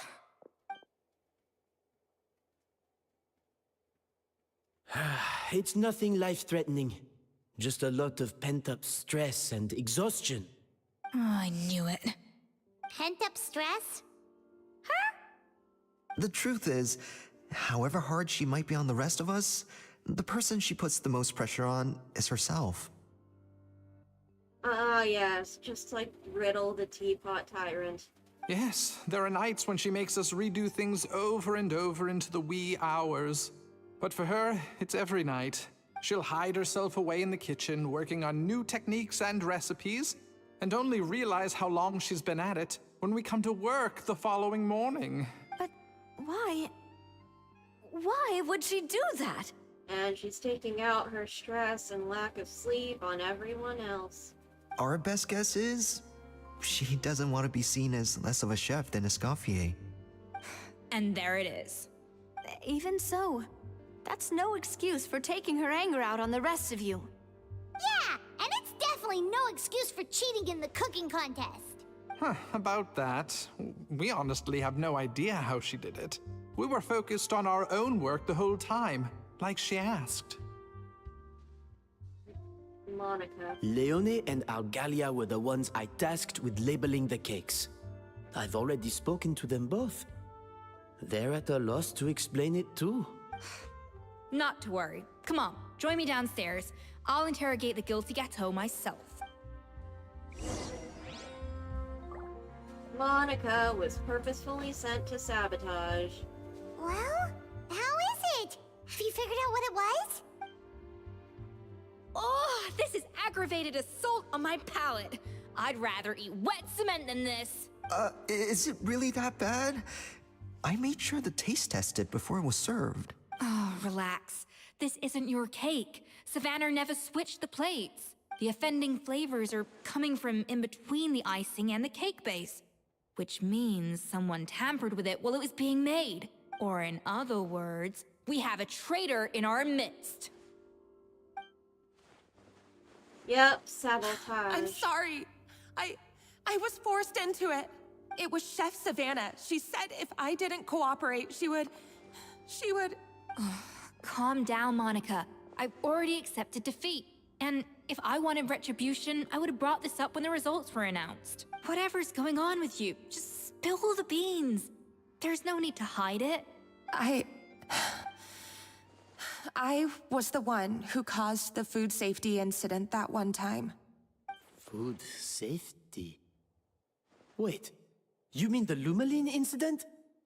So you procured the contaminated ingredients? And you were blackmailed? I think so. Savannah and I were on procurement that day. I didn't check everything as well as I should have, and so I let contaminated ingredients make it into the kitchen. But I swear I didn't do it on purpose. I had no idea there was an issue with them, and I didn't know it would end up with Escoffier going to jail. But the last thing I expected was for Savannah to use it as leverage to blackmail me with... This is crazy! So Savannah pressured you into sabotaging Escoffier's cake by threatening to expose your secret if you didn't? I know, it's terrible. I'm so sorry. I was so scared. The thought of Chef Escoffier finding out that I put her in jail, it made me freeze up with fear. And so you decided to just betray her and sabotage her instead. I thought Escoffier would hate my guts if she ever found out, and yet somehow that's ended up in me doing something even worse. Yeah. Shame on you, Monica. Seriously? All this fuss over a little slip-up? Huh? Firstly, it's not like I got a life sentence. I did my stint at the fortress, and now I'm out. And secondly, I had my own reasons for leaving the Hotel de Boer. This wasn't the only factor. Oh? So you don't need to feel ashamed or frightened or anything like that. Any more than you need to add butter when you're pan-searing foie gras. You mean... you forgive me? Oh, well, I'm not saying you don't have to take responsibility for your mistakes. You should tell Vanagem to mark down your performance for the past few months. Then do some digging and find out exactly where those contaminated ingredients came from. Sure, you've made mistakes, but now's the time to fix them. Understood? Understood. Good. Now, back to Savannah. What about the original codex would compel her to resort to blackmail? I have my suspicions. Not that I've got any proof to back them up, though. So, let's hear you out. What happened to me? I've overheard some customers murmuring about how the Hotel de Boer hasn't been the same since Escoffier left. They think our menu doesn't taste like it used to, especially our signature items. Especially Gâteau de Boer. Now that you mention it, I noticed it during the contest too. I couldn't put my finger on it, but the flavor seems subtly different from how it used to be. But the difference was so small, I'm sure no one would notice it besides our most loyal customers and true dessert connoisseurs. Still, as head chef, it's easy to see why Savannah would get so hung up on it. So many times I've seen her make the cake base over and over again, late into the night, determined to match Escoffier's version. But something's always slightly off every time. Yeah, I've noticed that too. Never really gave it much thought, though. Thinking back on it now, it's clear that Savannah's been in a downward spiral ever since Escoffier left. She wants to prove that she can fill Escoffier's shoes. That's gotta be the reason. but after countless setbacks, she's getting more and more unhinged. Yeah. And at some point along the way, she switched from doubting herself to doubting Escoffier. Doubting Escoffier? For what? For being honest. She thought the codex from Escoffier was fake. Yeah, it would explain why she was bent on getting the original at any cost. She must have thought Escoffier purposely omitted key details from her recipes when she copied them out. Also, she could retain her place as the #1 chef in Fontaine, the only one privy to all the secrets of the trade. Oh, for goodness sake. What a stupid idea. Of course. Then she finally got the codex, only to discover that the secret recipes she's been pining for don't exist at all. Seeing how utterly wrong she was must have been a real shock to the system. It probably brought up everything at once. It overwhelmed her, and she passed out. There's still one thing that doesn't make sense, though. If Savannah had the real recipe all along, how come it tasted different? Skill issue. She might not be on the same level as Escoffier, but surely after like 50 attempts, she'd get it right one of those times. You'd think so, but geniuses like Escoffier are in a league of their own.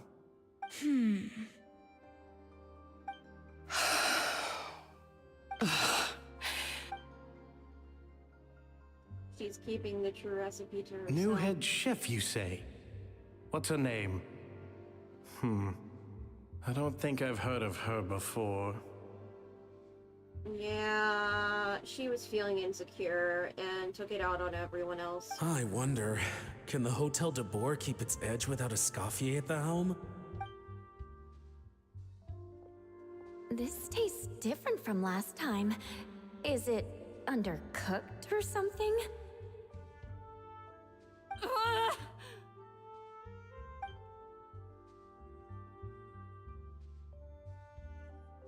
Take this. It's a copy of the Codex de Boer. From now on, you will be its keeper. Don't listen to the doubters. If I say you can do it, then you can do it.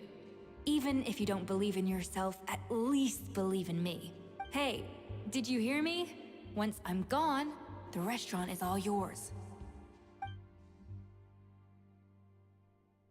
So you let the Lumi lean into the kitchen? All this time, I've been blaming other people, but maybe I'm the problem. Yep, you are.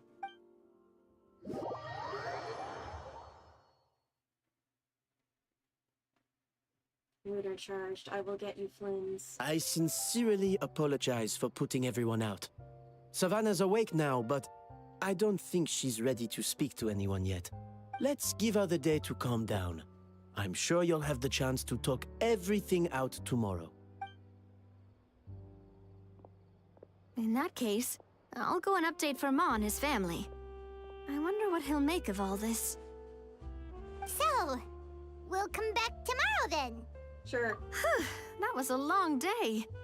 I think I've earned myself a sweet treat when I get back home. Oh, and you're gonna make Escoffier cook it? Or are you gonna cook it? Macarons? Or are you gonna switch it up this time?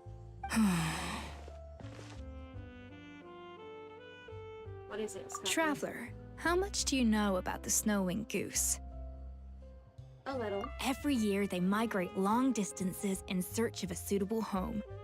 There's always one goose at the front whose job is to lead the flock. Fontaine poets often use the image of that goose to explore the ideas about leadership and genius. They usually imagine someone who's a cut above the rest, a model of perfection. And yet... But what those poets don't know is that during a migration, the lead goose is always changing. Yeah, because the other gooses ride the draft wind that the lead goose creates, and then the lead goose tires out, and then they switch. Once the lead goose shows signs of fatigue, it retreats to the back of the flock and allows another goose to take its place. Yeah. So the truth is that leadership, with all the responsibilities and pressures that come with it, it's something that everyone takes turns at. But we humans completely miss that fact when we project our own ideas about social hierarchies onto them. You. I like how you think. And also how you relate to animals more than humans, just like me. I guess what I'm saying is, I don't buy into this notion that there's some sort of gulf between normal and genius. Some people are more naturally talented, and that does give an advantage to, like, learning faster. But talent alone cannot replace skill and hard work. I'm plenty talented. I was always told I was so talented as a kid, and yet I fell off completely. And like everything due to a variety of issues that made it so I couldn't put that time and effort and practice into things. Even gaming, I'm not exactly a good gamer.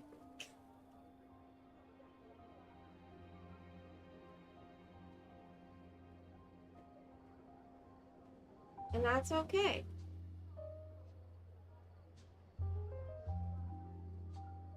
But yes, you weren't born a genius. You can be more prone to it or more averse to it. But most things, it's just other things matter more. Cooking is a science, not magic. Given the same ingredients, same recipe, and same environment, I see no reason why two different people shouldn't be able to create the exact same dish.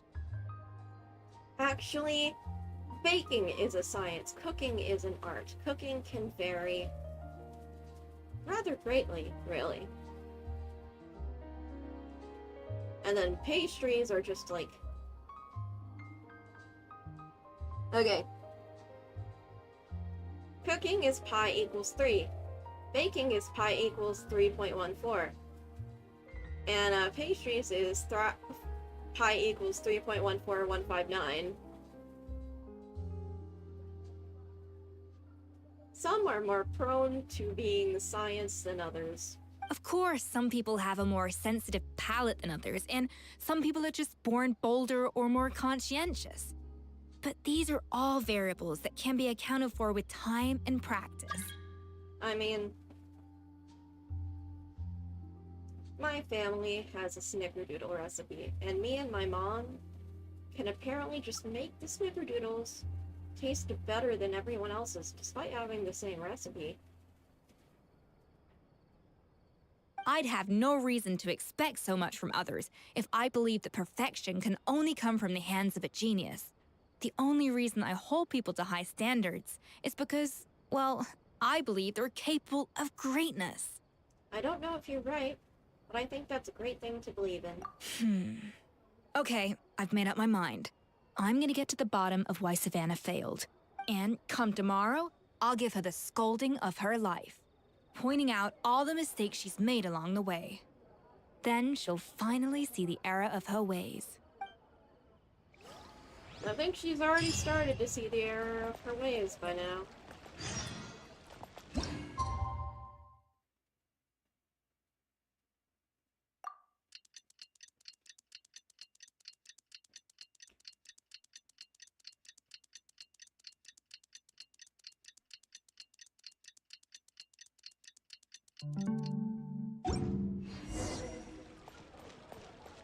Nope.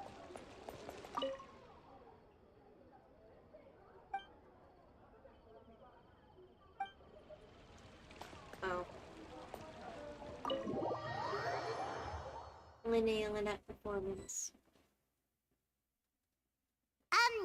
Why are we here so early? Our meeting with Vanigem isn't for a while. I wanted to check on Escoffier. Check on her? Why? What happened? Bruh. Yep. Oh no. Escoffier, are you alright? Have you been poisoned? Nope, she was just cooking all night. I'm fine. Just need to get some more coffee in me. You really did pull an all-nighter then. Huh? What happened to my coffee? Did I really drink it all? For now, you should get some rest. All right. Thanks. I appreciate it. Well, there's cooking facilities here. Or we could just grab a cup of coffee from Cafe Lutece, but either way, hurry!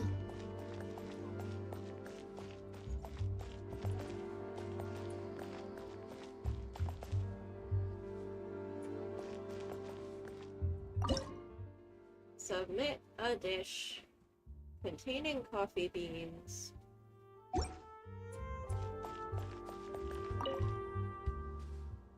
Coffee.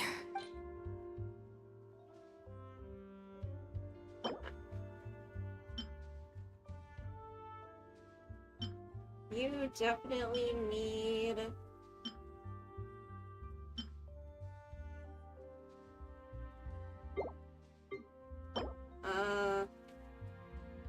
HP restoration.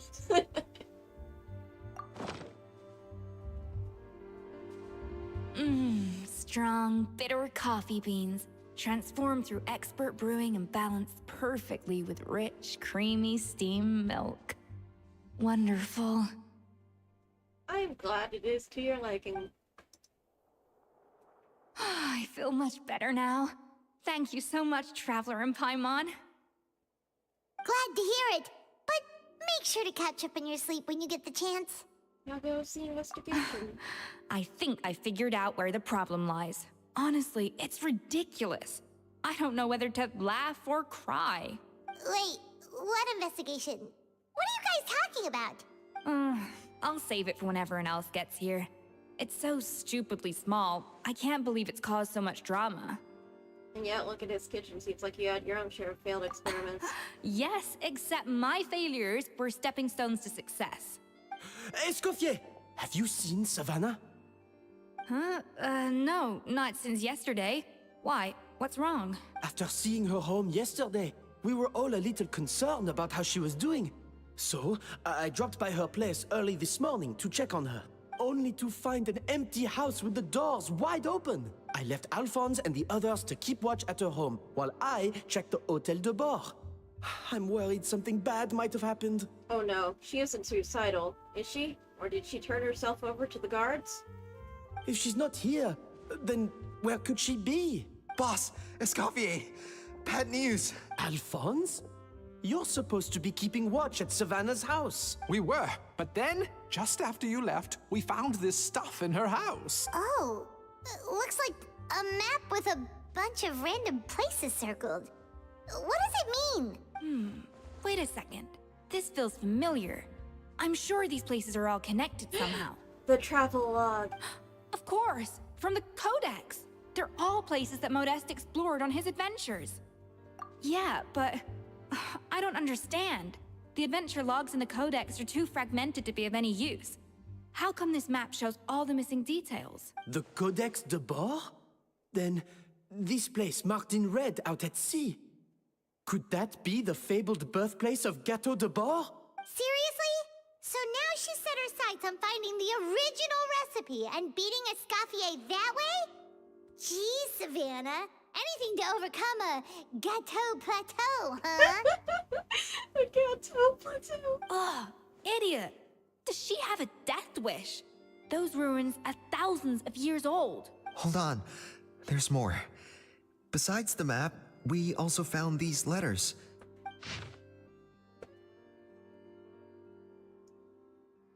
It was you. You let the Lumi lean through, didn't you? I know you were responsible for purchasing the problematic ingredient that day. What would your good friend think, I wonder, if she learned that she suffered on account of your negligence? What would the people in the hotel think? So, I imagine you'd like to keep this a secret from Miss Escoffier. Wouldn't you, head chef Savannah? Retrieve the real codex by any means necessary. That's where the real treasure can be found, and you gave it away like a fool. Well then, you're going to get it back, whether in a bet or by force, it doesn't matter. Why no? Don't you have that cooking showdown of yours? And if you don't think you can win, why, you simply need to have your opponent lose. I imagine that assistant of yours might come in handy in that regard. Ooh, it's a conspiracy. What are you dawdling for?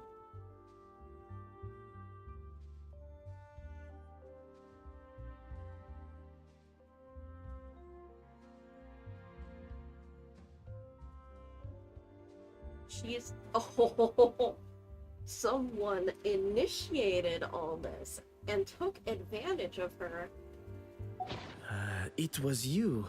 You let the Lumaline through, didn't you? It sounds like a threat letter.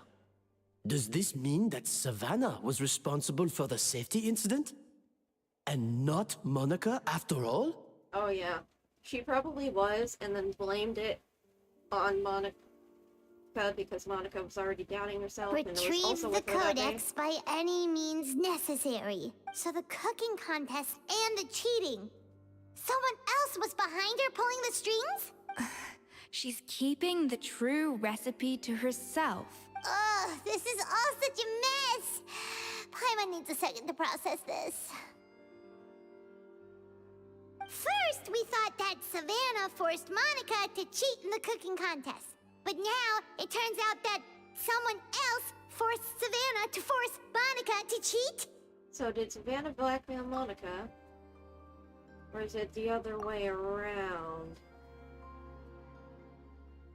You're finally here. Of course. I should have put 2 and 2 together as soon as I read your threat letter. The food safety incident. The demand for a cooking contest. The instruction to blackmail Monica. Even the suggestion that Escoffier was keeping secrets from me. It was all part of your grand plan, wasn't it, Monica? Monica? Jesus Christ.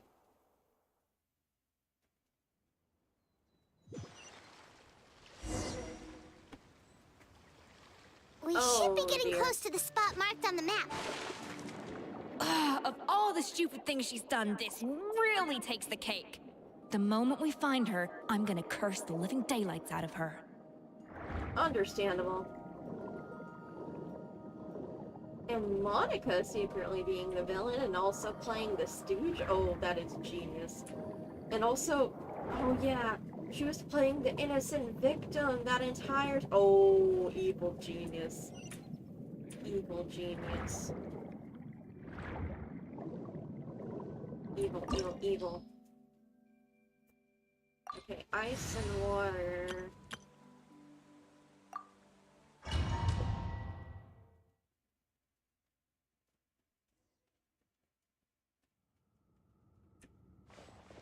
Evil, evil, evil.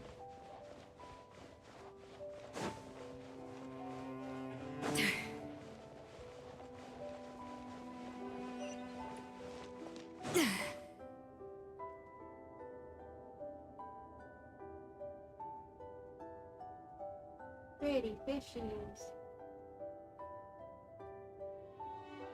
Now my question is, what are all these Romaria assets doing here? Whoa, this place looks like an underwater restaurant, doesn't it? Suddenly, the idea of an adventure chef finding secret ingredients makes a whole lot more sense. I think Modest's codex mentioned this place. A public bath from the time of Remoria. So yeah, definitely the kind of place that would have served food and drinks. Okay, that makes more sense. Oh, hello, little blubber Some beast. blubber beasts have come to join the party? How did they get here? Oh no. Are they alerting? Oh, they ran off! Guess they're not used to seeing humans. That could be easier said than done. Something's blocking the entrance. No worry, I can handle this. Well, did Modeste mention it in his adventure logs by any chance? They must have gotten through somehow.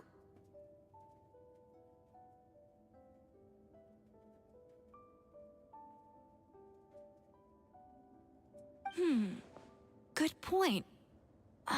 Yes, that's right. It's coming back to me now. We prepared a banquet for our shy little guests, and as the food flowed away on the current, they broke into a joyous chorus, and the path opened to us. We have to feed the blubber beasts? With what? There's nothing here besides rocks, romaritime flowers, and lumitoile. See, this is why you should always bring snacks. You never know when you're gonna need them. Now we have to head all the way back to shore and grab some. Nope. There's no time for that. Romaritime flowers and lumitoile will have to do. They may not look appetizing to us, but who knows? They could be blubber beast delicacies. Most likely. Wait, we're seriously gonna try this? Yes.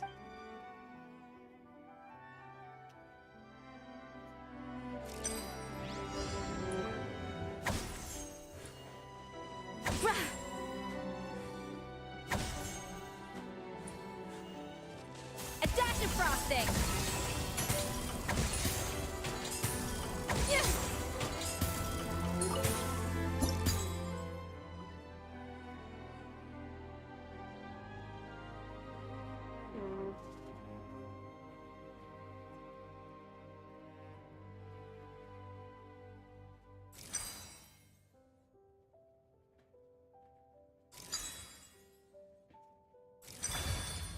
Here we go. I like this little mini game.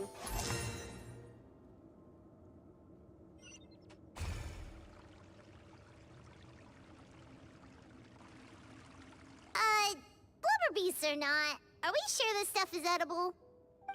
Trust me, they'll love it. More pertinently, how do we actually feed them? Oh, good question. If we try to put them in the pool, we'll probably just scare them off again, and who knows how long they'll be gone. Yes, we can't afford to wait for them to double back. Oh, what was it that Modeste said again? Something about the food flowing away on the current. Yep.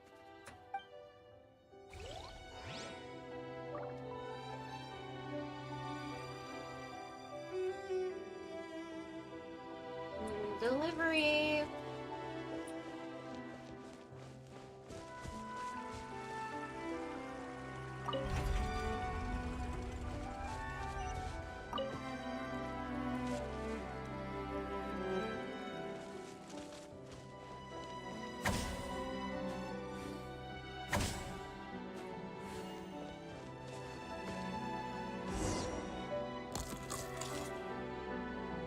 Blubberier beast. It's really singing!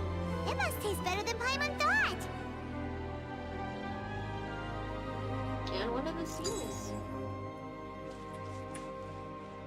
Yeah! Ja! Yeah!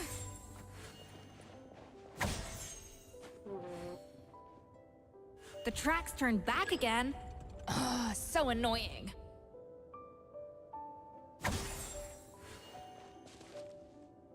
A little amuse-bouche.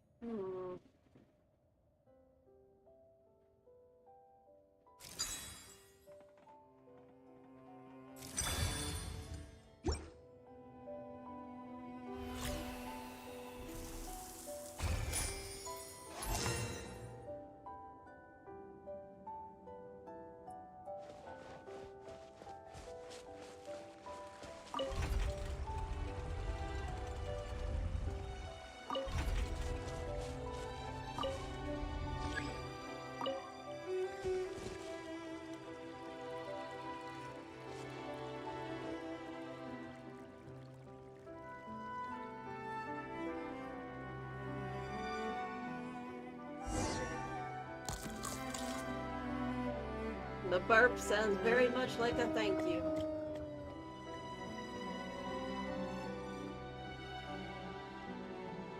Hey, it's open! Now the question is, how did they get through?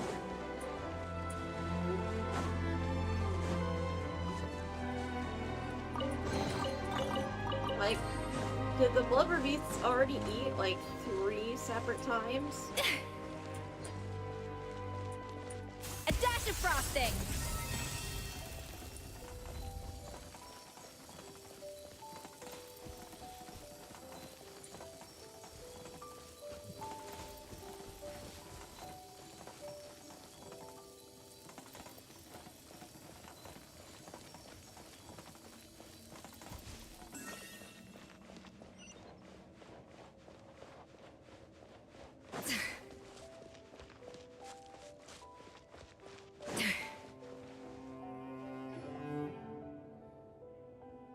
Some time ago. Uh-oh.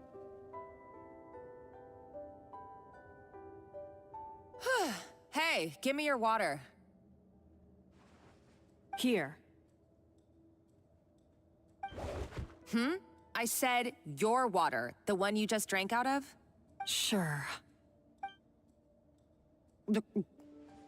Oh, Monica, you are secretly a bitch. All those years slaving away under Escoffier, and then you. Today, it's finally paying off. Not only have I found the ruin that Savelli kept hidden, but I also get to boss you around like my little lapdog. Ooh, Monica's voice actor is doing such a good job of making me hate her. Hey, go scout ahead for me.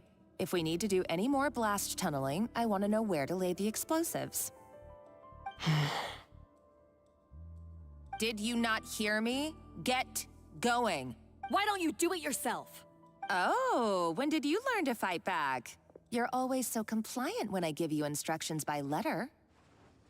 That's because you threatened to expose me for the Lumiline incident.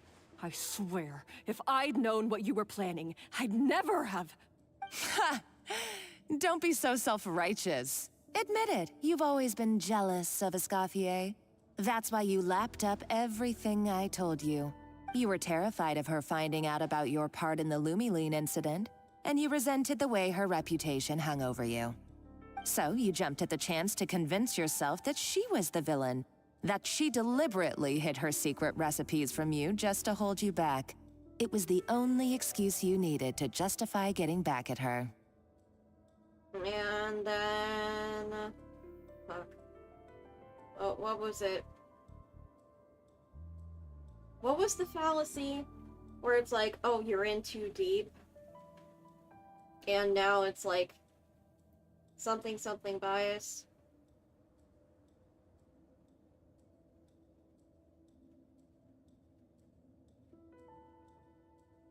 First, idolization, then jealousy, suspicion, and self-deception. That's what this comes down to.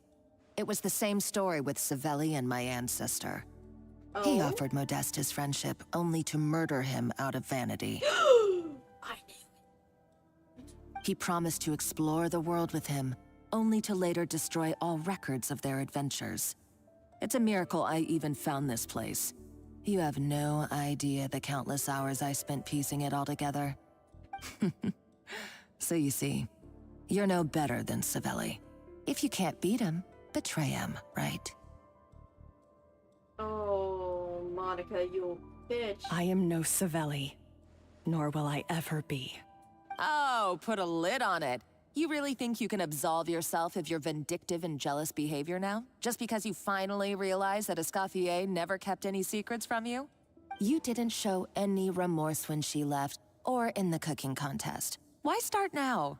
You have no right to redemption. You're right. I don't deserve her forgiveness. But I am done being bullied into submission by you! Ooh, feisty. But you should watch your tone. Talking to me like that could get you in big trouble.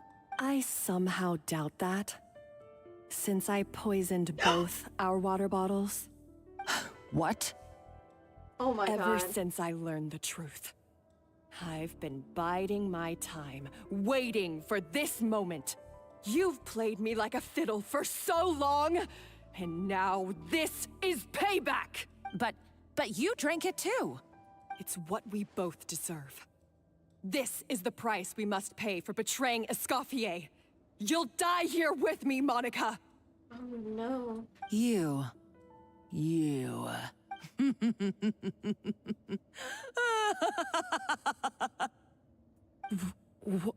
What's so funny? Oh, you're too much. I thought I'd play along for a bit just to amuse myself. You gave a very rousing performance. I saw your dumb plan a mile off. There's no poison in these bottles, just clean, fresh water. No. No. Revenge is a dish best served cold, you know? Did you really think your half-baked plot would fool me? You're a lousy chef, and you make a lousy villain, too. A complete waste of space. No wonder you never amounted to anything. Monica, I'm gonna kill you myself. Everything I ever did was a failure. And now, I failed again, for the last time. Hey, why don't you try your hand at being a comedian in your next life? You got a good laugh out of me. But now the show's over. You should have just done like I asked, Savannah. All I wanted you to do was scout the ruins for me. But you had your chance, and now it's time to say goodbye. Stop right there! Legit gonna murder her. Let her go, Monica! We've got you surrounded! Escoffier? Ugh, looks like I'll have to keep you around for a little longer. As a hostage. You can't! Stay back if you want her alive! Escoffier and the Traveler.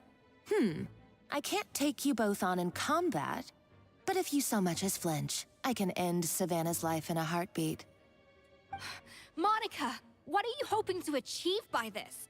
You're about to commit murder, and for what? A recipe? A recipe? You chefs are all blinded by your myopic focus on kitchen affairs. Well, some of us actually have bigger fish to fry.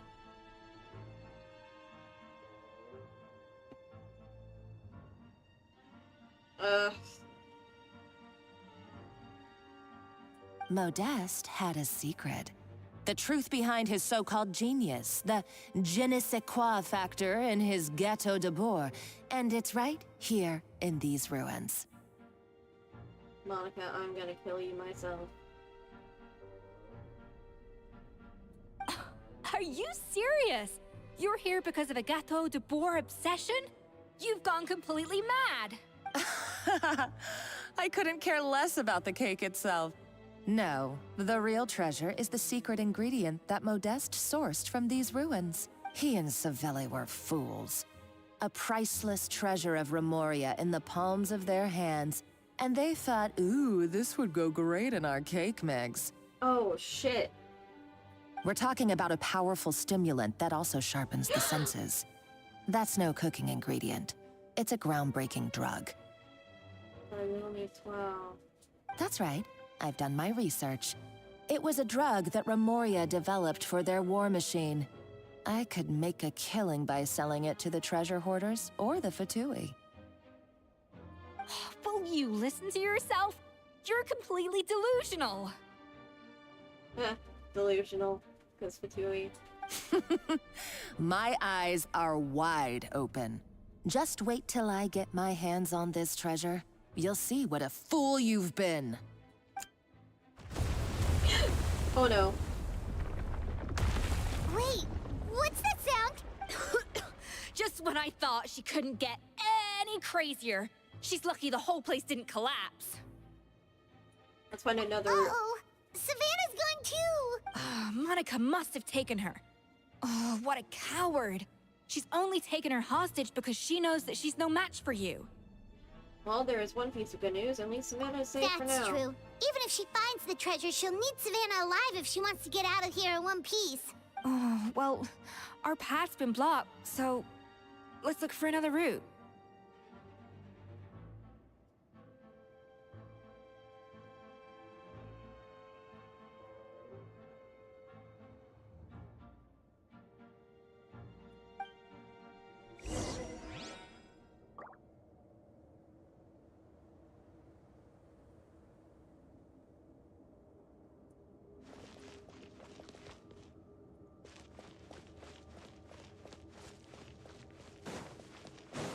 The water looks pretty deep here. Maybe it leads somewhere. And like her, we have visions.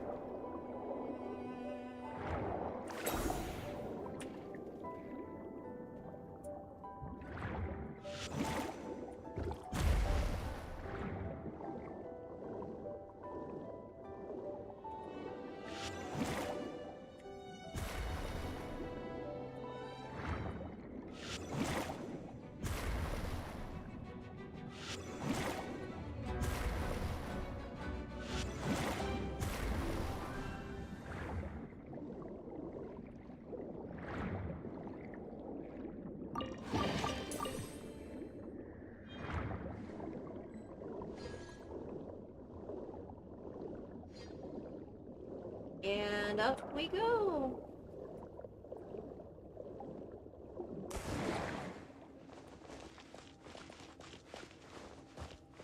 Oh. Ah! Golems! How are they still mobile? They were probably awakened by the explosion just now. All right, Knife Skills 101. Time for some rough chopping.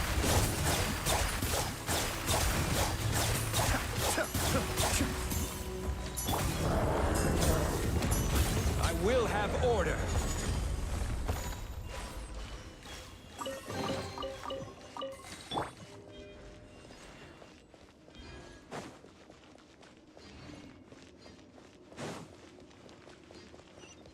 No.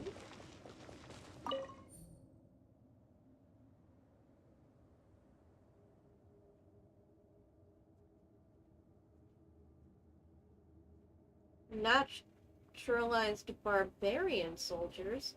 Savages they may have been, but they were also warriors?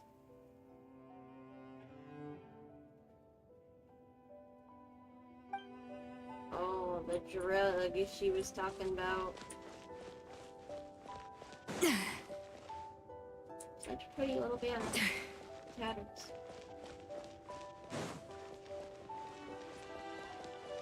Another door?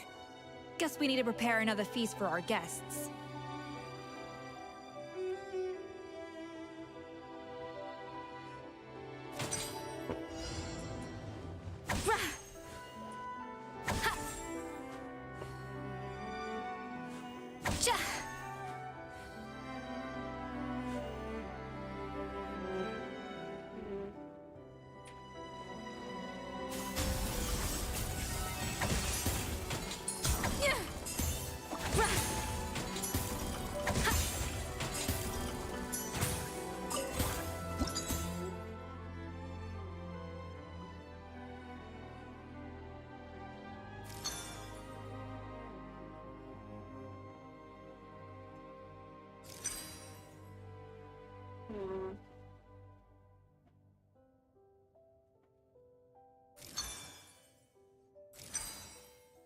Shit. Nope.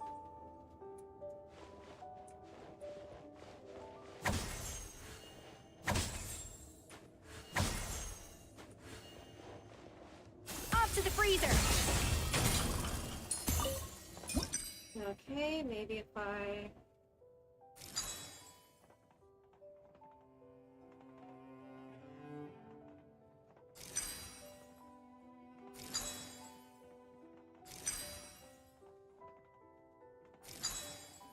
Ugh.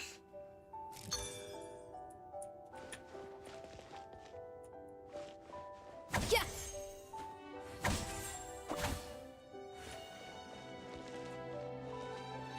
A dash of frosting. Yeah.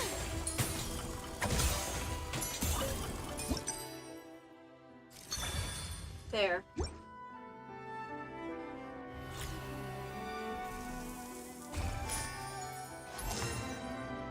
That was difficult.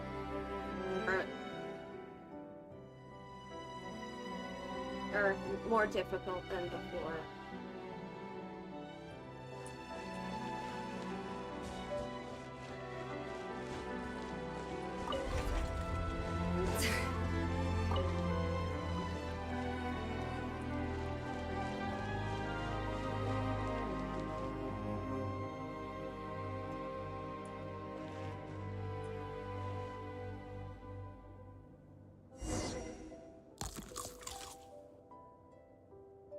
It seems to really like the texture of Rome maritime flowers.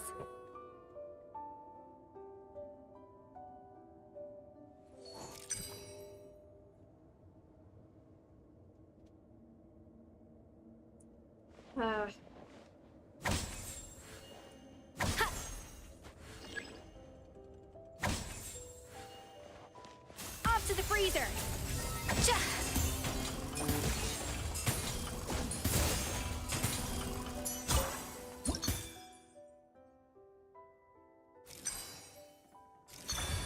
There we go.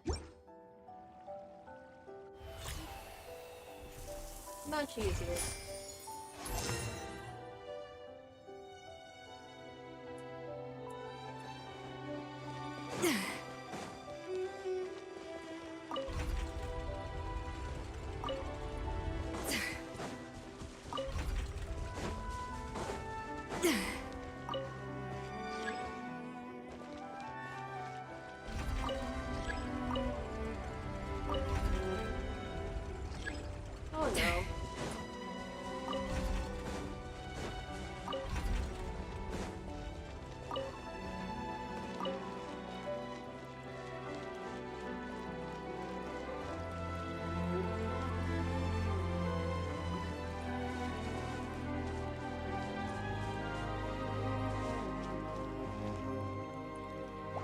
Oh no.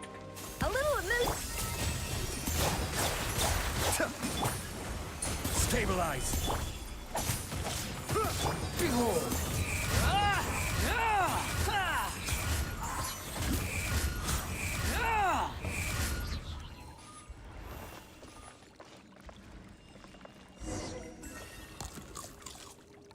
Puts even time on this game. I never knew you could process Lumitwol like that. Alright, I've got to jot this down. Lumitwols and maritime flowers. This could open the door to a whole new world. Yep, that's literally the plan. Wait, hold on. Which door are you talking about? He's taking food.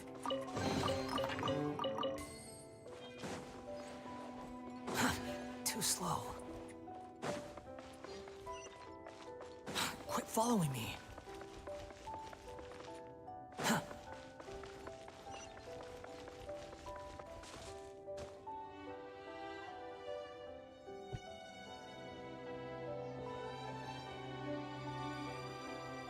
That's strange. These don't look Grimoirian to me. More like last century Fontaine. Adventurers from last century Fontaine, huh? Oh, Modeste and Savelli, do you think they camped here? By the looks of it, this was a one-person camp. They adventured together, but maybe one of them came back alone at a later date. You really trust our adventurers' instincts. We're pros at this stuff, just like you're a pro in the kitchen. I'm a pro. Okay, well, the Traveler has more adventuring experience overall, but Paimon's definitely a pro rummager from all those treasure chests. Bingo! Darn it! Paimon was just about to show off her rummaging skills! Huh, no kidding. Are all adventurers so obsessed with journaling? I mean, I guess I take a lot of notes when I'm cooking as well, but I thought that was just me. Adventurers never know when they're gonna die, and so keeping a log of your travels is super important. Anyway, let's find out who was here. It's been years since I've last visited these ruins. It's exactly the way I remember it. This place probably hasn't changed in millennia. Sadly, up above, on dry land, everything has changed. The treasure of Grimoire. That's what we used to call it. Modeste was right about its potential. It turned Gateau de Bourg into a national sensation. Our limited stock of the substance meant that the Gateau could only be produced on a small scale. But this only drove up the popularity all the more. Modeste was right about that too. He predicted all of it. He was praised as a genius. While I, as the one person who'd ever disagreed with him, was labeled a talentless fool. Modeste tried his best to console me, but I knew better than anyone just how great the gulf was between us. Our conversations grew scarce, and we saw less and less of each other. I didn't fight it. He had new friends and a career of his own. Why invite further disdain by inserting myself where I did not belong? I told myself that maybe one day, when I finally created a masterpiece of my own, I'd be able to face him without shame. The masterpieces are not so easy to make. Few and far between. Or maybe one day, when I've put these feelings of self-loathing behind me, I'd be able to ask him with a smile on my face, how about we go on one more adventure, for old time's sake? Unfortunately, that day will never come. So it was Savelli. From the sounds of it, he came back after Modeste had already died. I always thought it was just a legend. But if it's true, then this must be the place where they found their secret ingredient, the birthplace of Gateau de Bourg. The drug. In that case, what does that say about the death of Modeste? If it's all true, maybe Savelli really did have something to do with it. Let's keep reading. The taste of Gateau de Bourg has changed. Modeste was convinced of this, even though everyone swore they couldn't tell. Being the perfectionist that he was, he refused to accept even the slightest flaw in his work. He stopped all sales of the product, locked himself away in the kitchen, and worked day and night, vowing to find out where he had gone wrong. But as he baked and taste tested over and over again, he found he only strayed further and further from the original taste. It was only when he was sipping on coffee one day and realized he could not taste the bitterness that the truth finally dawned on him. What had changed was not the gâteau, but his sense of taste. Oh no. The treasure of Remoria stimulates the senses, taste included, and invigorates the spirit. In the short term, it offers people the ultimate gourmet experience, but in the long term, it dulls their senses entirely.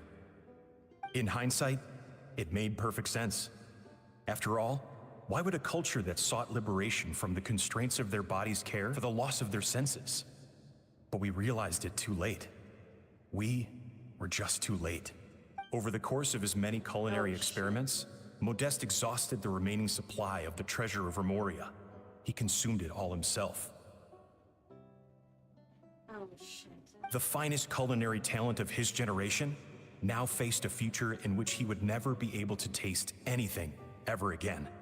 Finally, in despair, he took his own life. Okay, so it wasn't Savelli that killed him. This explains everything. And because we had become estranged, I cannot be there to stop him, to offer some words of comfort, or even to say goodbye. Yet despite everything, he sent me his final letter. The treasure of Remoria? Guess Monica was really onto something. It really was a kind of drug. So, Modeste chose to end his own life. Then, why all the rumors that Savelli murdered him? Also, neither the Codex nor any other contemporary records make any mention of the treasure of Remoria. It's almost as if someone deliberately erased it from history. I mean, if it caused this much pain, it caused his friend to take his own life. Savelli may have erased it on purpose. Modeste told me everything in his final letter. His was a tale of how even a genius could fail, and how much more devastating it is when it happens. Did he hope I would gain some personal catharsis from knowing the truth? Or maybe he wished for me to warn the public about the dangers of Gâteau de Bourg, proving that I had been right all along. But if the public ever learned how Modeste's greatest triumph became his undoing, his fall from grace would be swift and merciless. 1 minute a genius, the next a joke. It would surely spell the end for his restaurant too. Oh, so he concealed everything. What would be his legacy then? How would future generations view everything we built together? I fear the scorn I have faced these last years would pale in comparison to the scorn shown to him by the history books. I cannot let that come to pass. I will do what I must to protect his name. It will mean tampering with his notes to remove the damning details, leaving mere fragments of our story behind. I was right. He erased it. It may lead his family to suspect me of having a hand in his demise. But if that's the price of destroying all evidence of my crimes, then so be it. I would rather the world believe a tale of genius and jealousy than see his reputation in tatters. Oh, Savelli was actually a loyal friend right to the end. The final loose end is the evidence here, at the bottom of the sea. Oh no, we've got to stop Monica. What's wrong? Didn't we say Savannah should be safe for now? So we thought, but if Monica finds out what happened to the treasure, there's no telling what she might do. Yeah, she'll go insane.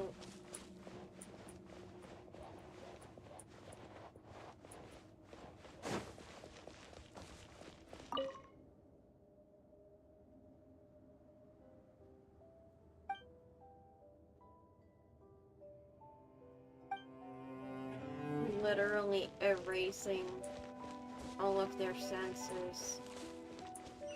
Any touch, any taste, any feeling.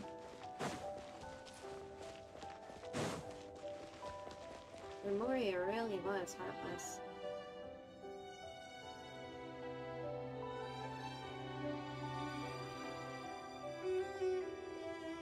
The treasure of Remoria. I have found you at last. Savelli, you tried your best to bury the truth, but you underestimated the children of Modeste. Some fragments of his diary escaped your clutches, and we have held on to them for generations. Oh, so she was descended from Modeste. But I have to thank you too, Savannah. Without your help retrieving the Codex, and with it the last piece of the puzzle, I may never have found this place. But now, finally, the secret to Remoria's military might is within my grasp. The treasure of Remoria is mine! Oh. It's empty. It's empty? Monica? Oh, we were seconds too late. Escoffier? What's the deal with that jar? Oh, Savelli's final act! He wanted to conceal the secret of the treasure forevermore and make sure it would never harm anyone again. So he came here after his friend's death and destroyed every last shred that remained. This can't be happening. All the years I spent piecing together the truth. All my painstaking planning. All that for an empty jar? Monica, don't do anything stupid. This ruin is more dangerous than you realize. Oh, shut your pie hole! Oh no. Praise be to Lord Remus. You barbarian shall be slain.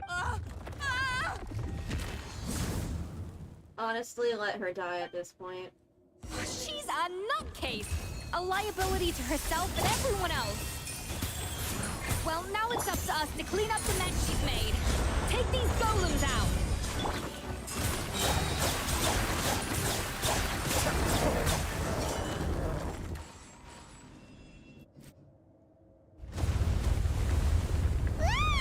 Why is this place still shaking?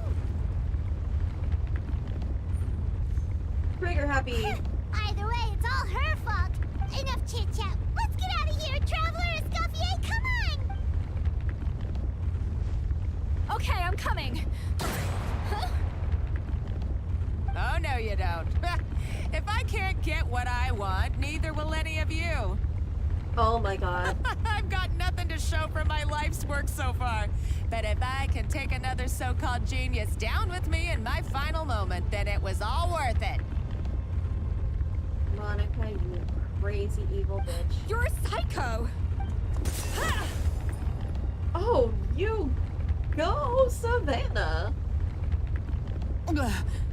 Savannah? Oh, when did you wake up?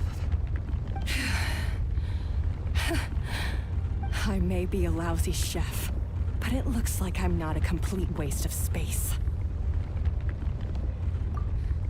Traveler? Okay, let's go!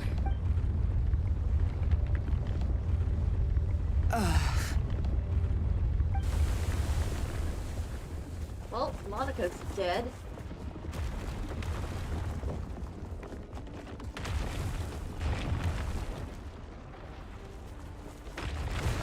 Oh shit, she's falling behind. Okay, never mind, she got out.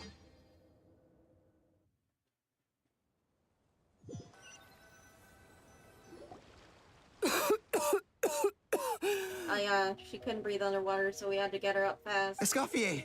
Savannah! Traveler! And Paimon! Venegem! What are you all doing here? What did you expect us to do? Stay at the restaurant and sit on our merry derrieres? While the Traveler and Escoffier were out here risking their lives? We had to do something. Even though that something ended up being, well, waiting for you here instead.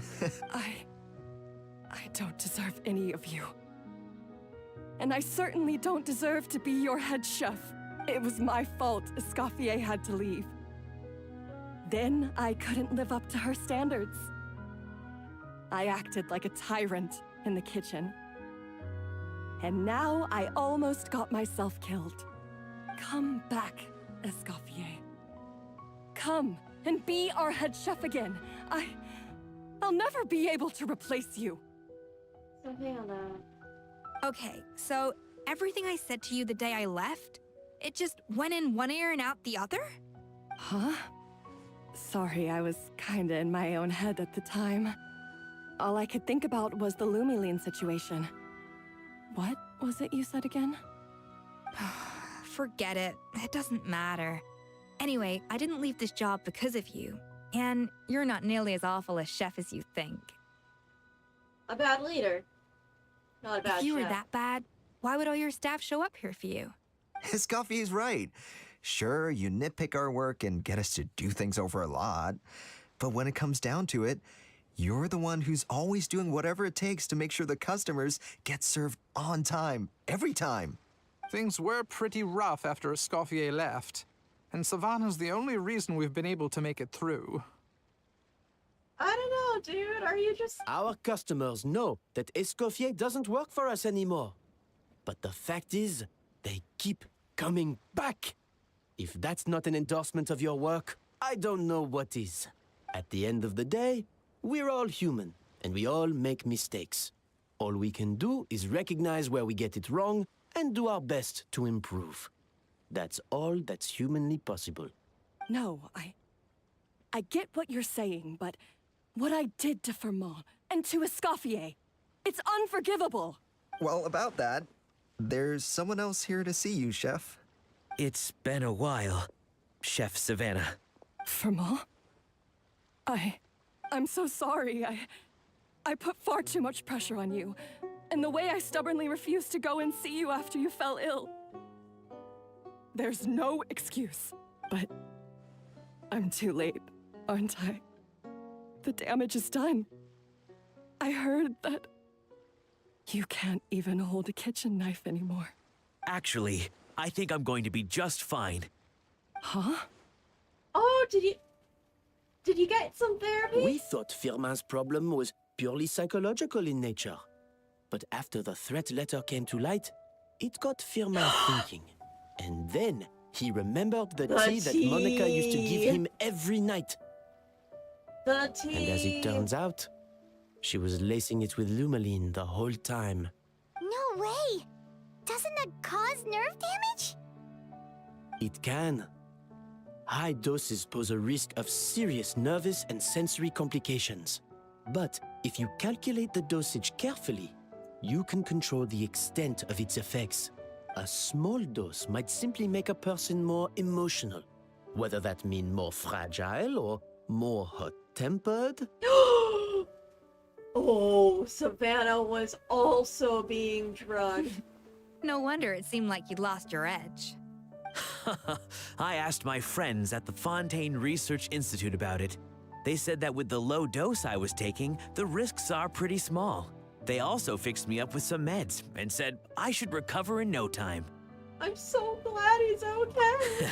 Well, that's what happens when you give someone a little bit of hope to cling on to. There's more.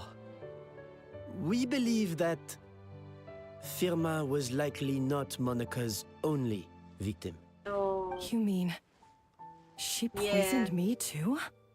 Oh, so that's why Savannah's been so irritable this whole time. Let's not be too quick to blame everything on the Lumaline. That stuff can only amplify what's already there. So tasty food will seem like the most delicious thing in the world, while food you don't particularly care for will become utterly revolting. So you better make sure you reflect on your behavior and apologize to every single person you've wronged. I will. I'm sorry. There's still one question that's really bugging me. Why is it that no matter what I do, my Gâteau de Bourg never tastes the same as yours? Oh, I want to know what came out of that investigation. Is it just... I mean, is it because you're a genius and I'm not? It's because the heating element in your oven is broken, you silly goose. Oh my god! What? It's been all this time! I felt like something was off during the cooking contest. Once I got around to checking all the equipment, I noticed it right away. There was a half-degree discrepancy between the temperature setting and the actual temperature. All the ovens in the whole kitchen had the same problem, which confused me at the time, but by this point, it's pretty obvious that Monica must have tampered with them. Oh. I would have figured it out the day of the bake-off, since the issue affected both our teams. But of course, Monica sabotaged mine so that could never happen. No.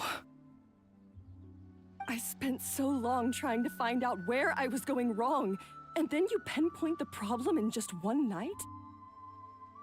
Savannah, you were also literally being drugged, psychologically tortured, and blackmailed.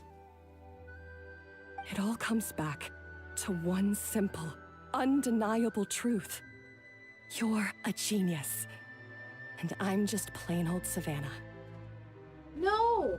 Literally no other chef thought to check that. Oh, cut it out! Stop the woe is me act for a second and just think. I came up with this recipe. You don't think that might have something to do with it? Do you know how long I spent perfecting my gâteau de bois? 3 years! 3 whole years! I know this dish inside out, back to front and upside down. And you've been head chef now for what, 6 months? If that? A couple hundred failed attempts, and you're gonna throw in the kitchen towel and declare you'll never be successful because you're not a genius. You clearly have no idea how many kitchen failures I've had under my belt, or just how long it took me to finally get my recipe to a level I was satisfied with.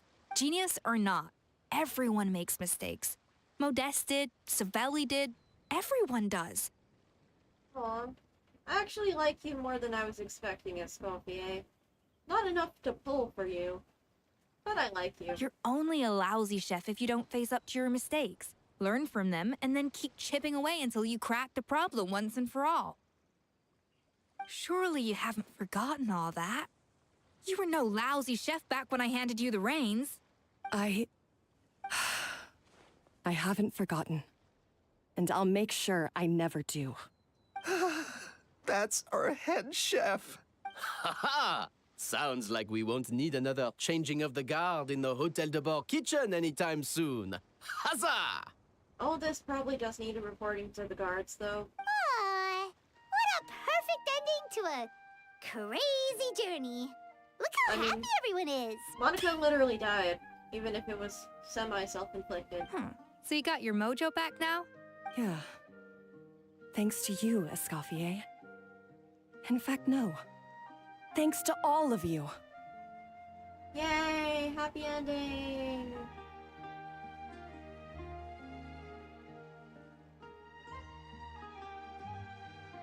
Aw, friends again.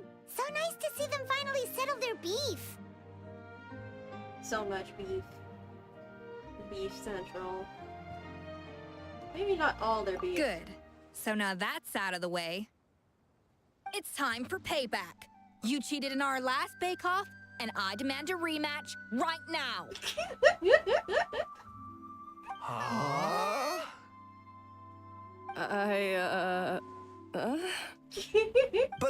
But that was mostly Monica's fault, wasn't it? Right. And also, does it have to be right now? Savannah's only just got her mojo back, and you barely escaped from a death trap. No excuses. This is a cooking contest between 2 top chefs, and nothing will stand in its way. So grab your spatula and get ready, because this rematch is happening today, right now, this instant. Hey, so, this whole time you were salty about losing? Yep. The second cooking contest commences now! This time, no more games, and no holding back!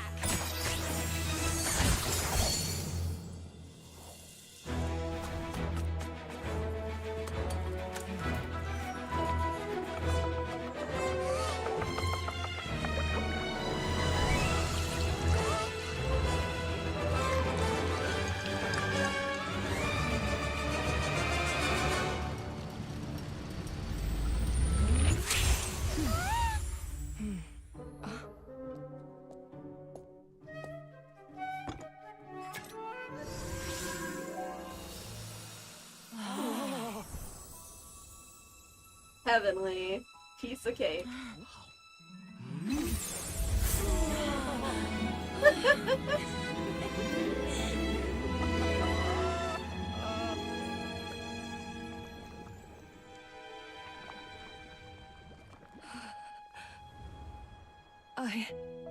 feel like I don't have the right to be here. Hey, what are you so afraid of? You can't unbake it now. And if you don't serve it, then good or bad, you'll never find out how to improve. If you're too scared to fail, you'll never know what real success tastes like.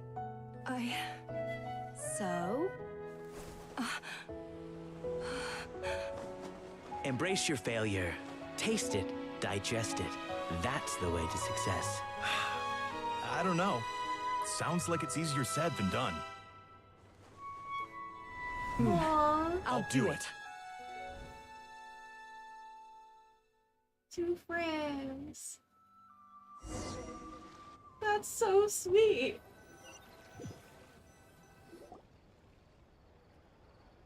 The results are in!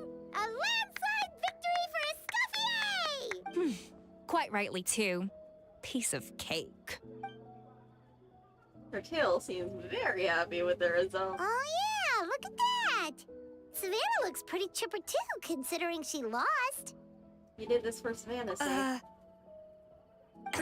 Now, where were we? Yes. Do you have any more questions for me after everything that's happened? What are your future plans? I thought Navia would have filled you in. And actually, I said all this to Savannah before I left. Although, as we saw, I don't think any of it sank in. I had two reasons for leaving. One was the food safety incident, of course. But the other was that the Hotel de Boer had reached a point where it didn't need me anymore. Oh. So I decided to step down and look for new opportunities to improve myself. Improve how?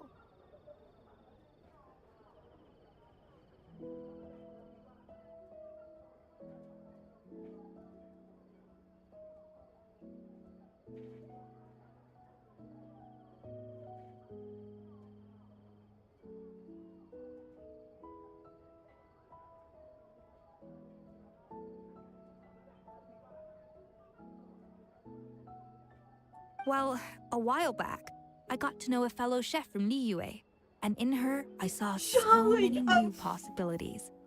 Oh, of course it's fucking Charlotte.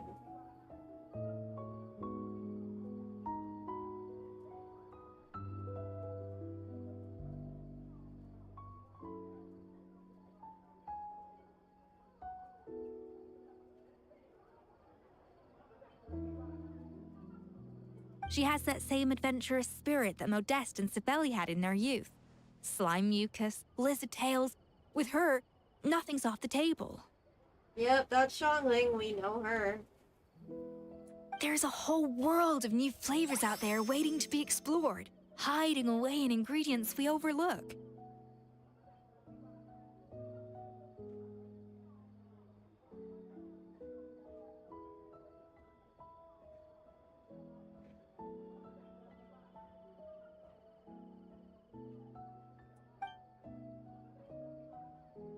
Case in point, remember those Romaritime flowers down in the ruins? I used them in the cooking contest just now. Did you taste the difference? What? Paimon didn't notice at all. Half of the art of cooking is dissecting the recipes of previous chefs and figuring out the exact constellation of elements that gave their work its signature taste. Oh. And the other half, it lies in freeing yourself from the confines of the kitchen.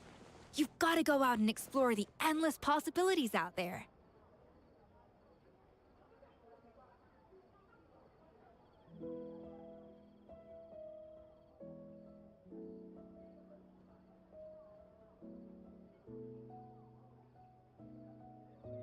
Uh-oh. Paimon's suddenly not sure she wants to try your cooking anymore. Hey! Come on, you can Don't worry, it's not going to be a free-for-all like in Modeste's time. Before I put anything into my food, I'll obviously do my research, make sure it doesn't contain any harmful substances. In the meantime, take this. It's a recipe for Petit Gâteau de Boer, revised version. I tweaked it to suit your needs as busy adventurers.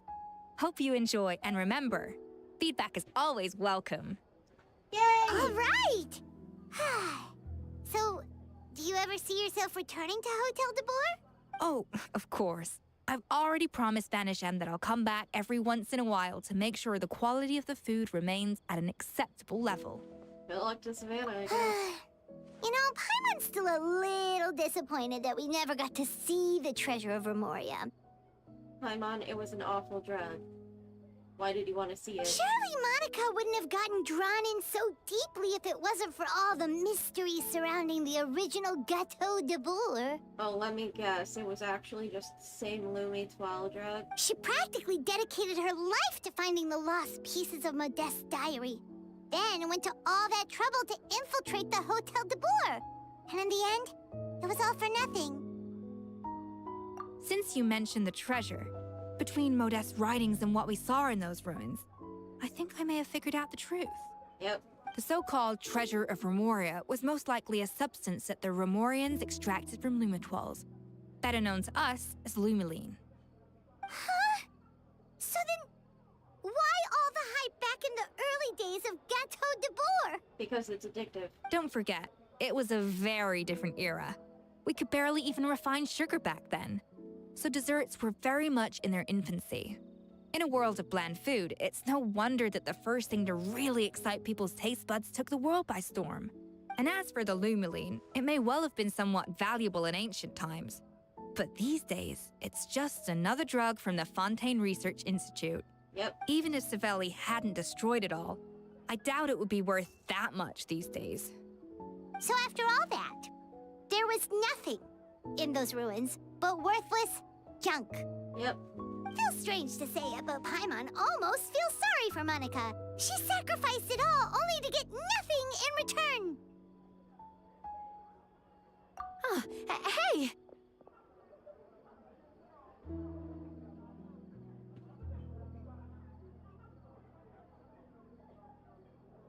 Huh? Navia? You just got back from that underwater ruin, right? Well, check it out. They ran a special issue. Oh? Did you see anything like this down there? Freshly unearthed from the ruins of Remoria. A magnificent jar thought to be over 1,000 years old. Oh yeah, we just shattered it. Experts say it has immense artistic and historical value. It could be worth an absolute fortune. Oh, Monica with even more. Oh, she died. And she had a treasure right in her hands, the empty jar. Isn't that the jar they used to hold the treasure? If only it was still in one piece. Some butterfingers must have dropped it or something. Ugh, it's such a shame.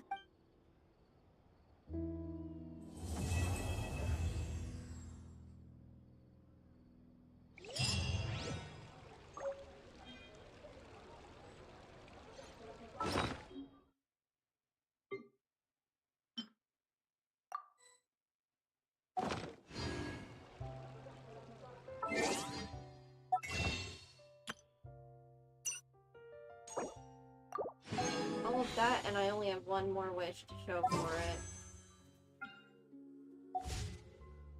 Man.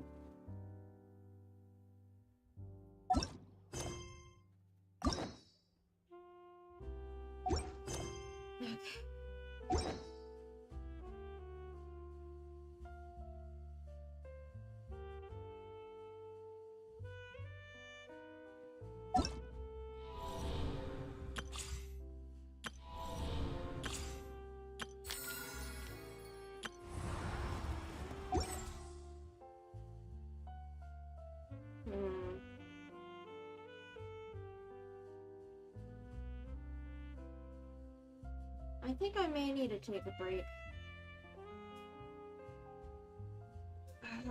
But there isn't much time.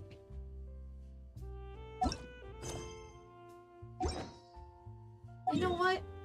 I'll do some treasure chest hunting. Okay, so I have Fontaine at almost 100%.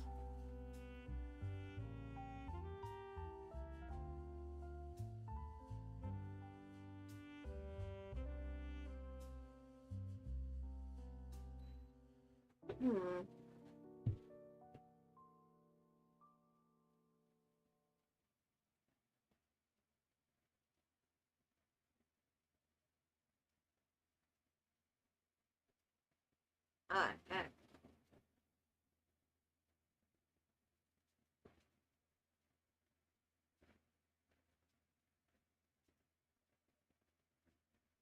Oh dang, I got Vanarana to 100%. And all that to 100%. Ugh. Do I really want to do the desert, though? I may just gotta do more Natlan. But, for now, I gotta take a break.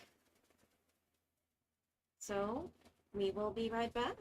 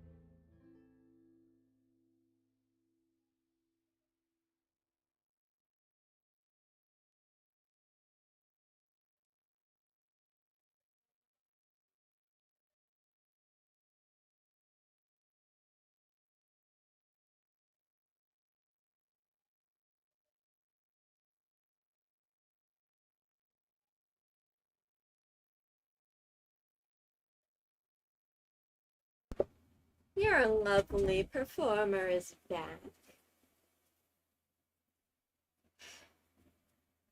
Just feeling a little unwell is all.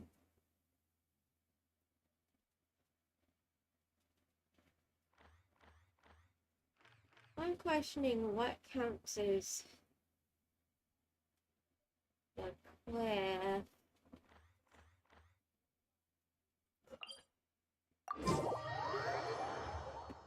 Let's start over here and head west.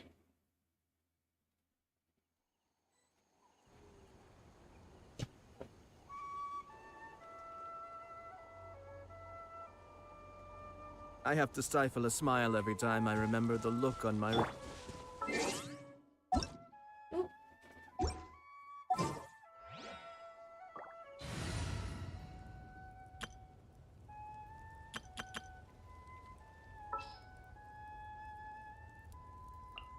Just what will we come across this time?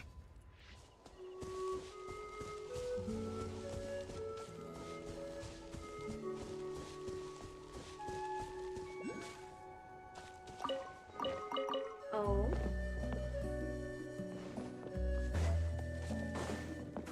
Overruled! Gather!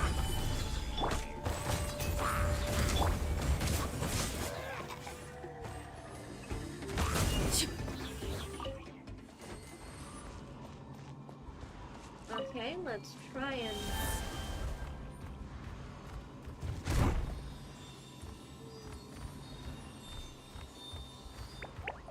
Where you going, little Mizuki?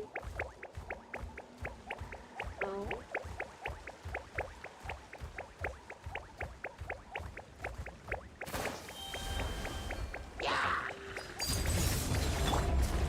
Solidify!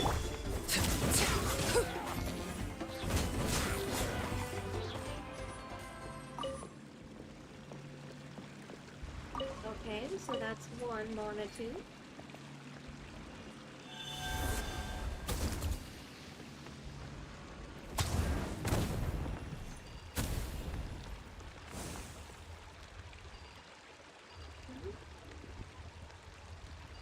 How do I get under there?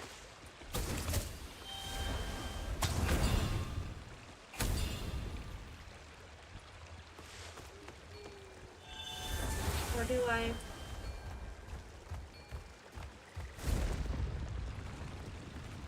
No. Okay.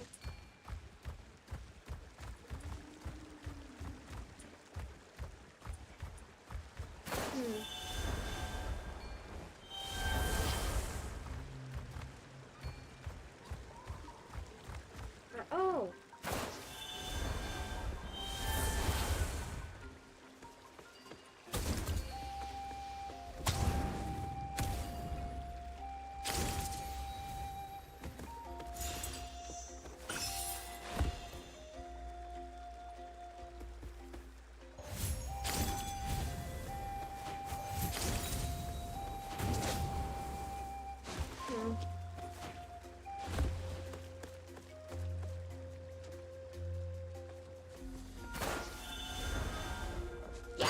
Laid bare. Stabilize! Come into being!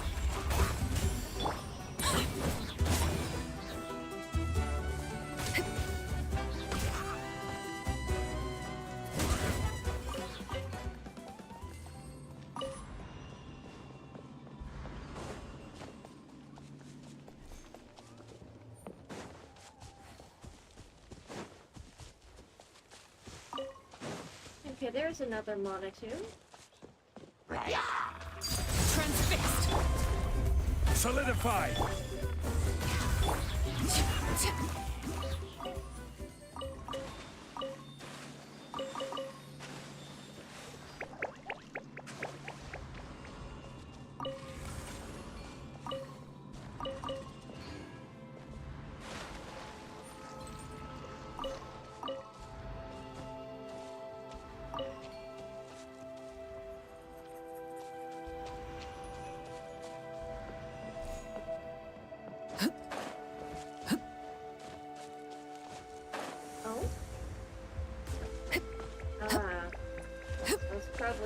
to use the Puffalmasaur.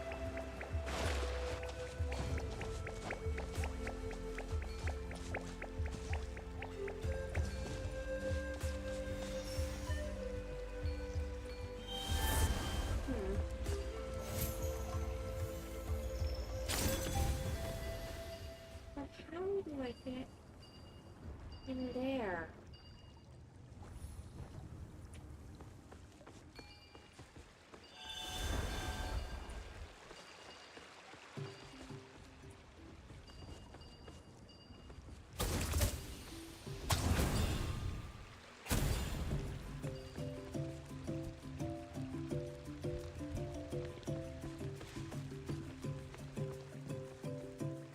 Or, oh.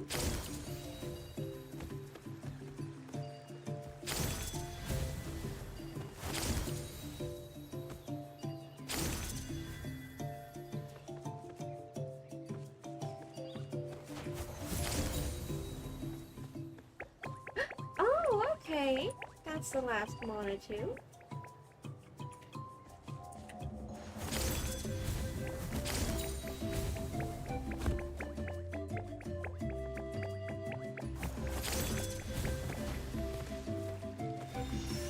Okay, now that opens. Oh. And yeah, all that effort got me a ton of chests.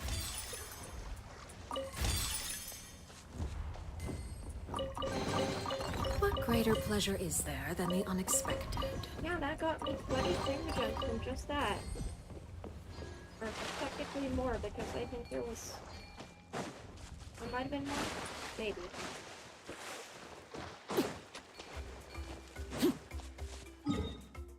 That was so good.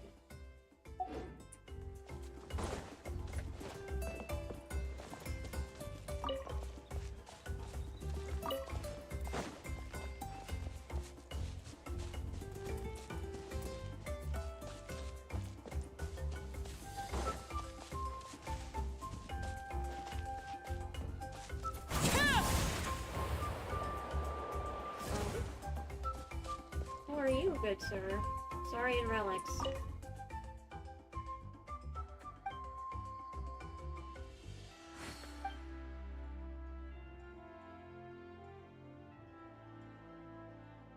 Rude.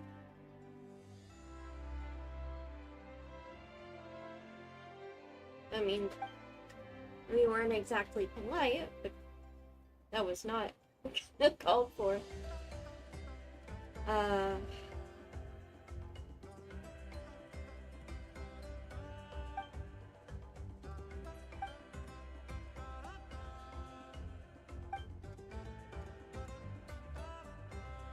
Yep, all research unfortunately needs funding, because people gotta eat and have shelter and stuff.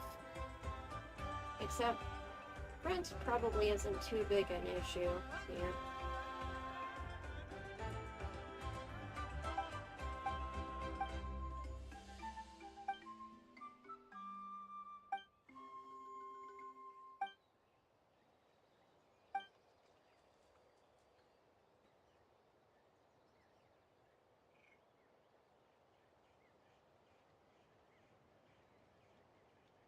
No guarantees.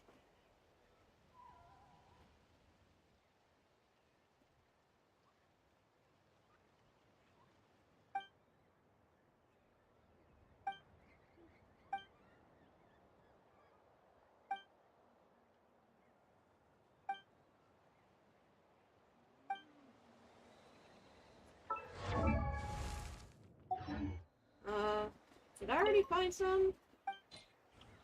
Oh yeah, I did find them. I found all of them.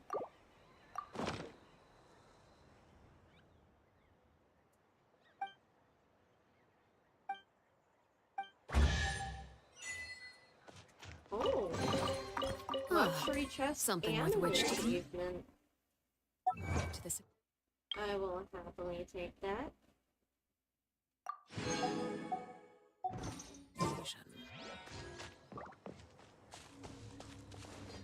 I'm starting to think that I maybe should not have given that to him. Oh well. Too late for that now.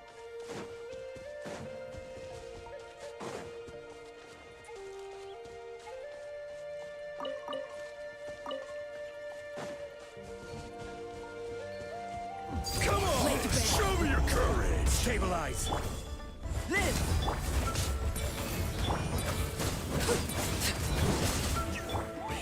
Burst forth!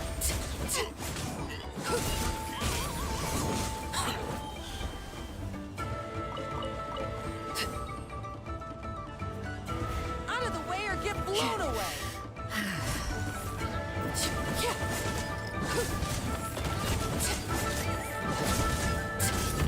Strike! Yes, you are. That was quick.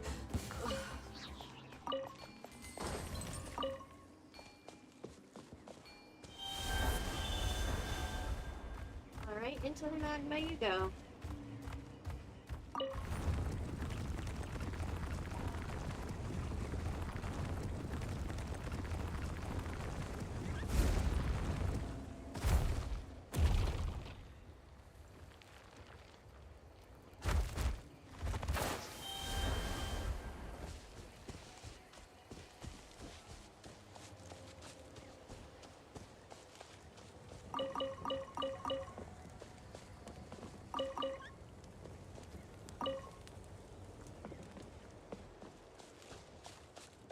Girl, little baby.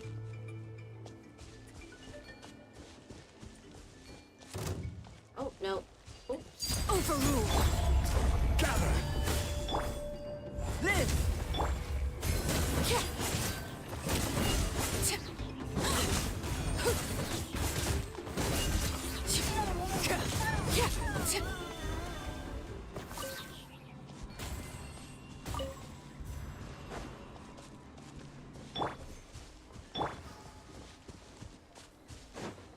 Oh, there is a treasure chest. You know, this is a far more productive use of my time. Come on! Show me your courage! Stabilize! Even though it is Burst so forth. annoying.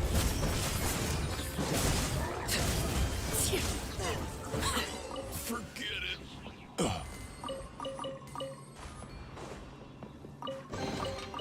An impressive bounty.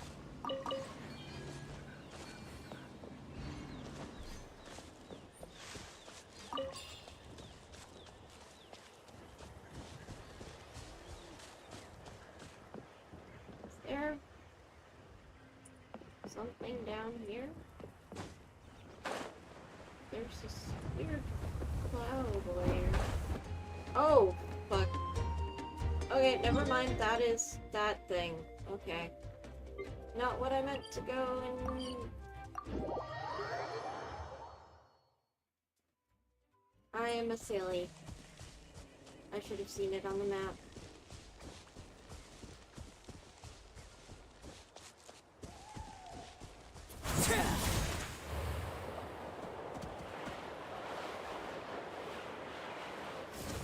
Oh, there's a chest. And also some ore. Oh, I'll happily take this. Gather!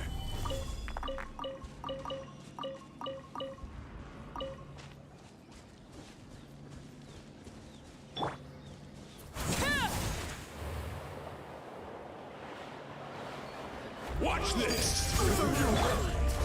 Solidify! Stick around! Forget it! Forget it! What greater pleasure is there than the unexpected?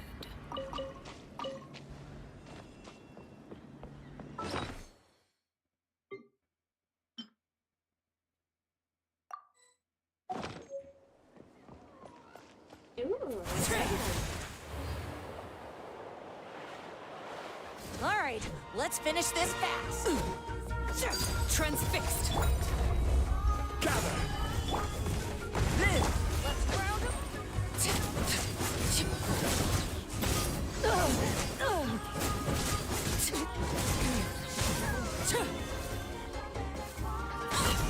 That was quick. And then you fell.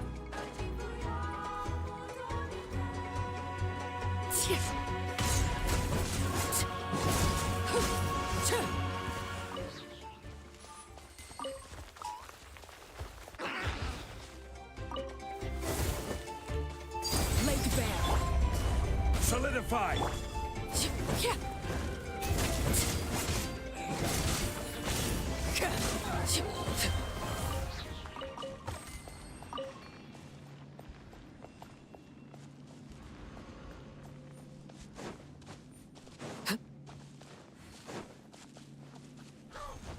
Oh no. No, ignore me, please.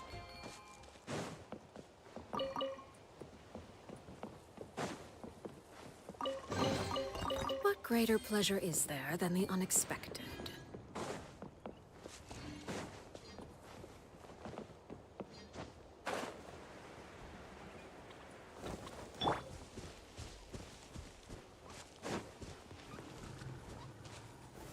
Stabilize!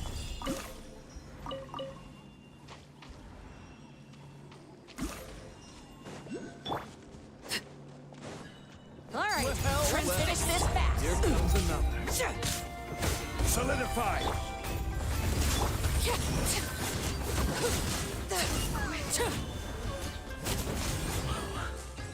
This was new.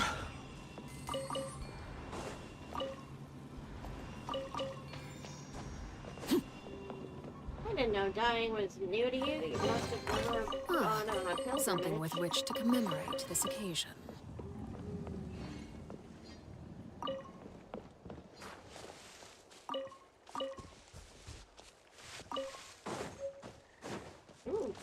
Prepare yourself. Let's finish this fast. Lay to bear. Stabilize! That was quick.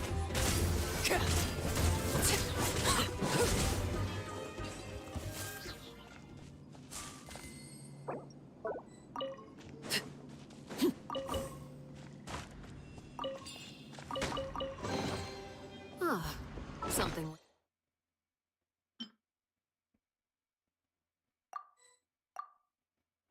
Which to commemorate this occasion.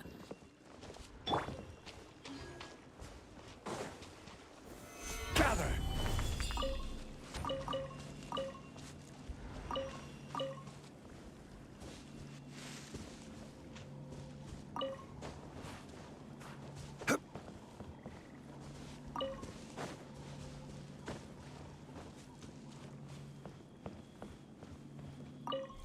Oh.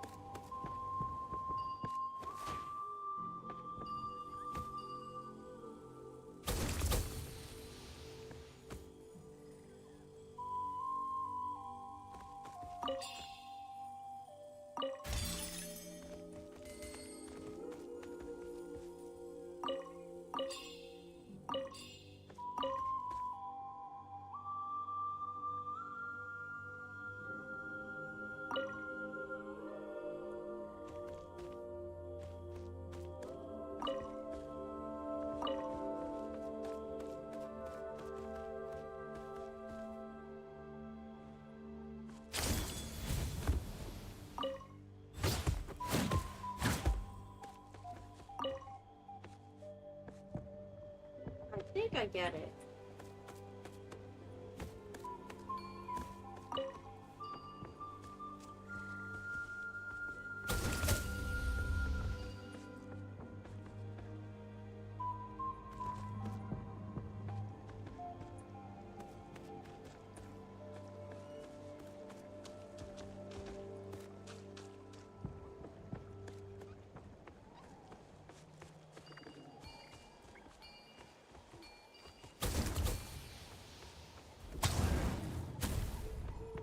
No?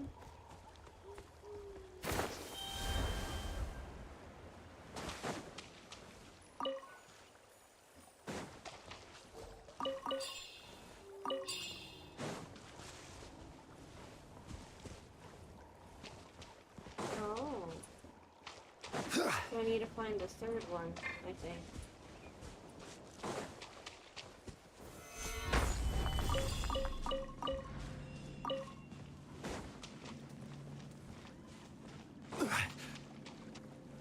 It should be in this direction.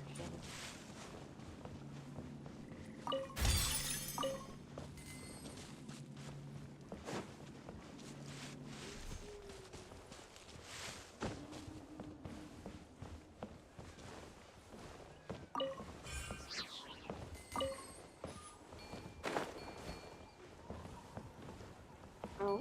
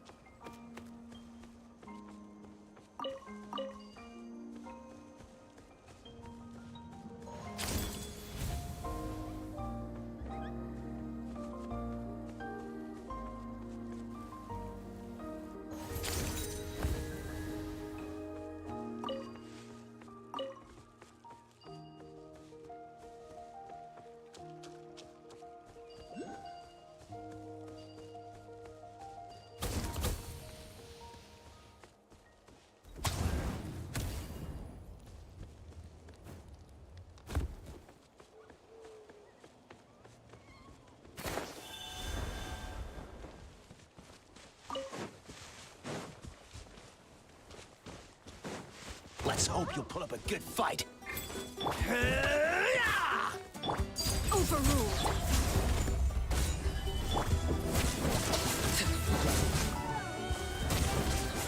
Let's finish this next time.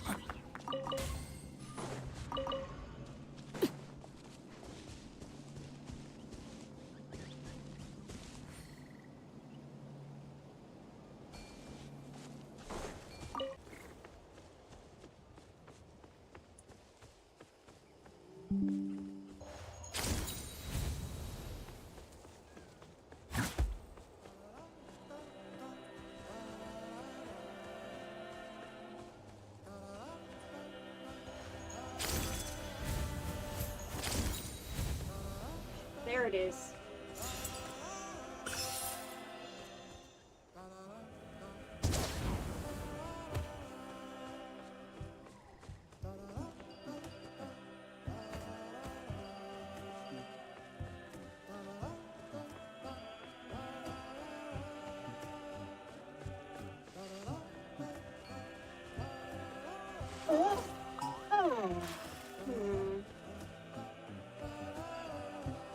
Where could that last thing be? Or, oh! There it is.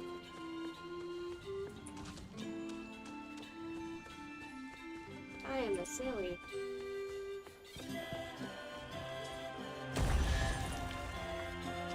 Oh no. I'm not touching that. What I am doing is marking that location. Because, dear God, I cannot fight these things. Ugh.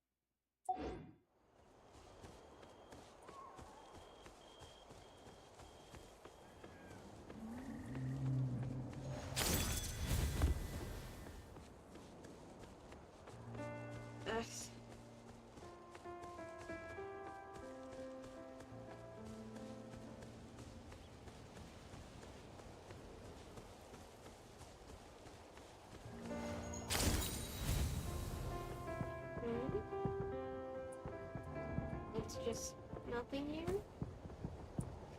Weird.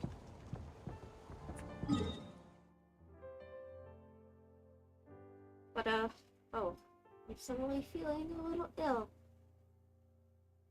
I may be back.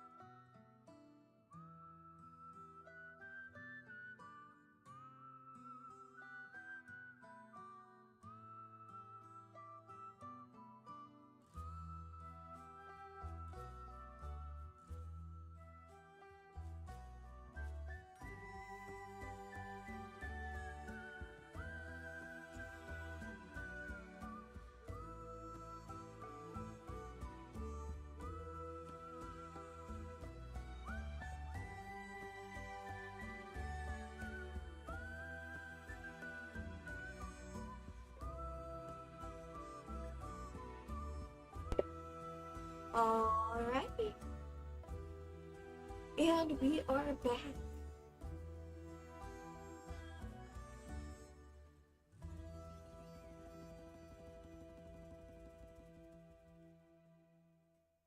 Let me just do a thing.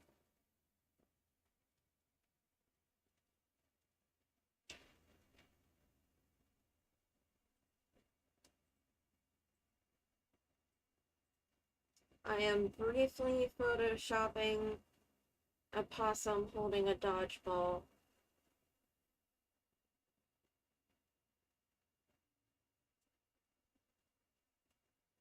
For a friend.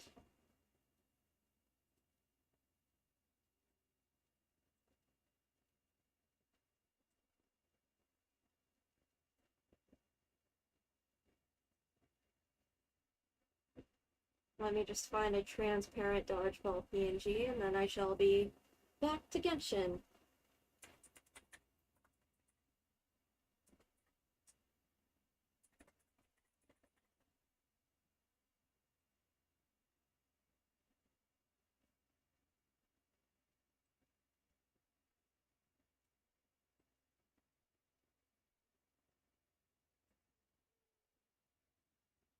Oh yeah, I can feel the texture on this one.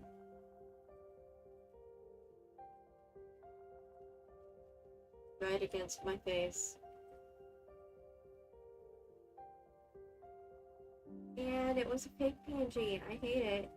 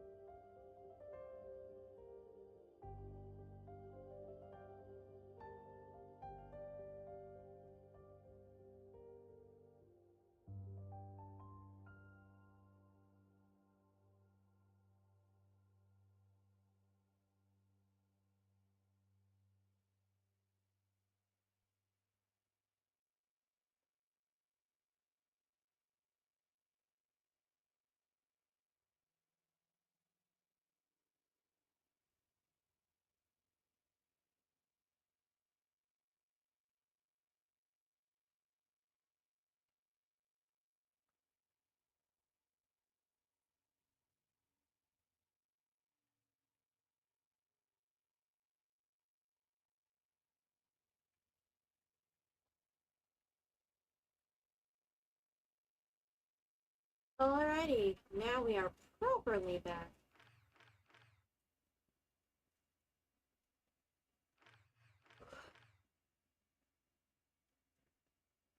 Oh, that counted for basin of unnumbered flames, not for the cliff. But then all that counts for Ochkamat, man. Damn. Flowerfeather clan really got snubbed. It has such a small territory.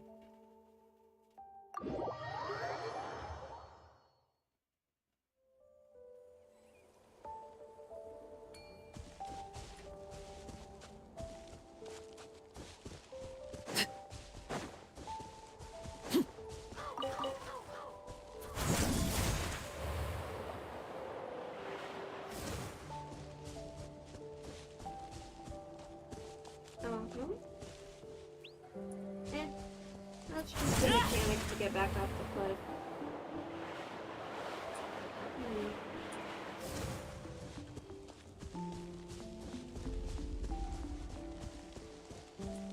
Buttons.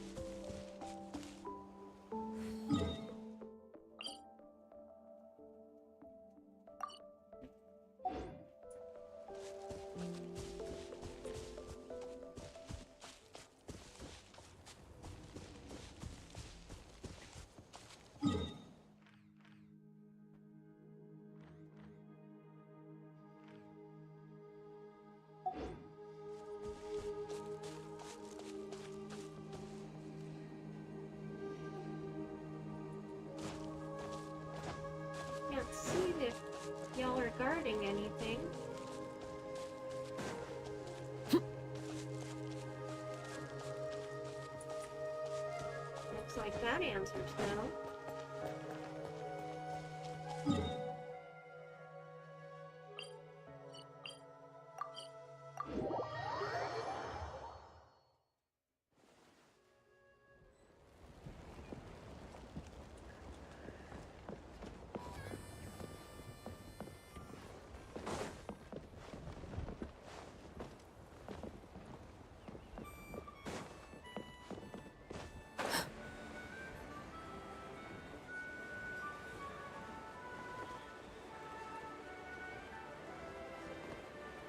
Oh, how'd I miss that? It's right frickin' there.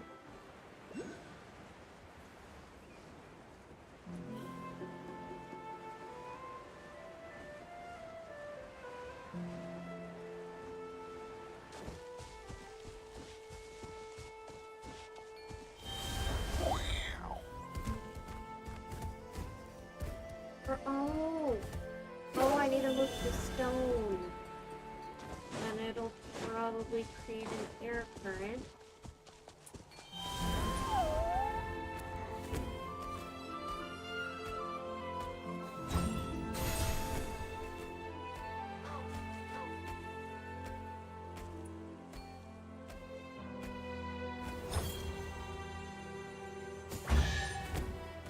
Or no, it's a chest.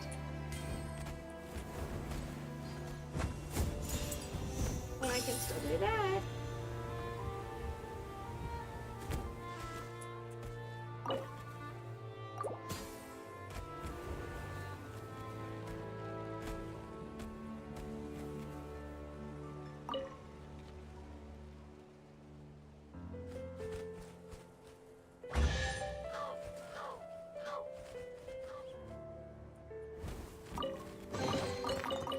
Adorable little petlessers.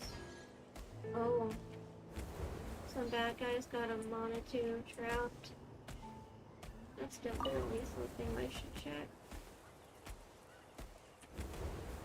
Oh, not another one of these.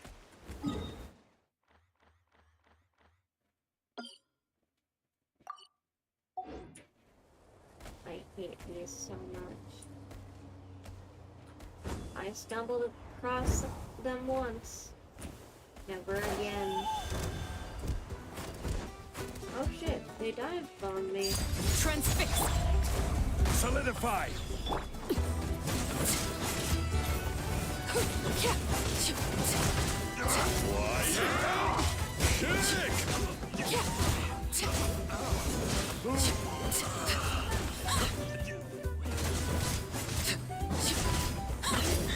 Overruled.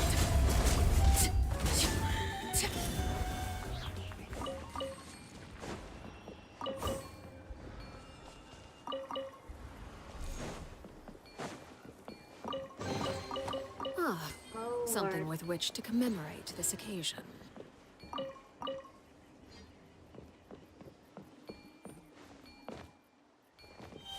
Don't worry, lady.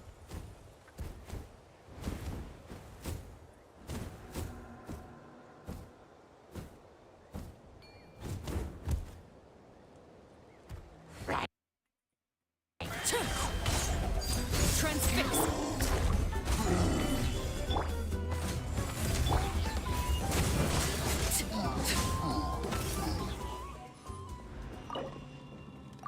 Oh? Fudge.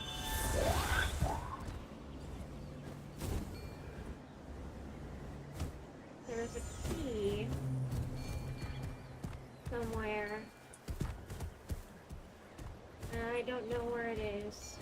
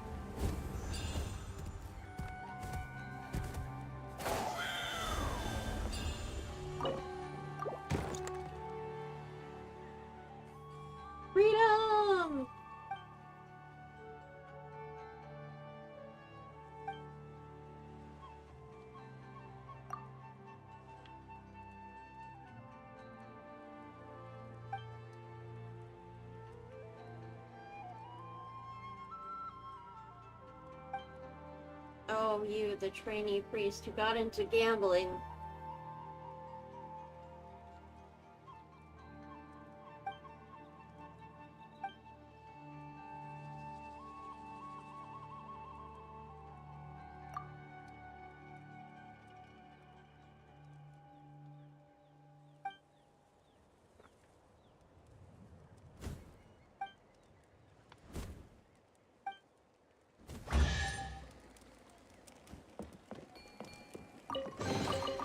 An impressive bounty. As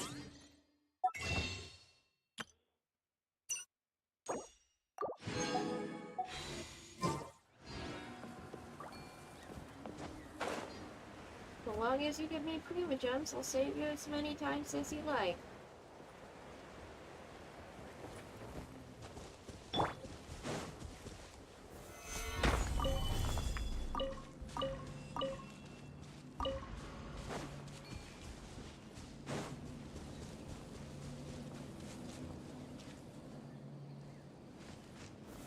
Gather!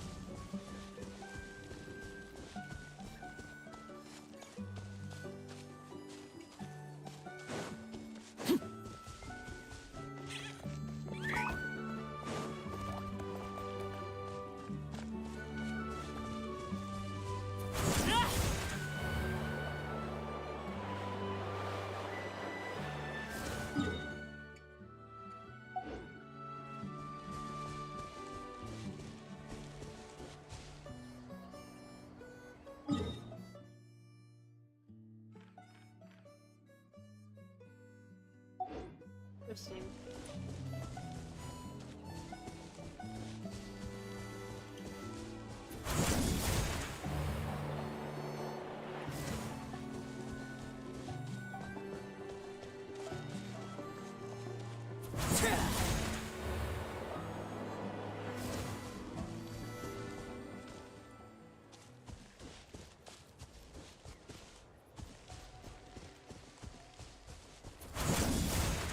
There's that Patui camp I checked out earlier.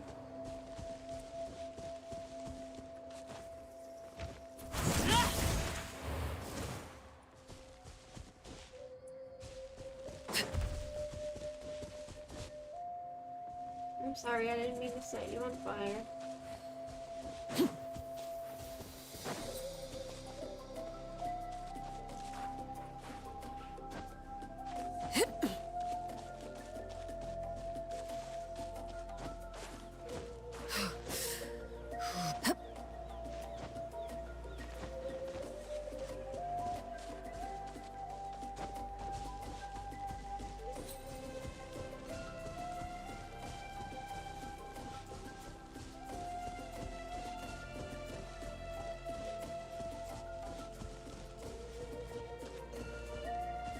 Oh!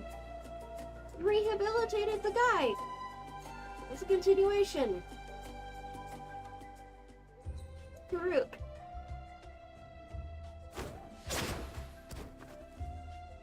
Karuk.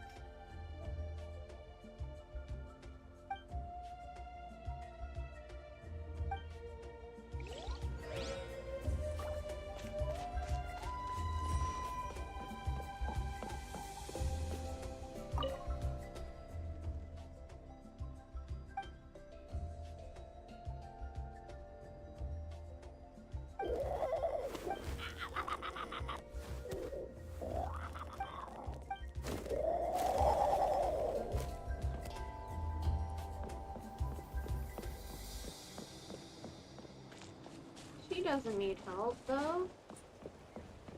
Unless...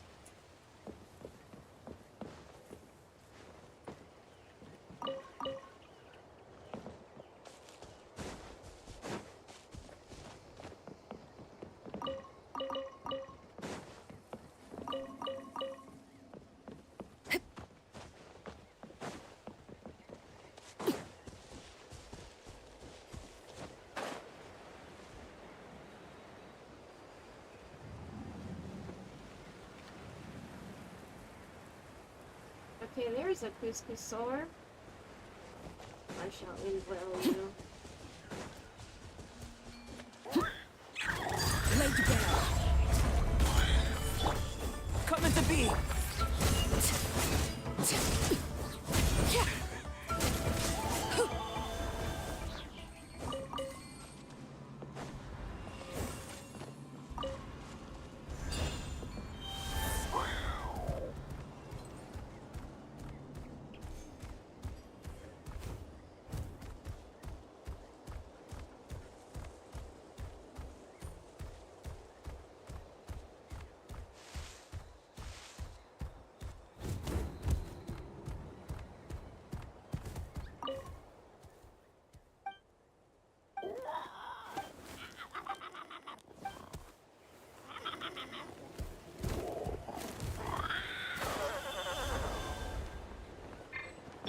What I need to do is... Stabilize! No? What is...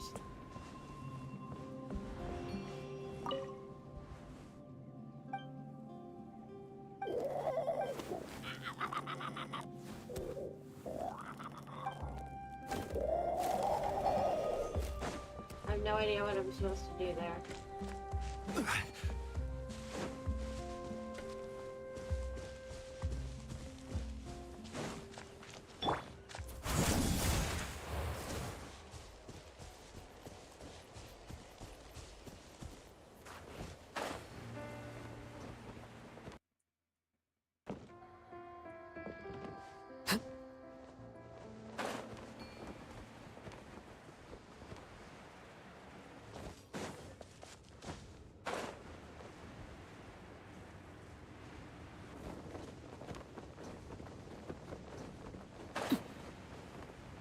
Oh, it's just the Tenebris Papilla.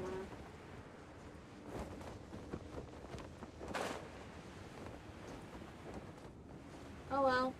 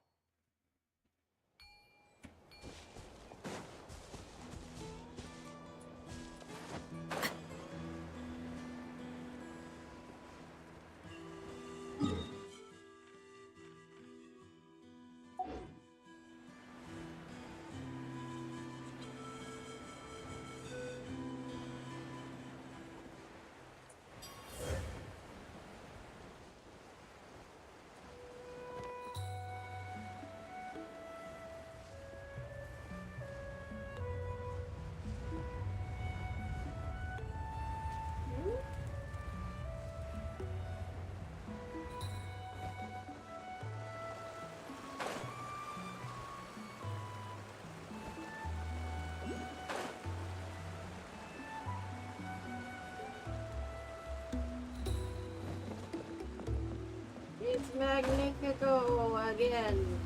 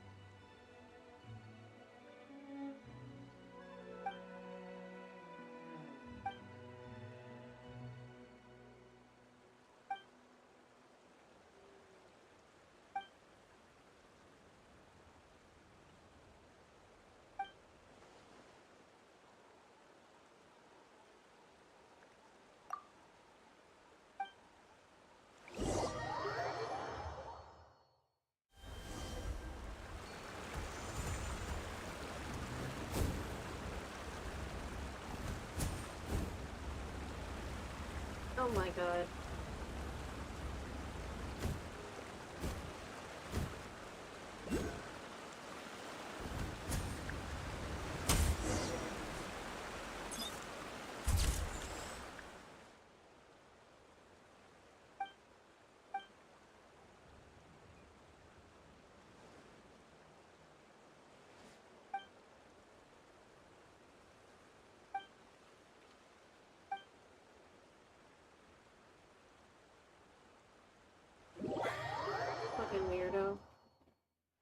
But hey,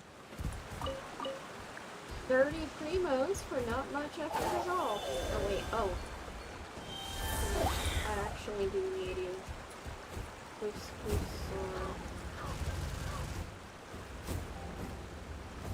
Oh no!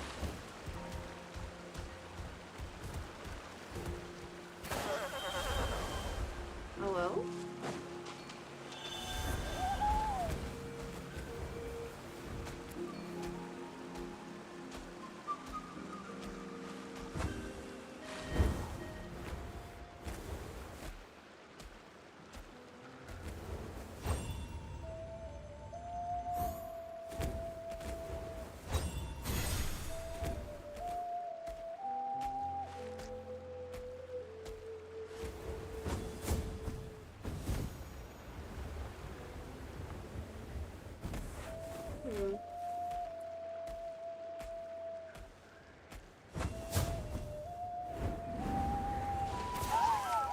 Oh no! I am so sorry.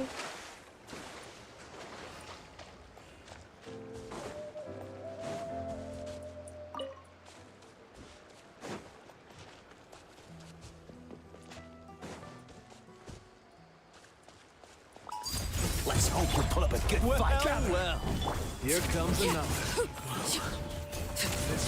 Let's finish this next time. Oh?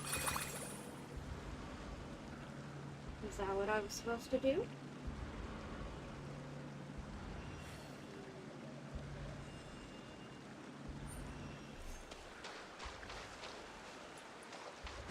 Oh, I see.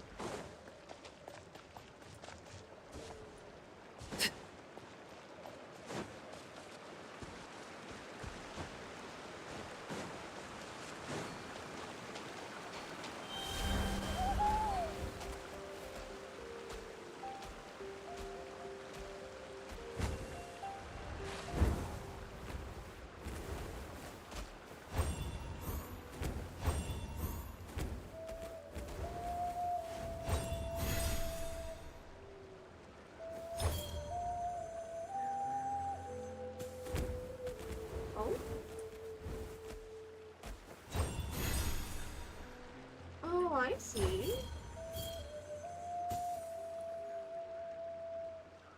There we are.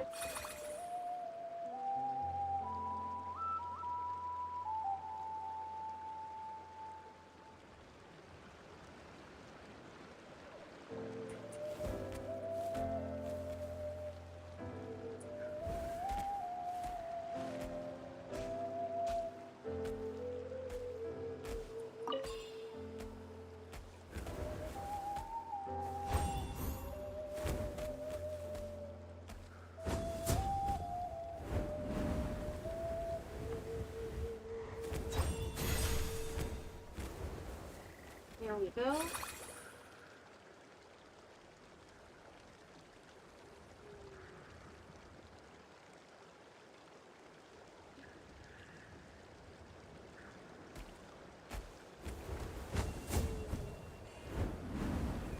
There's still more.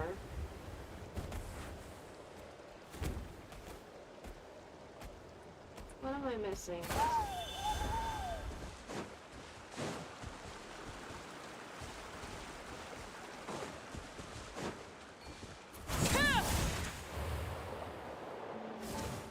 Or, oh!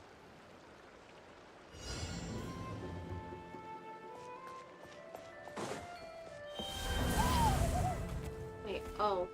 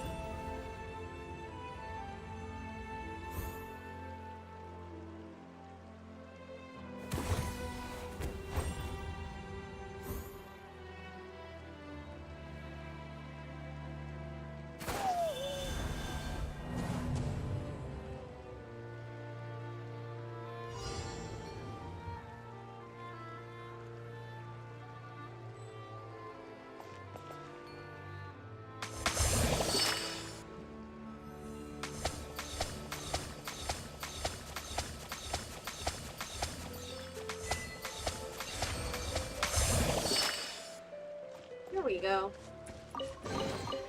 Ah, something with which to commemorate this occasion. Yay! Okay, now I talk to you and do the challenge.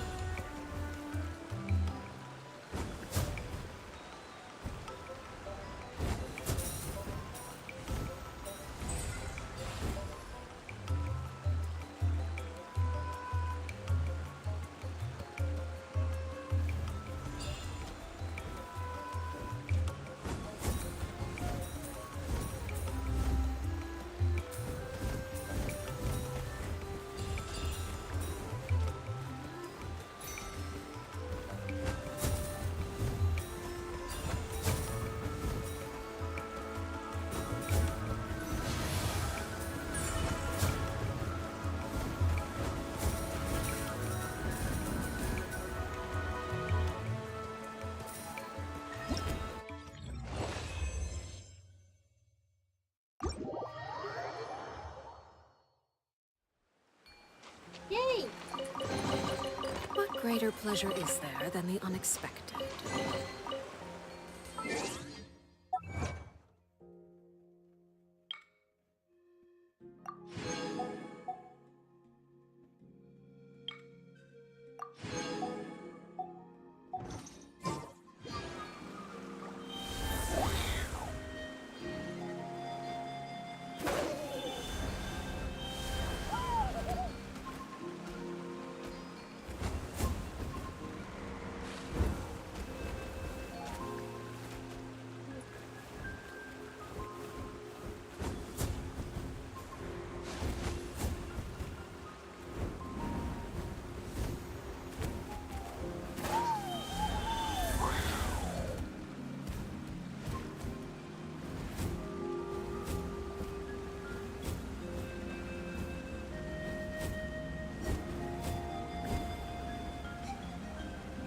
Ugh.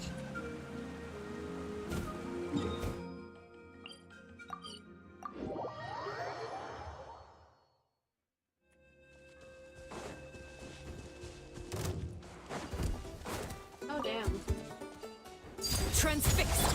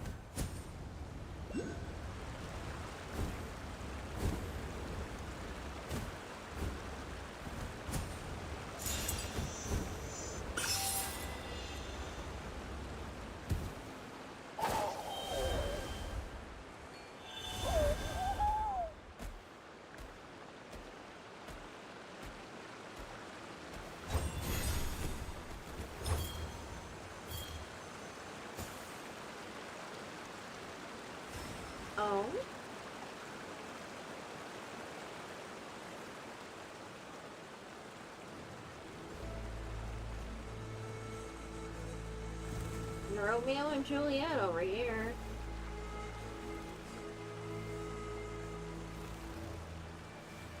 She's a petlosaurus, both alike in dignity. In Fairnet land, where we lay our scene.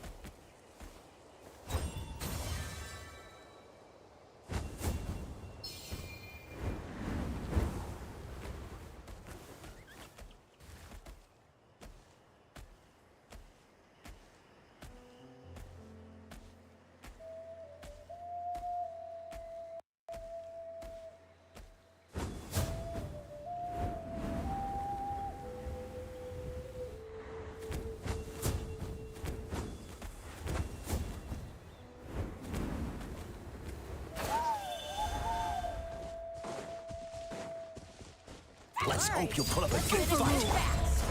Solidify. Here comes the Dust Storm! That was quick. Let's finish this next time. Let's finish this next time. That was quick.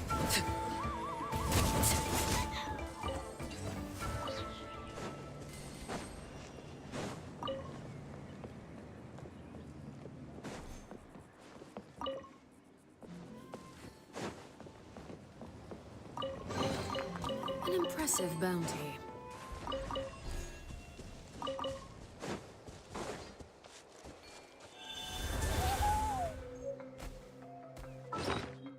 Oh damn, another recipe?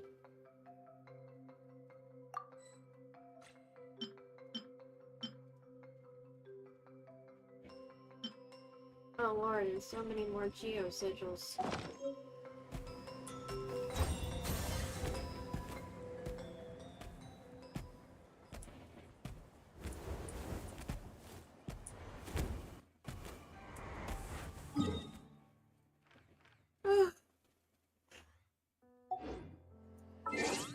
Damn it.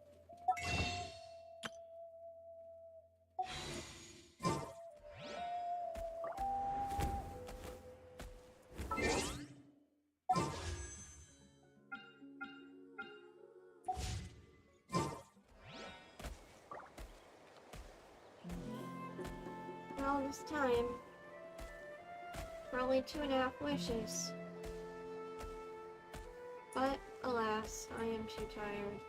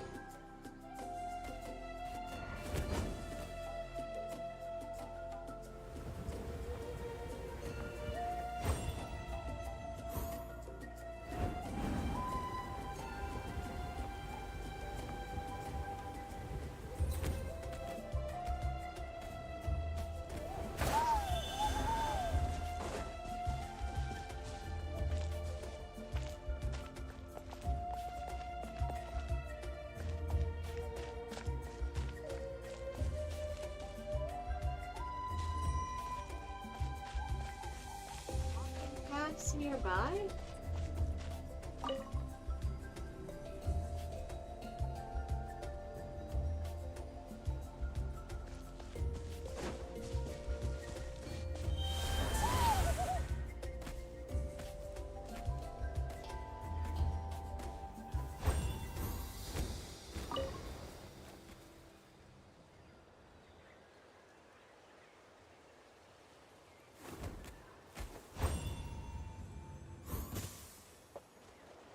Oh.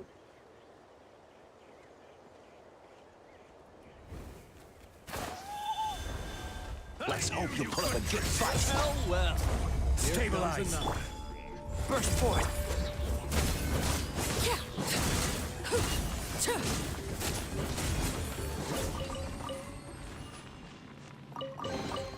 What greater pleasure is there than the unexpected? Alright, I think that is all I am up for. And it is now 5:30 a.m. Well, thank you for watching. Good morning, good evening, and good night. Have a wonderful day.